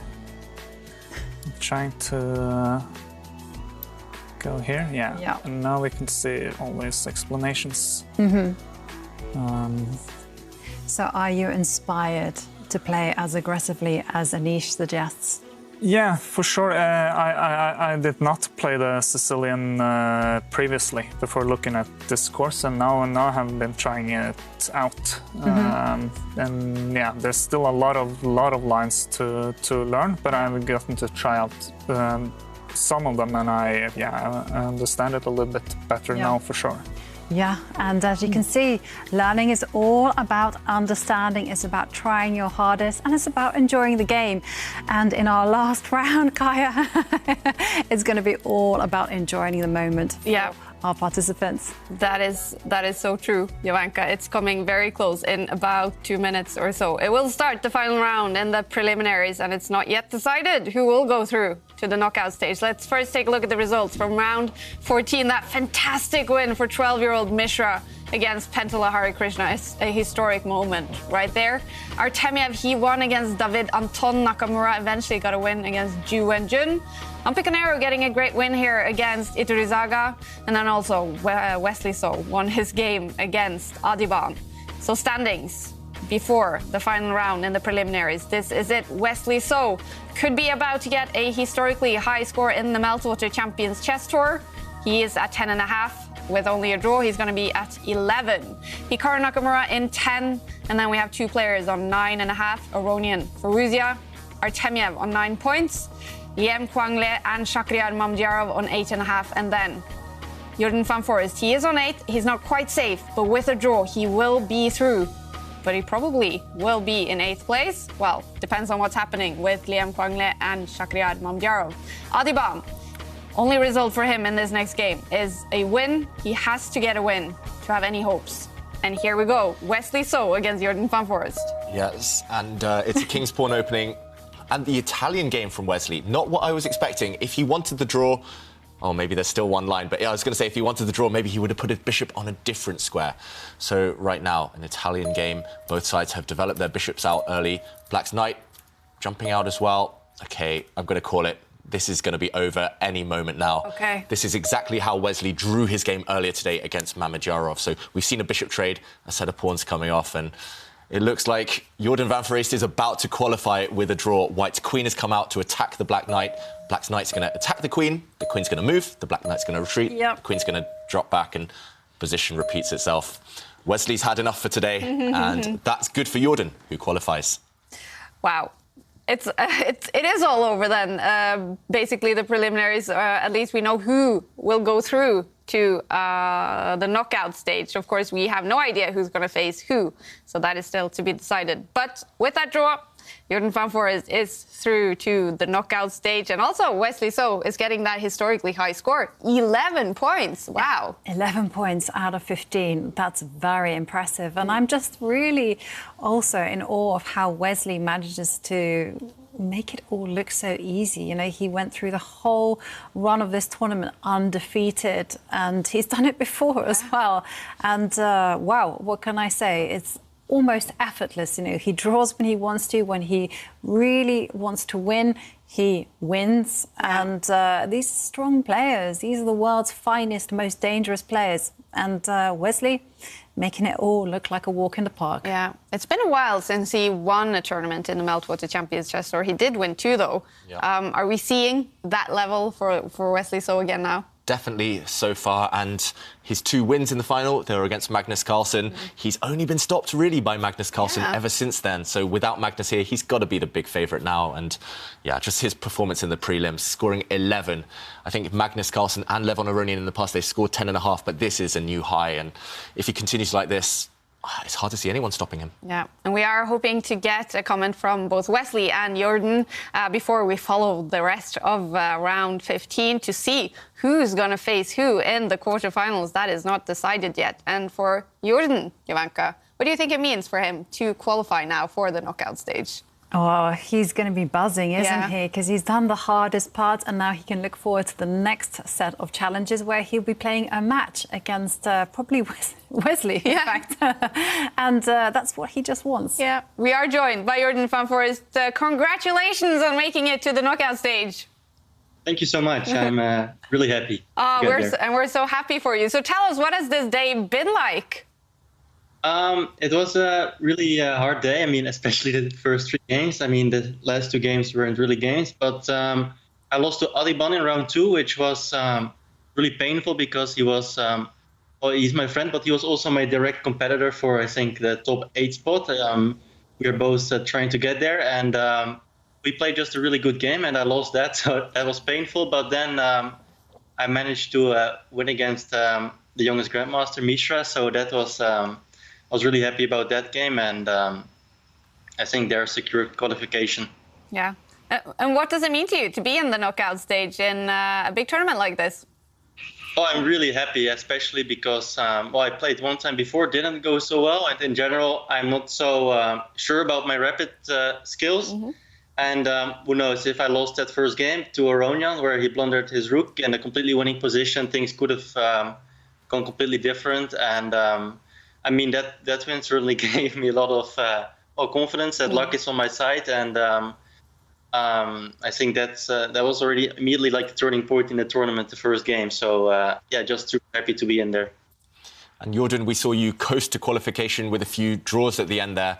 Was that a bit of a risky strategy? What would you have thought if maybe you'd failed to qualify after those quick draws?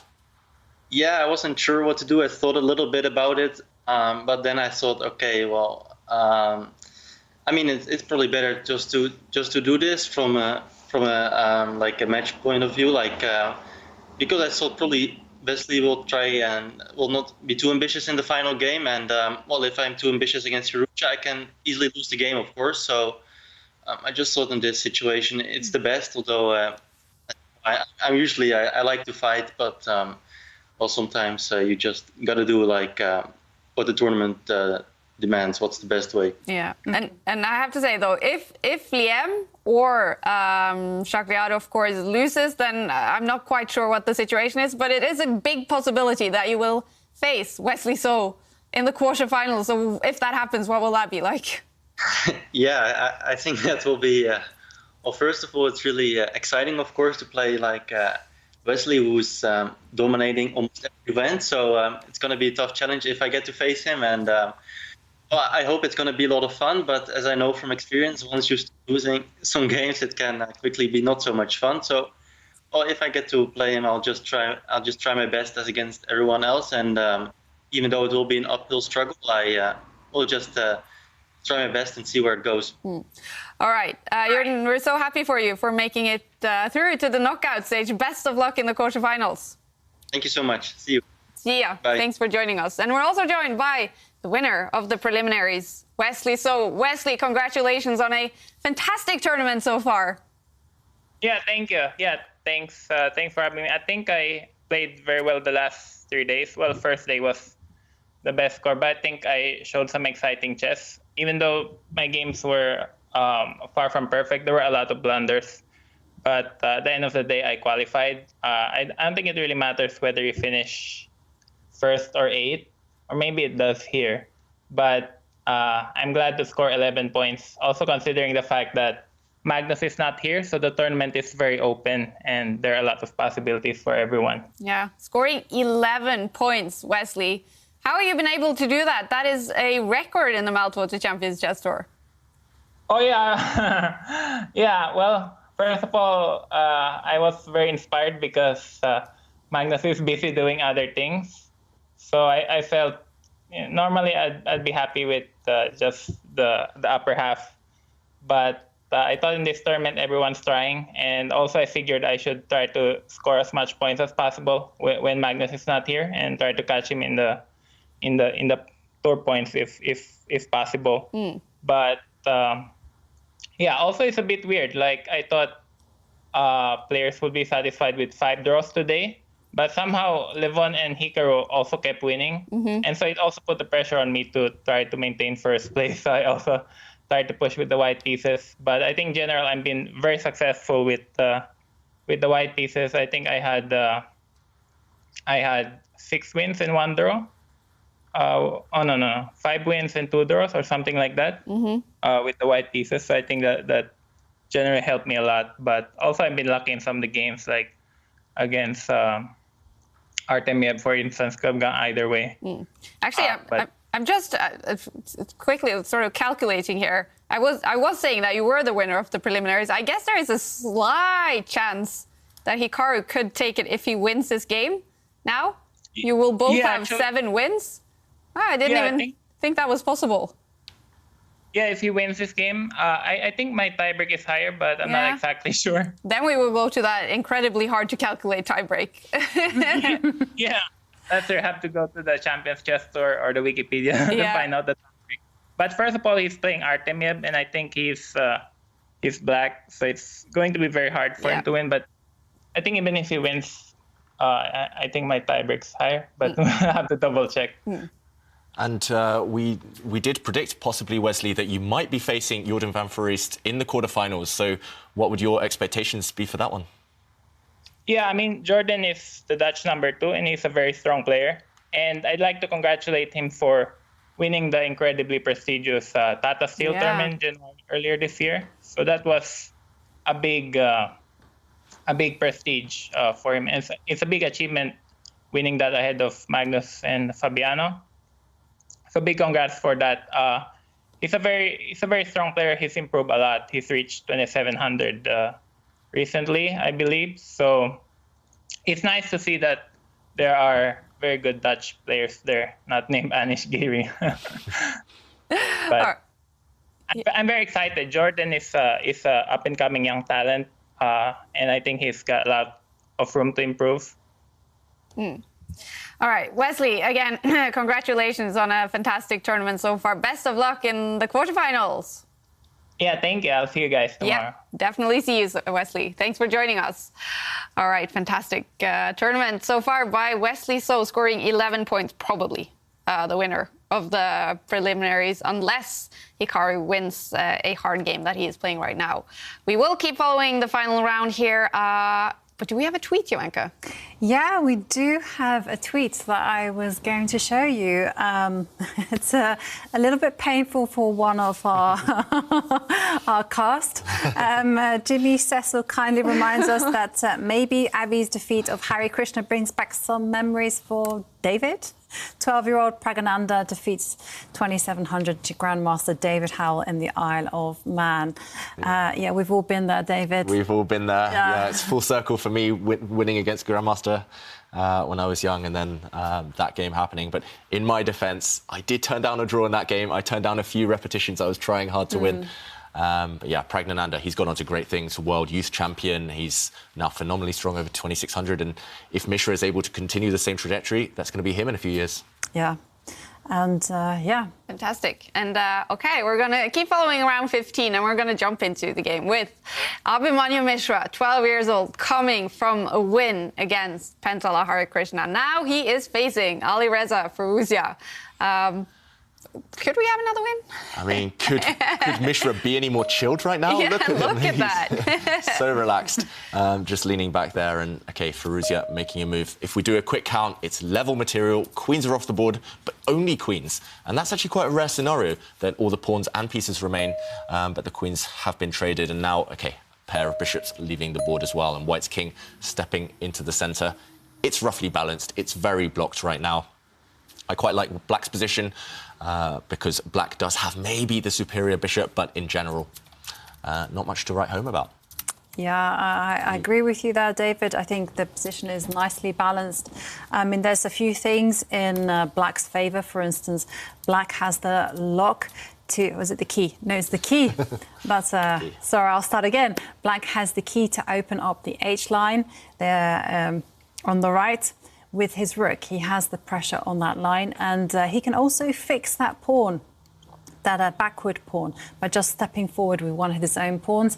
And there's also the issue that there's 3 minor pieces on the board. It's not so easy for White, especially with those minor pieces. I mean, if it were to be 2 minor pieces, then White would have a freer hand, and as would Black. So I just think the presence of all those minor pieces and the fact that Black has the key to opening the H-line, it's going to be better, more comfortable for Abhimanyu to play. Yep, I fully agree. I love his position right now as Black. The only potential pitfall that I can see for Black is that far advanced Black Knight. It looks like it's on an outpost right now. The Black's Knight over there on the left, it looks like a great piece, but if you're slightly careless, maybe that Knight could end up being trapped in White's half of the board. White's bishop will develop, maybe eye up that Knight from afar, and you might want to take care of that piece. So everything else is looking great now for Mishra, and he's doing the right thing. Now that queens are off and bishops are off, he's taking a bit of a pause. He's taking a couple of minutes just to come up with a plan. And Jovanka, he's castled that black rook in the corner, no longer eyeing up a weak white pawn. What do you think? I don't like that decision at all. I don't think that's... I mean, there was no problem with the black king staying in the middle of the board. I think it was much better to retain the pressure on the H-line with that rook, because you want to keep your strategical cards in hand. And now I think White has the key to opening up that line. Yeah. But you can push some pawns, you can consolidate your position a little bit more. So, yeah, I don't approve of this castling kingside. Yeah, I don't necessarily approve either. And maybe we should explain this in a bit more detail, because right now Black does have this beautiful line for his rook, eyeing up this backward pawn. And once you've castled as Black, as Ivanka mentioned, in the next few moves, we could well see White actually advancing here, now that the Black rook has disappeared. And Black's king actually wants to be in the centre of the board now that the queens are off. And Adhiban playing a really committal move. He pushed his pawn. I don't like this. This pawn is going to be a target later on. This bishop is going to potentially eye up that pawn. And Firouzja, he sees the opportunity to push his own pawn. So you read the future, Ivanka. You see that White's about to launch forward here. Black's pawn here supporting this knight. It's actually a weakness. It's tying down the Black rook. Black's rook is pretty much stuck defending this pawn for a while. So maybe a few small long-term slips by Mishra. It's nothing too drastic. He's still in control here. It's still roughly level, but these small things, if he continues making these tiny inaccuracies, they might well add up to something bigger later on. And I'm especially worried that White has one clear plan. For Black, it's less clear what to do. Yeah, I have to say, David, suddenly I feel that there's a huge turnaround, and I really like White's position. There's a lot of dynamic potential, especially along that H line. Those pawns can start marching forward, and if they're done at the right time, then, wow, those two rooks are going to be deadly if they align themselves on the H line. And Black's king will be in danger, and I 100% agree with you with Abhimanyu Mishra's pawn move there on the left. It looks good, looks great, doesn't it? But on the other hand, it is a target, especially for that bishop. And if you ever protect it, if you ever push your pawn to protect this one, then suddenly this pawn might be loose, this pawn might be loose. You can imagine the knight jumping around to attack this guy. You can imagine maybe a rook coming around and trying to eye up this loose pawn. So every pawn move comes with consequences. Exactly. And also then you have the problem of if Black moves any one of their minor pieces, well, look what happens then. And it gives White the opportunity to come forward, and every time White's minor pieces start marching forward, then, well, Black is going to be in serious trouble. So suddenly, from being potentially on the attack and potentially holding all the keys to be able to initiate something, well, he's now on the defensive. Yeah, White has two clear plans, actually, the more I think about it. This one, and maybe even this one later on. White is going to press forward, and, OK, Abhimanyu pushes a pawn.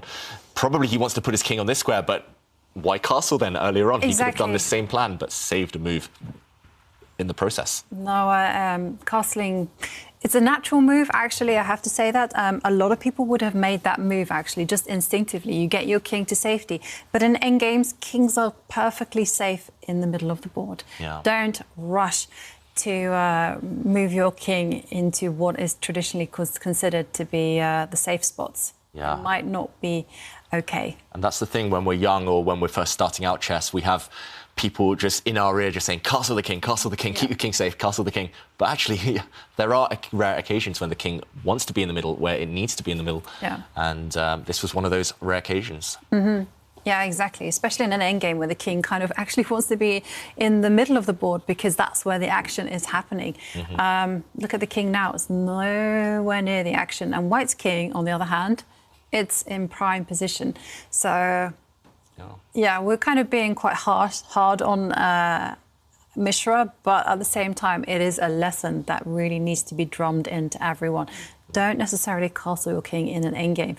Consider the safety, consider about where the action is going to be, and then make a decision accordingly. Yeah, and you mentioned we're being hard on him, but I think the reason he's so successful is he's quite hard on himself. He clearly loves chess, but he wants to improve. He wants to take these tiny nuggets of information and take them on, and that's why I think he's going to go very, very far in chess. He's got just this great attitude, just sponge, like soaking up all this information. And this curiosity, I mean, I've been consistently impressed by how many points he has on Chessable and how he spent loads of hours studying the game. And we do have a move. Firouzja has actually, well, he's initiated action because he's marched forward with one of his pawns, and, well, lines are going to get opened. Yeah, that's an interesting move by Firouzja. We were maybe advocating pushing the corner pawn, but then that would have allowed black to block things up. So now, if black does try to block things up, white still has his h-pawn, that pawn there on the side, to use as a lever to really wrench things open.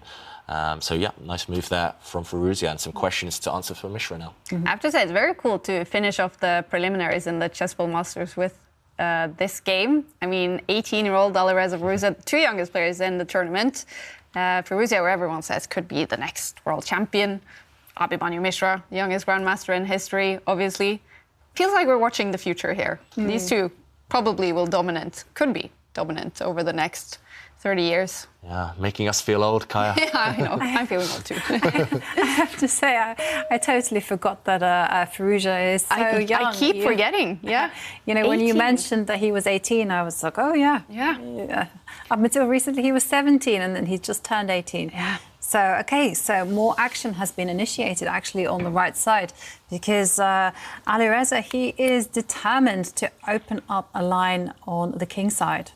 Yeah, and it's a good strategy. Yeah, it makes a lot of sense. And this is why, Jovanka, you wanted that black rook on that H-line earlier on. Why did it move? It wants to go there. It wants to go back there now. Black's actually wasted time castling and then moving his king out the way, and then he'll move his rook back to where it came from. So he's basically correcting that mistake, but it takes 3 or 4 moves to undo what he did earlier. And, OK, sensible move there by Mishra. This pawn will just be recaptured by white's rook, and then he has to decide whether and how to keep the black king safe. Despite the fact that queens are off, now white's gained so much time pushing pawns, opening lines, and yeah, the trend is definitely turning against Mishra right now. Is there any way for Mishra to kind of... So rook takes pawn is going to happen, and now I'm thinking the first move that I would be playing is I would challenge that rook. Yep.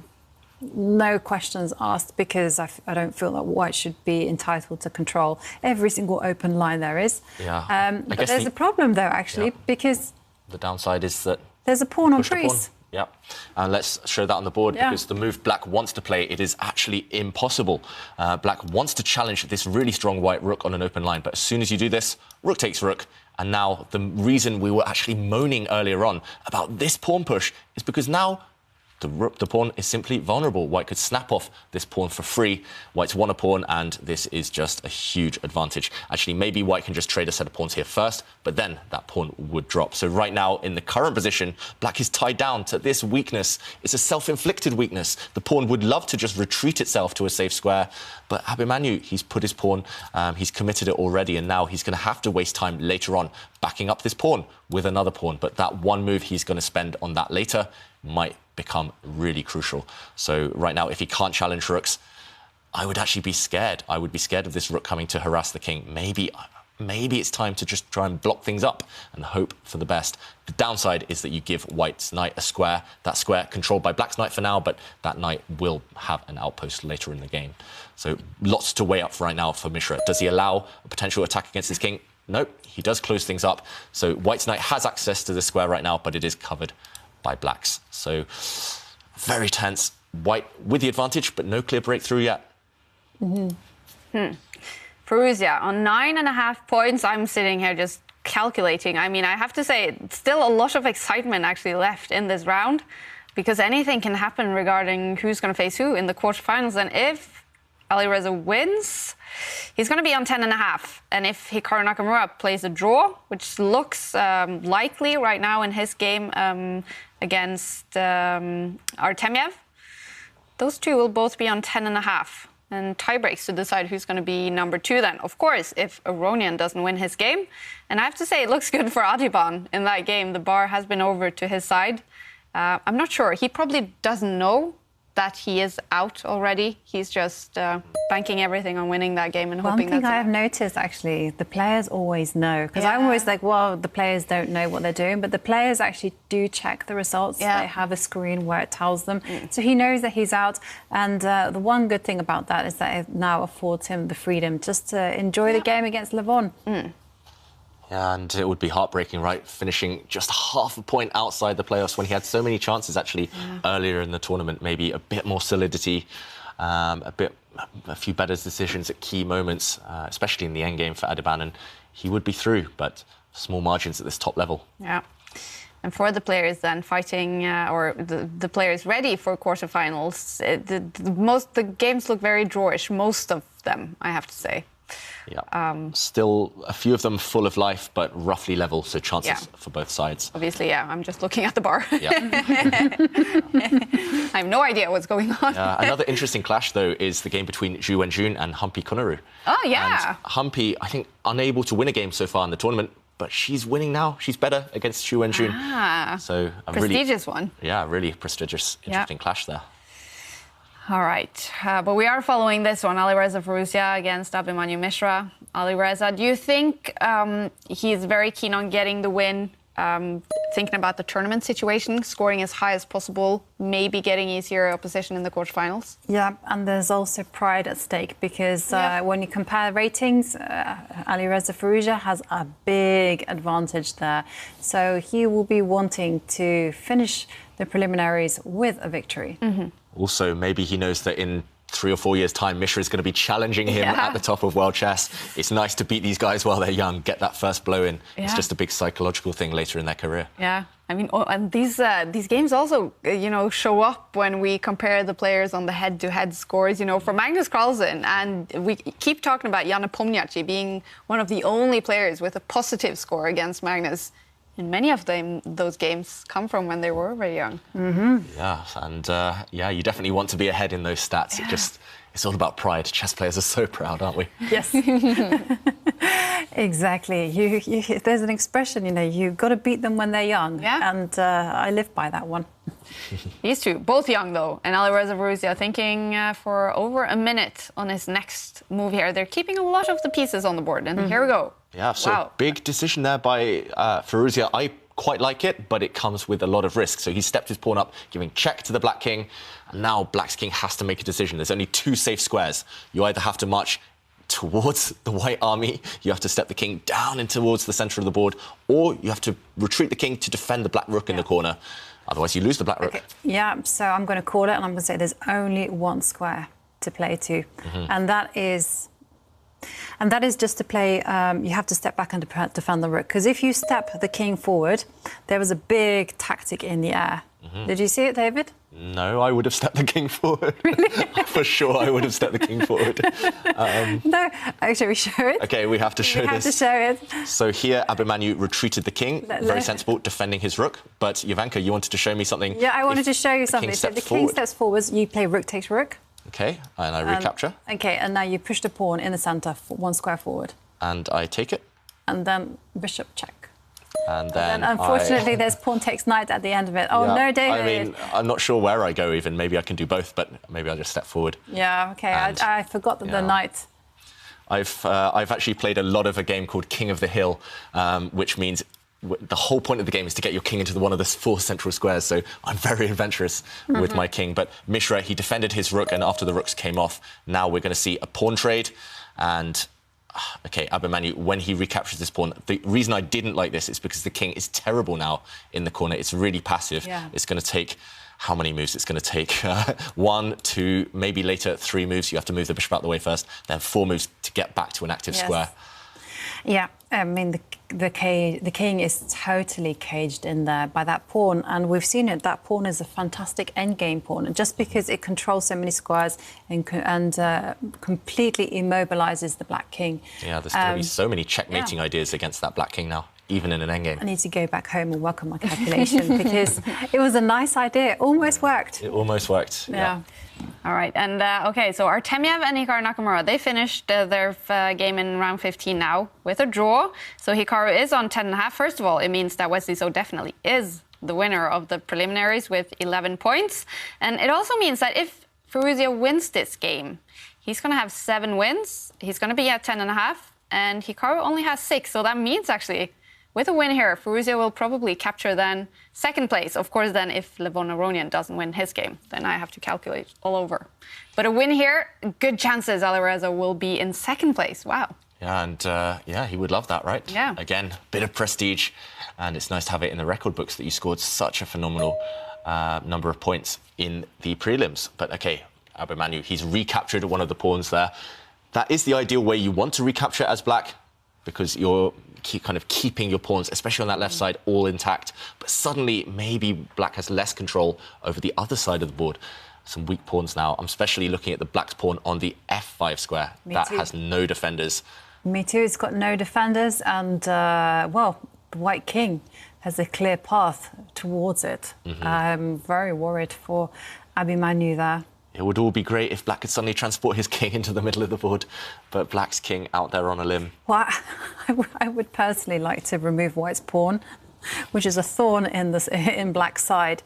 I would like to remove it from the board and just put my own black pawn there. Yeah. Then everything would be fine.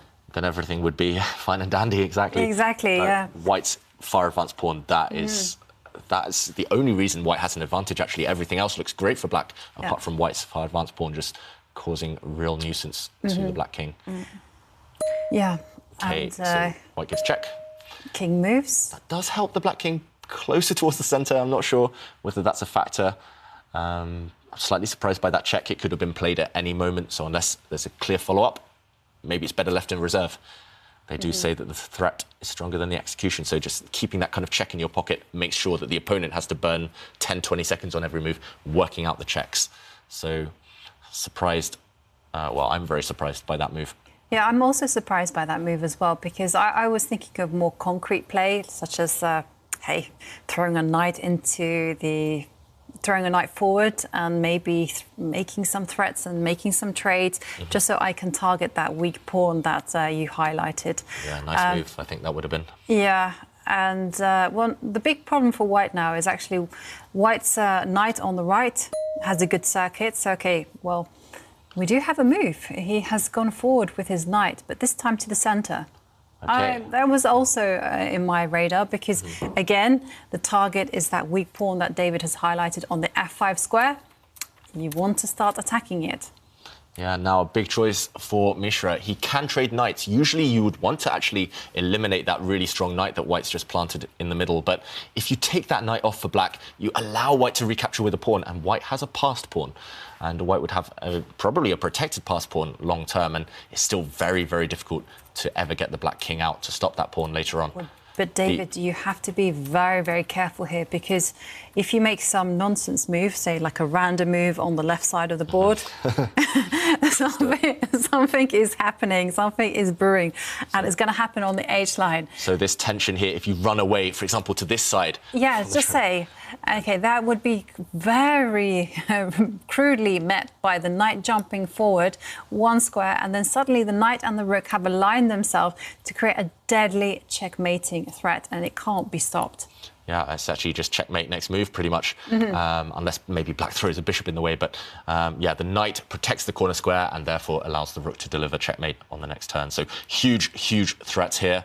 A couple of huge threats for Mishra to deal with. He needs to either just eliminate this knight, which is maybe the safest, or if he's feeling really brave, let that knight survive and retreat your own knight. And the reason this is okay is because of the saying, knights on f8, there is no mate. And now if the white knight jumps forward, you can actually eliminate this pawn, and you also defend this key square in the corner. Well, retreating backwards was not an option for Mishra, so instead he decided to trade knights. And I think that's a good practical option. It's a good practical option, but still this thorn in your side exists. And later on, white has this passed pawn, which might well run down the board. Yeah. And okay, Aronian, he actually finished up with a win against Adhiban. It was looking really nice for the Indian there. Something happened. Aronian won the final game for the preliminaries there. So that means we currently have 2 players on 10.5 points. In the second place are Levon and Hikaru. And then Firouzja with a win here will also be on 10.5. So I just have to scratch everything. I calculated and start all over to find out who's going to get that second place. Do you want the calculator, Kaya? You suit that better, David. All right. Okay. You guys comment and I'll calculate. So just one move has been played in the meantime. Mishra just pushing a pawn over there on that left side. I'm not really sure what that achieves necessarily. Maybe he's just getting ready for some advance later on, maybe to deflect the white pieces, distract their attention over across to that side of the board. But I would have maybe been thinking about relocating the black knight. The black knight looks nice and pretty, it's sitting on an outpost, but it's not actually contributing to the real battle, which is happening on this side. And that's why Firouzja has lifted his rook. He's going after that f5 pawn we mentioned. It's hard to defend that now. You have to use your rook to defend it. But, yeah, no other move, simply. Yeah, exactly. Can't allow that pawn to drop. You have to do that. And now the question is for white, how to make progress, because obviously you don't want to move your king, because then suddenly the knight can move forward, the black knight can move forward. Okay, that is the response from Firouzja. Instantly, he pushes his pawn forward and says, great, I have now a protected passed pawn, the best kind of pawn there possibly is. And of course, the trouble is still brewing for black because of his king, which is completely stuck on the right side of the board.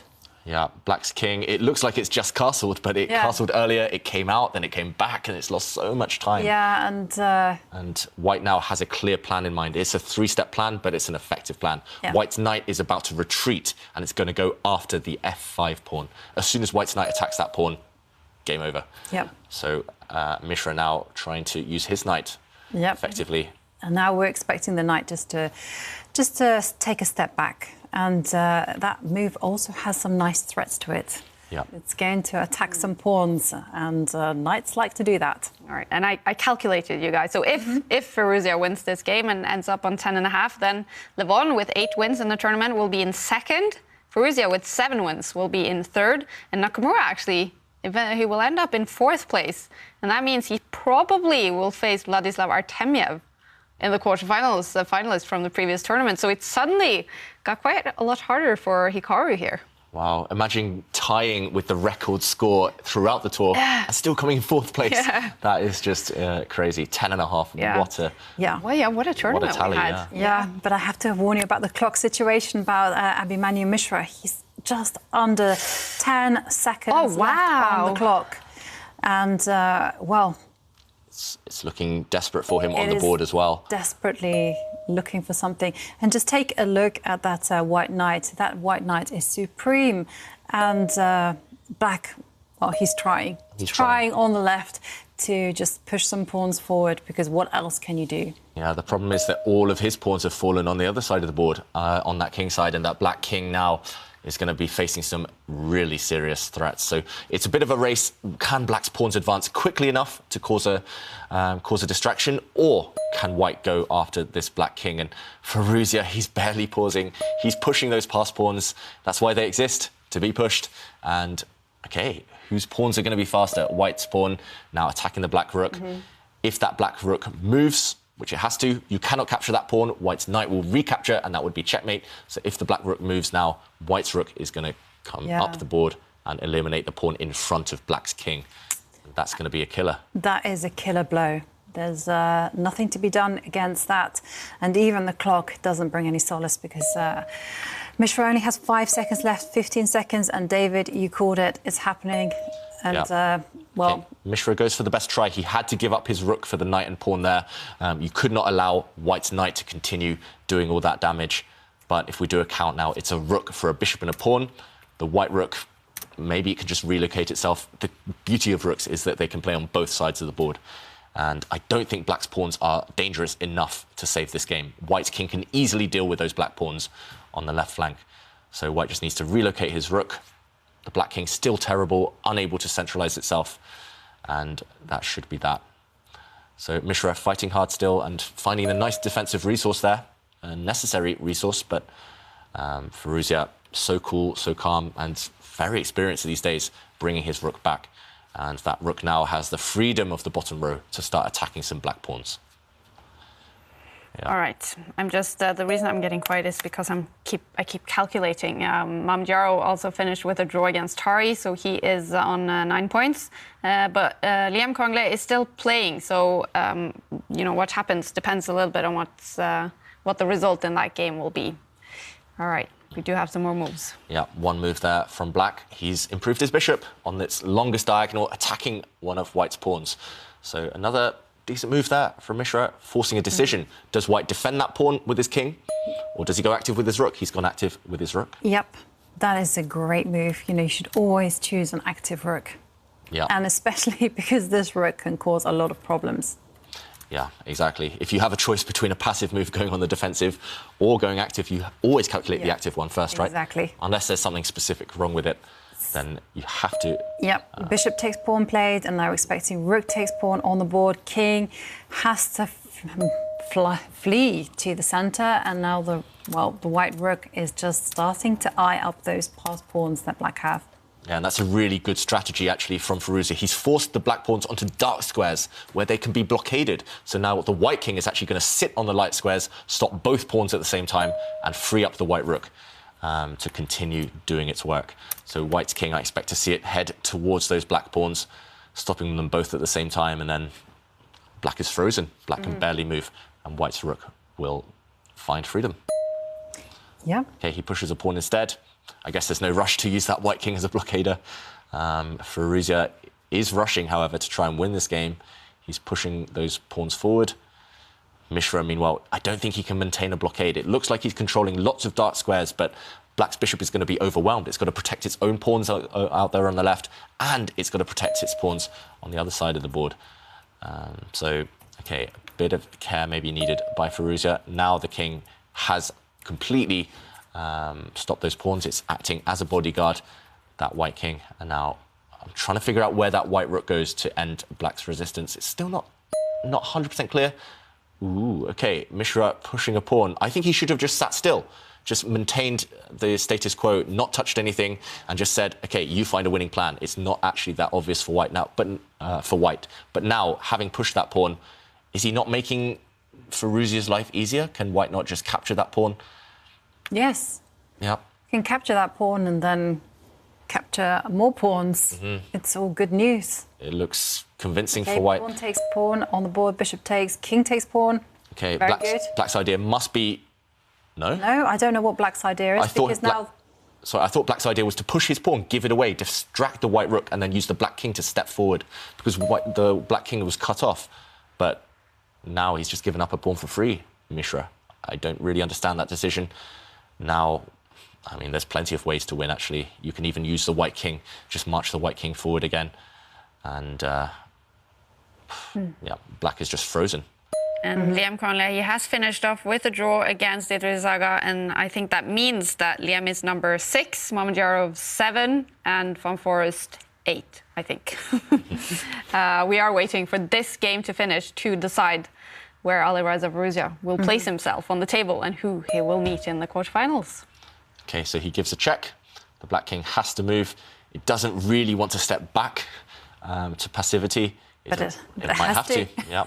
It doesn't have a choice, David. Yeah, if the black king, it does have to step back, but if the black king goes towards the centre, white would have just pushed a pawn and won the game. So, yeah, he doesn't want to step back, but it had to. And this is nice. Take a look at this nice manoeuvre that he's done. You know, now the black king, it didn't want to take a step towards the back rank, and now it's been cut off. And he used that time to attack the rook, to attack the bishop, just to initiate this sequence. And now the rook goes back to its original job of guarding the A pawn. Yeah, so now the rook is freeing up the white king, actually. So the white king is no longer tied down, defending a pawn. And now the white king will start advancing. And, yeah, I think that's pretty clinical. Maybe Mishra's plan is to march the black king across to try and harass the white rook. Yeah, I think his plan is just basically to hold tight and just to... Because there comes a stage where what is white's plan for winning? Because black's pawn is pretty close. Give up the rook for the pawn. At the right moment. Yeah, exactly. But yeah, you need to do it at the right moment when the black king is far away. I think already that would maybe have been winning, but yeah, no rush. The white king is going to step towards the black pawn, and I expect to see it continue stepping forward. Yes. Once you see it, the path is very clear. You can't unsee it. Exactly. So all we're expecting white to do is to run with the king as far up the board as possible. There it is, step 1. And we need to get the white king 1 square closer. Okay, he doesn't go for it. He pushes a pawn forward, distracting the black bishop, but capturing black's Okay, this is another technique. Yeah, equally effective. White is now going to give up his rook for that black pawn and the black bishop, and white is going to make a new queen with his pawn. Yep. Black cannot stop this easy plan. The black king is just too far away. Notice how the black king is kind of cut off by the white king. That's what we call shouldering, when you just block off the opponent's king with yours. Just like football. Yeah, just like football, just like a lot of sports. And now the White King's going to step towards that black pawn. Next move, that pawn is going to disappear. And if the bishop takes, White's going to make a new queen. I hope Mishra lets us see checkmate. We've seen him play games out to checkmate in the past. But no, queen and king versus king is a win. And Firouzja takes the point.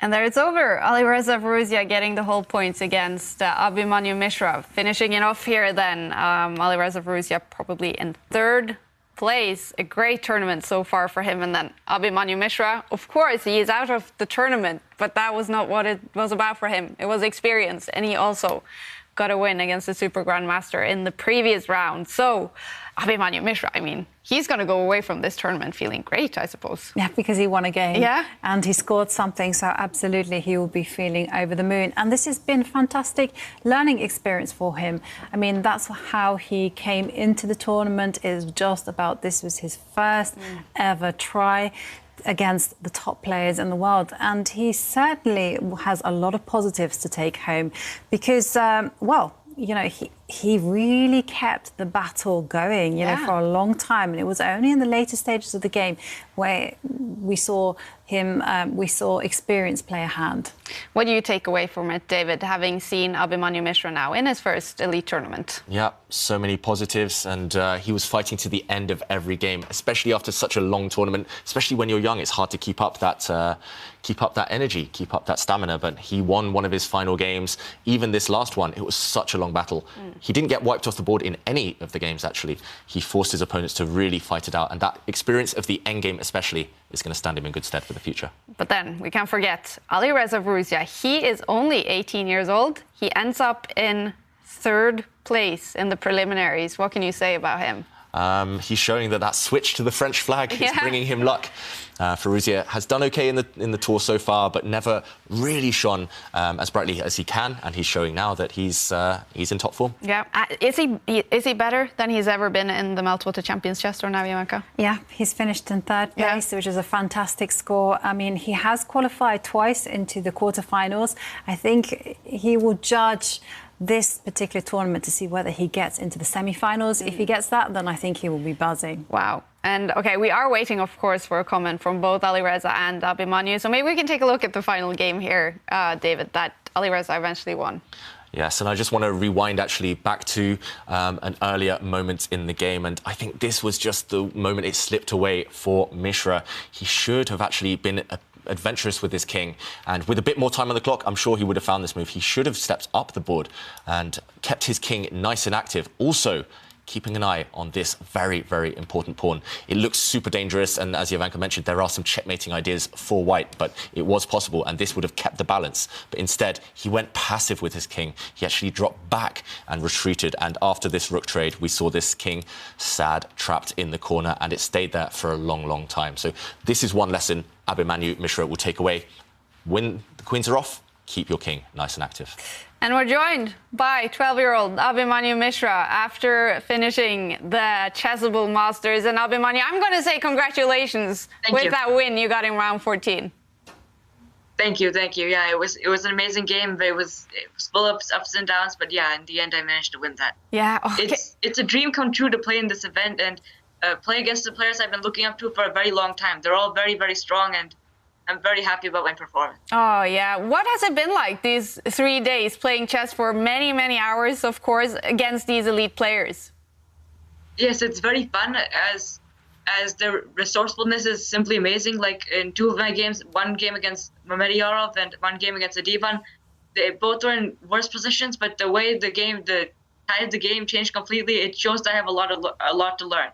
Apart from that, I mean, these days were a bit difficult for me as I've never really earlier played rapid, and for the last several months I've been playing only classical, and the focus was on classical. Of course, but then in round 14 here, you're winning the game against world number 21. He's a super GM, Pentala Harikrishna. Had you imagined you would be able to do that? I mean, I've been always trying to, but yeah, it was amazing. I mean, it was full of ups and downs, and yeah, in the end I managed to win. I wasn't really sure that I would be able to win this game. Can you take us through what you were feeling, what you were thinking, especially towards the end there, because what a game it was.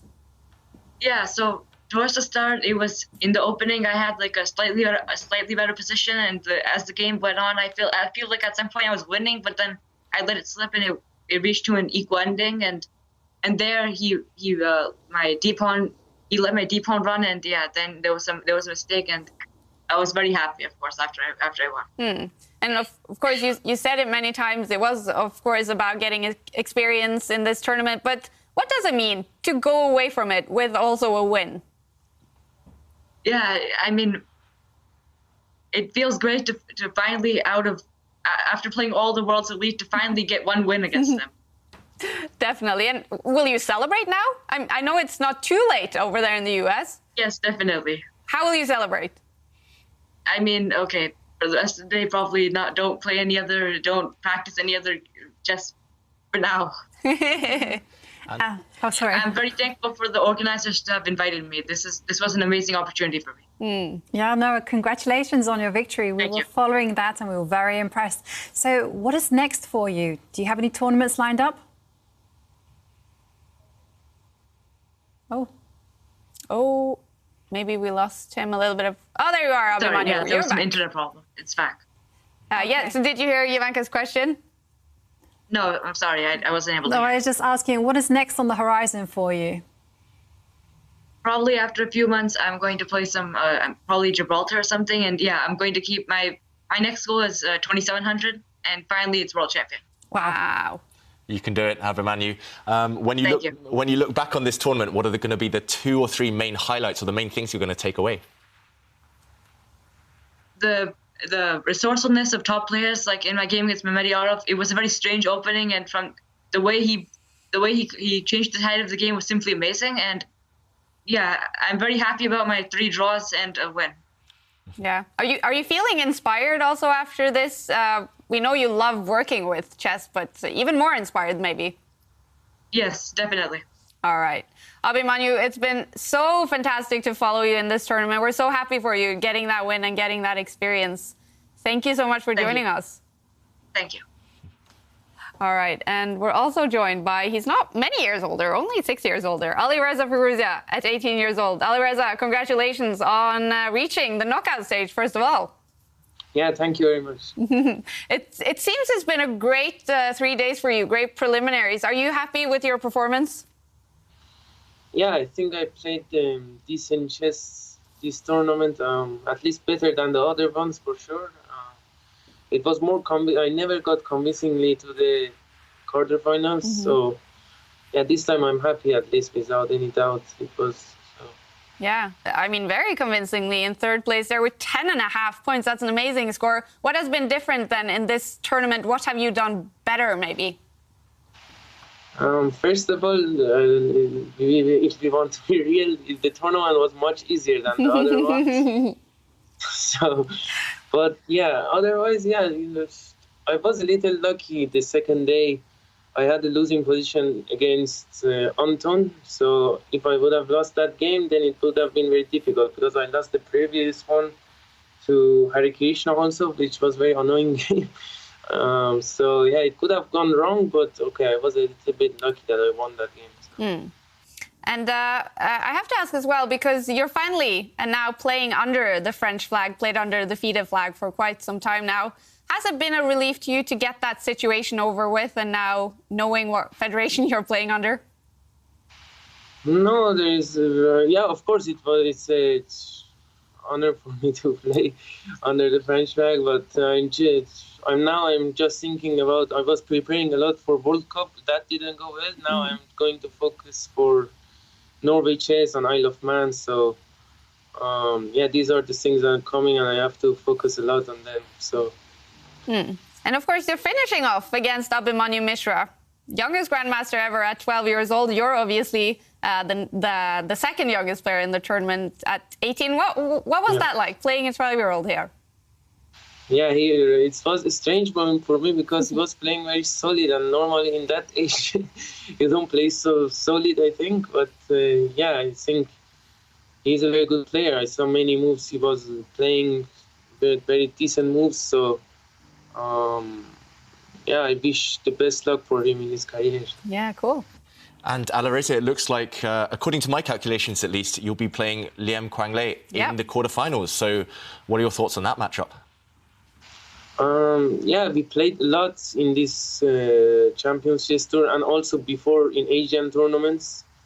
And I have a decent result against him. And he's a very solid player, so it's very tough to break him. But it's going to be an interesting match, I think, and I'm looking forward to it. You won against him in your game here. I think you had the white pieces. I'm actually what is sort of what do you know about his playing style? What would be important for you in your games against him in the quarterfinals? The most important thing is because he's outplaying all the opponents in positional chess, and he's very strong and he's very solid. So it's very hard to really break him. He is playing very solid openings, so I have to play very good chess in order to beat him. So yeah. All right. Well, Reza, we are so excited that we get to see you in the quarterfinals and in the knockout stage. Best of luck when it starts tomorrow. Thank you. Thank you very much. Thanks for joining us. All right. It's finished, everyone. The preliminaries. All the games are done. So let's take a look at the results from round 15, final round in the preliminaries. Here they are. Alireza Firouzja getting that win, taking him to third place against Abhimanyu Mishra. And then Wesley So, he played a draw against Jordan van Foreest, and that was good news for van Foreest, qualifying for the knockout stage. Levon Aronian eventually won his game against Adhiban. A great preliminary stage for Levon Aronian. Arjan Tari finished off with a draw against Shakhriyar Mamedyarov. Iturizaga and Liam Kwangle, a draw in that game. And then in the all-women match, Ju Wenjun against Hampi Koneri, eventually it ended with a win for Ju Wenjun.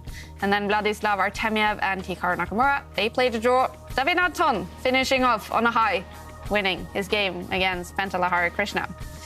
So do we have the final standings from the preliminaries? Here it is, with 11 points, a new record in the Meltwater Champions Chess Tour. Wesley So. And then in second place, Levon Aronian. It started out with a blunder and a loss for him, and he climbed all the way up to second place. Levon, fantastic. Alireza Firouzja, third place. He also at 10.5, same as Hikaru Nakamura in fourth. And then we have Vladislav Artemyev on 9.5. Liam Kwangle, 9 points. Shakhriyar Mamedyarov in seventh, and the final person to qualify, Jordan van Foreest for Adhiban. 7 points wasn't enough. He ended up in ninth place. And actually, Iturizaga, he got himself up to 10th place with also 7 points. But yeah, Jumanka looking at that top 8. What do you think? Oh, it's going to be a lot of exciting matchups tomorrow.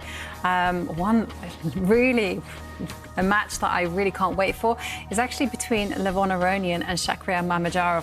When those two play against each other, well, fireworks happen, so wow. And of course, I can't wait to see Wesley So against Jordan van Foreest. Yeah.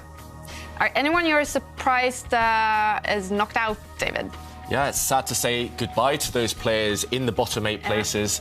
Maybe I'm disappointed at least to say goodbye to Adhiban just because he's entertained us so much. Yeah. Also, Arjan Tari, Harikrishna, who we've seen many games of, and they played some great chess, just not quite good enough. I want to commend, though, Abhimanyu Mishra and Ju Wenjun as well, scoring 5 points, scoring some great wins in the tournament. Yeah. But those 8 players, fantastic players, going through to the quarterfinals. So finally, let's take a look, everyone. The quarterfinals in the Chessable Masters. It's going to be Wesley So against Jordan van Foreest. Hikaru Nakamura against finalist from the previous tournament, Vladislav Artemyev. Alireza Firouzja, he talked about it. He's going to face Liam Kwangle. And then Armenian Levon Aronian against Shakhriyar Mamedyarov from Azerbaijan. Ooh, who do you most look forward to, Jumanka? Well, you know, I can't wait to see how Wesley So does. He's been so powerful. And, of course, Hikaru, you know, everyone wants to see how someone as strong as Hikaru is going to do. Now, Magnus especially is not here and playing. It's the first, all of these, David. We've never seen these matchups in the knockout stage. No. True. Lots of... Yeah, we have seen Levon Aronian and Shakhriyar. In the Possibly. knockout? Yeah. Okay. Maybe.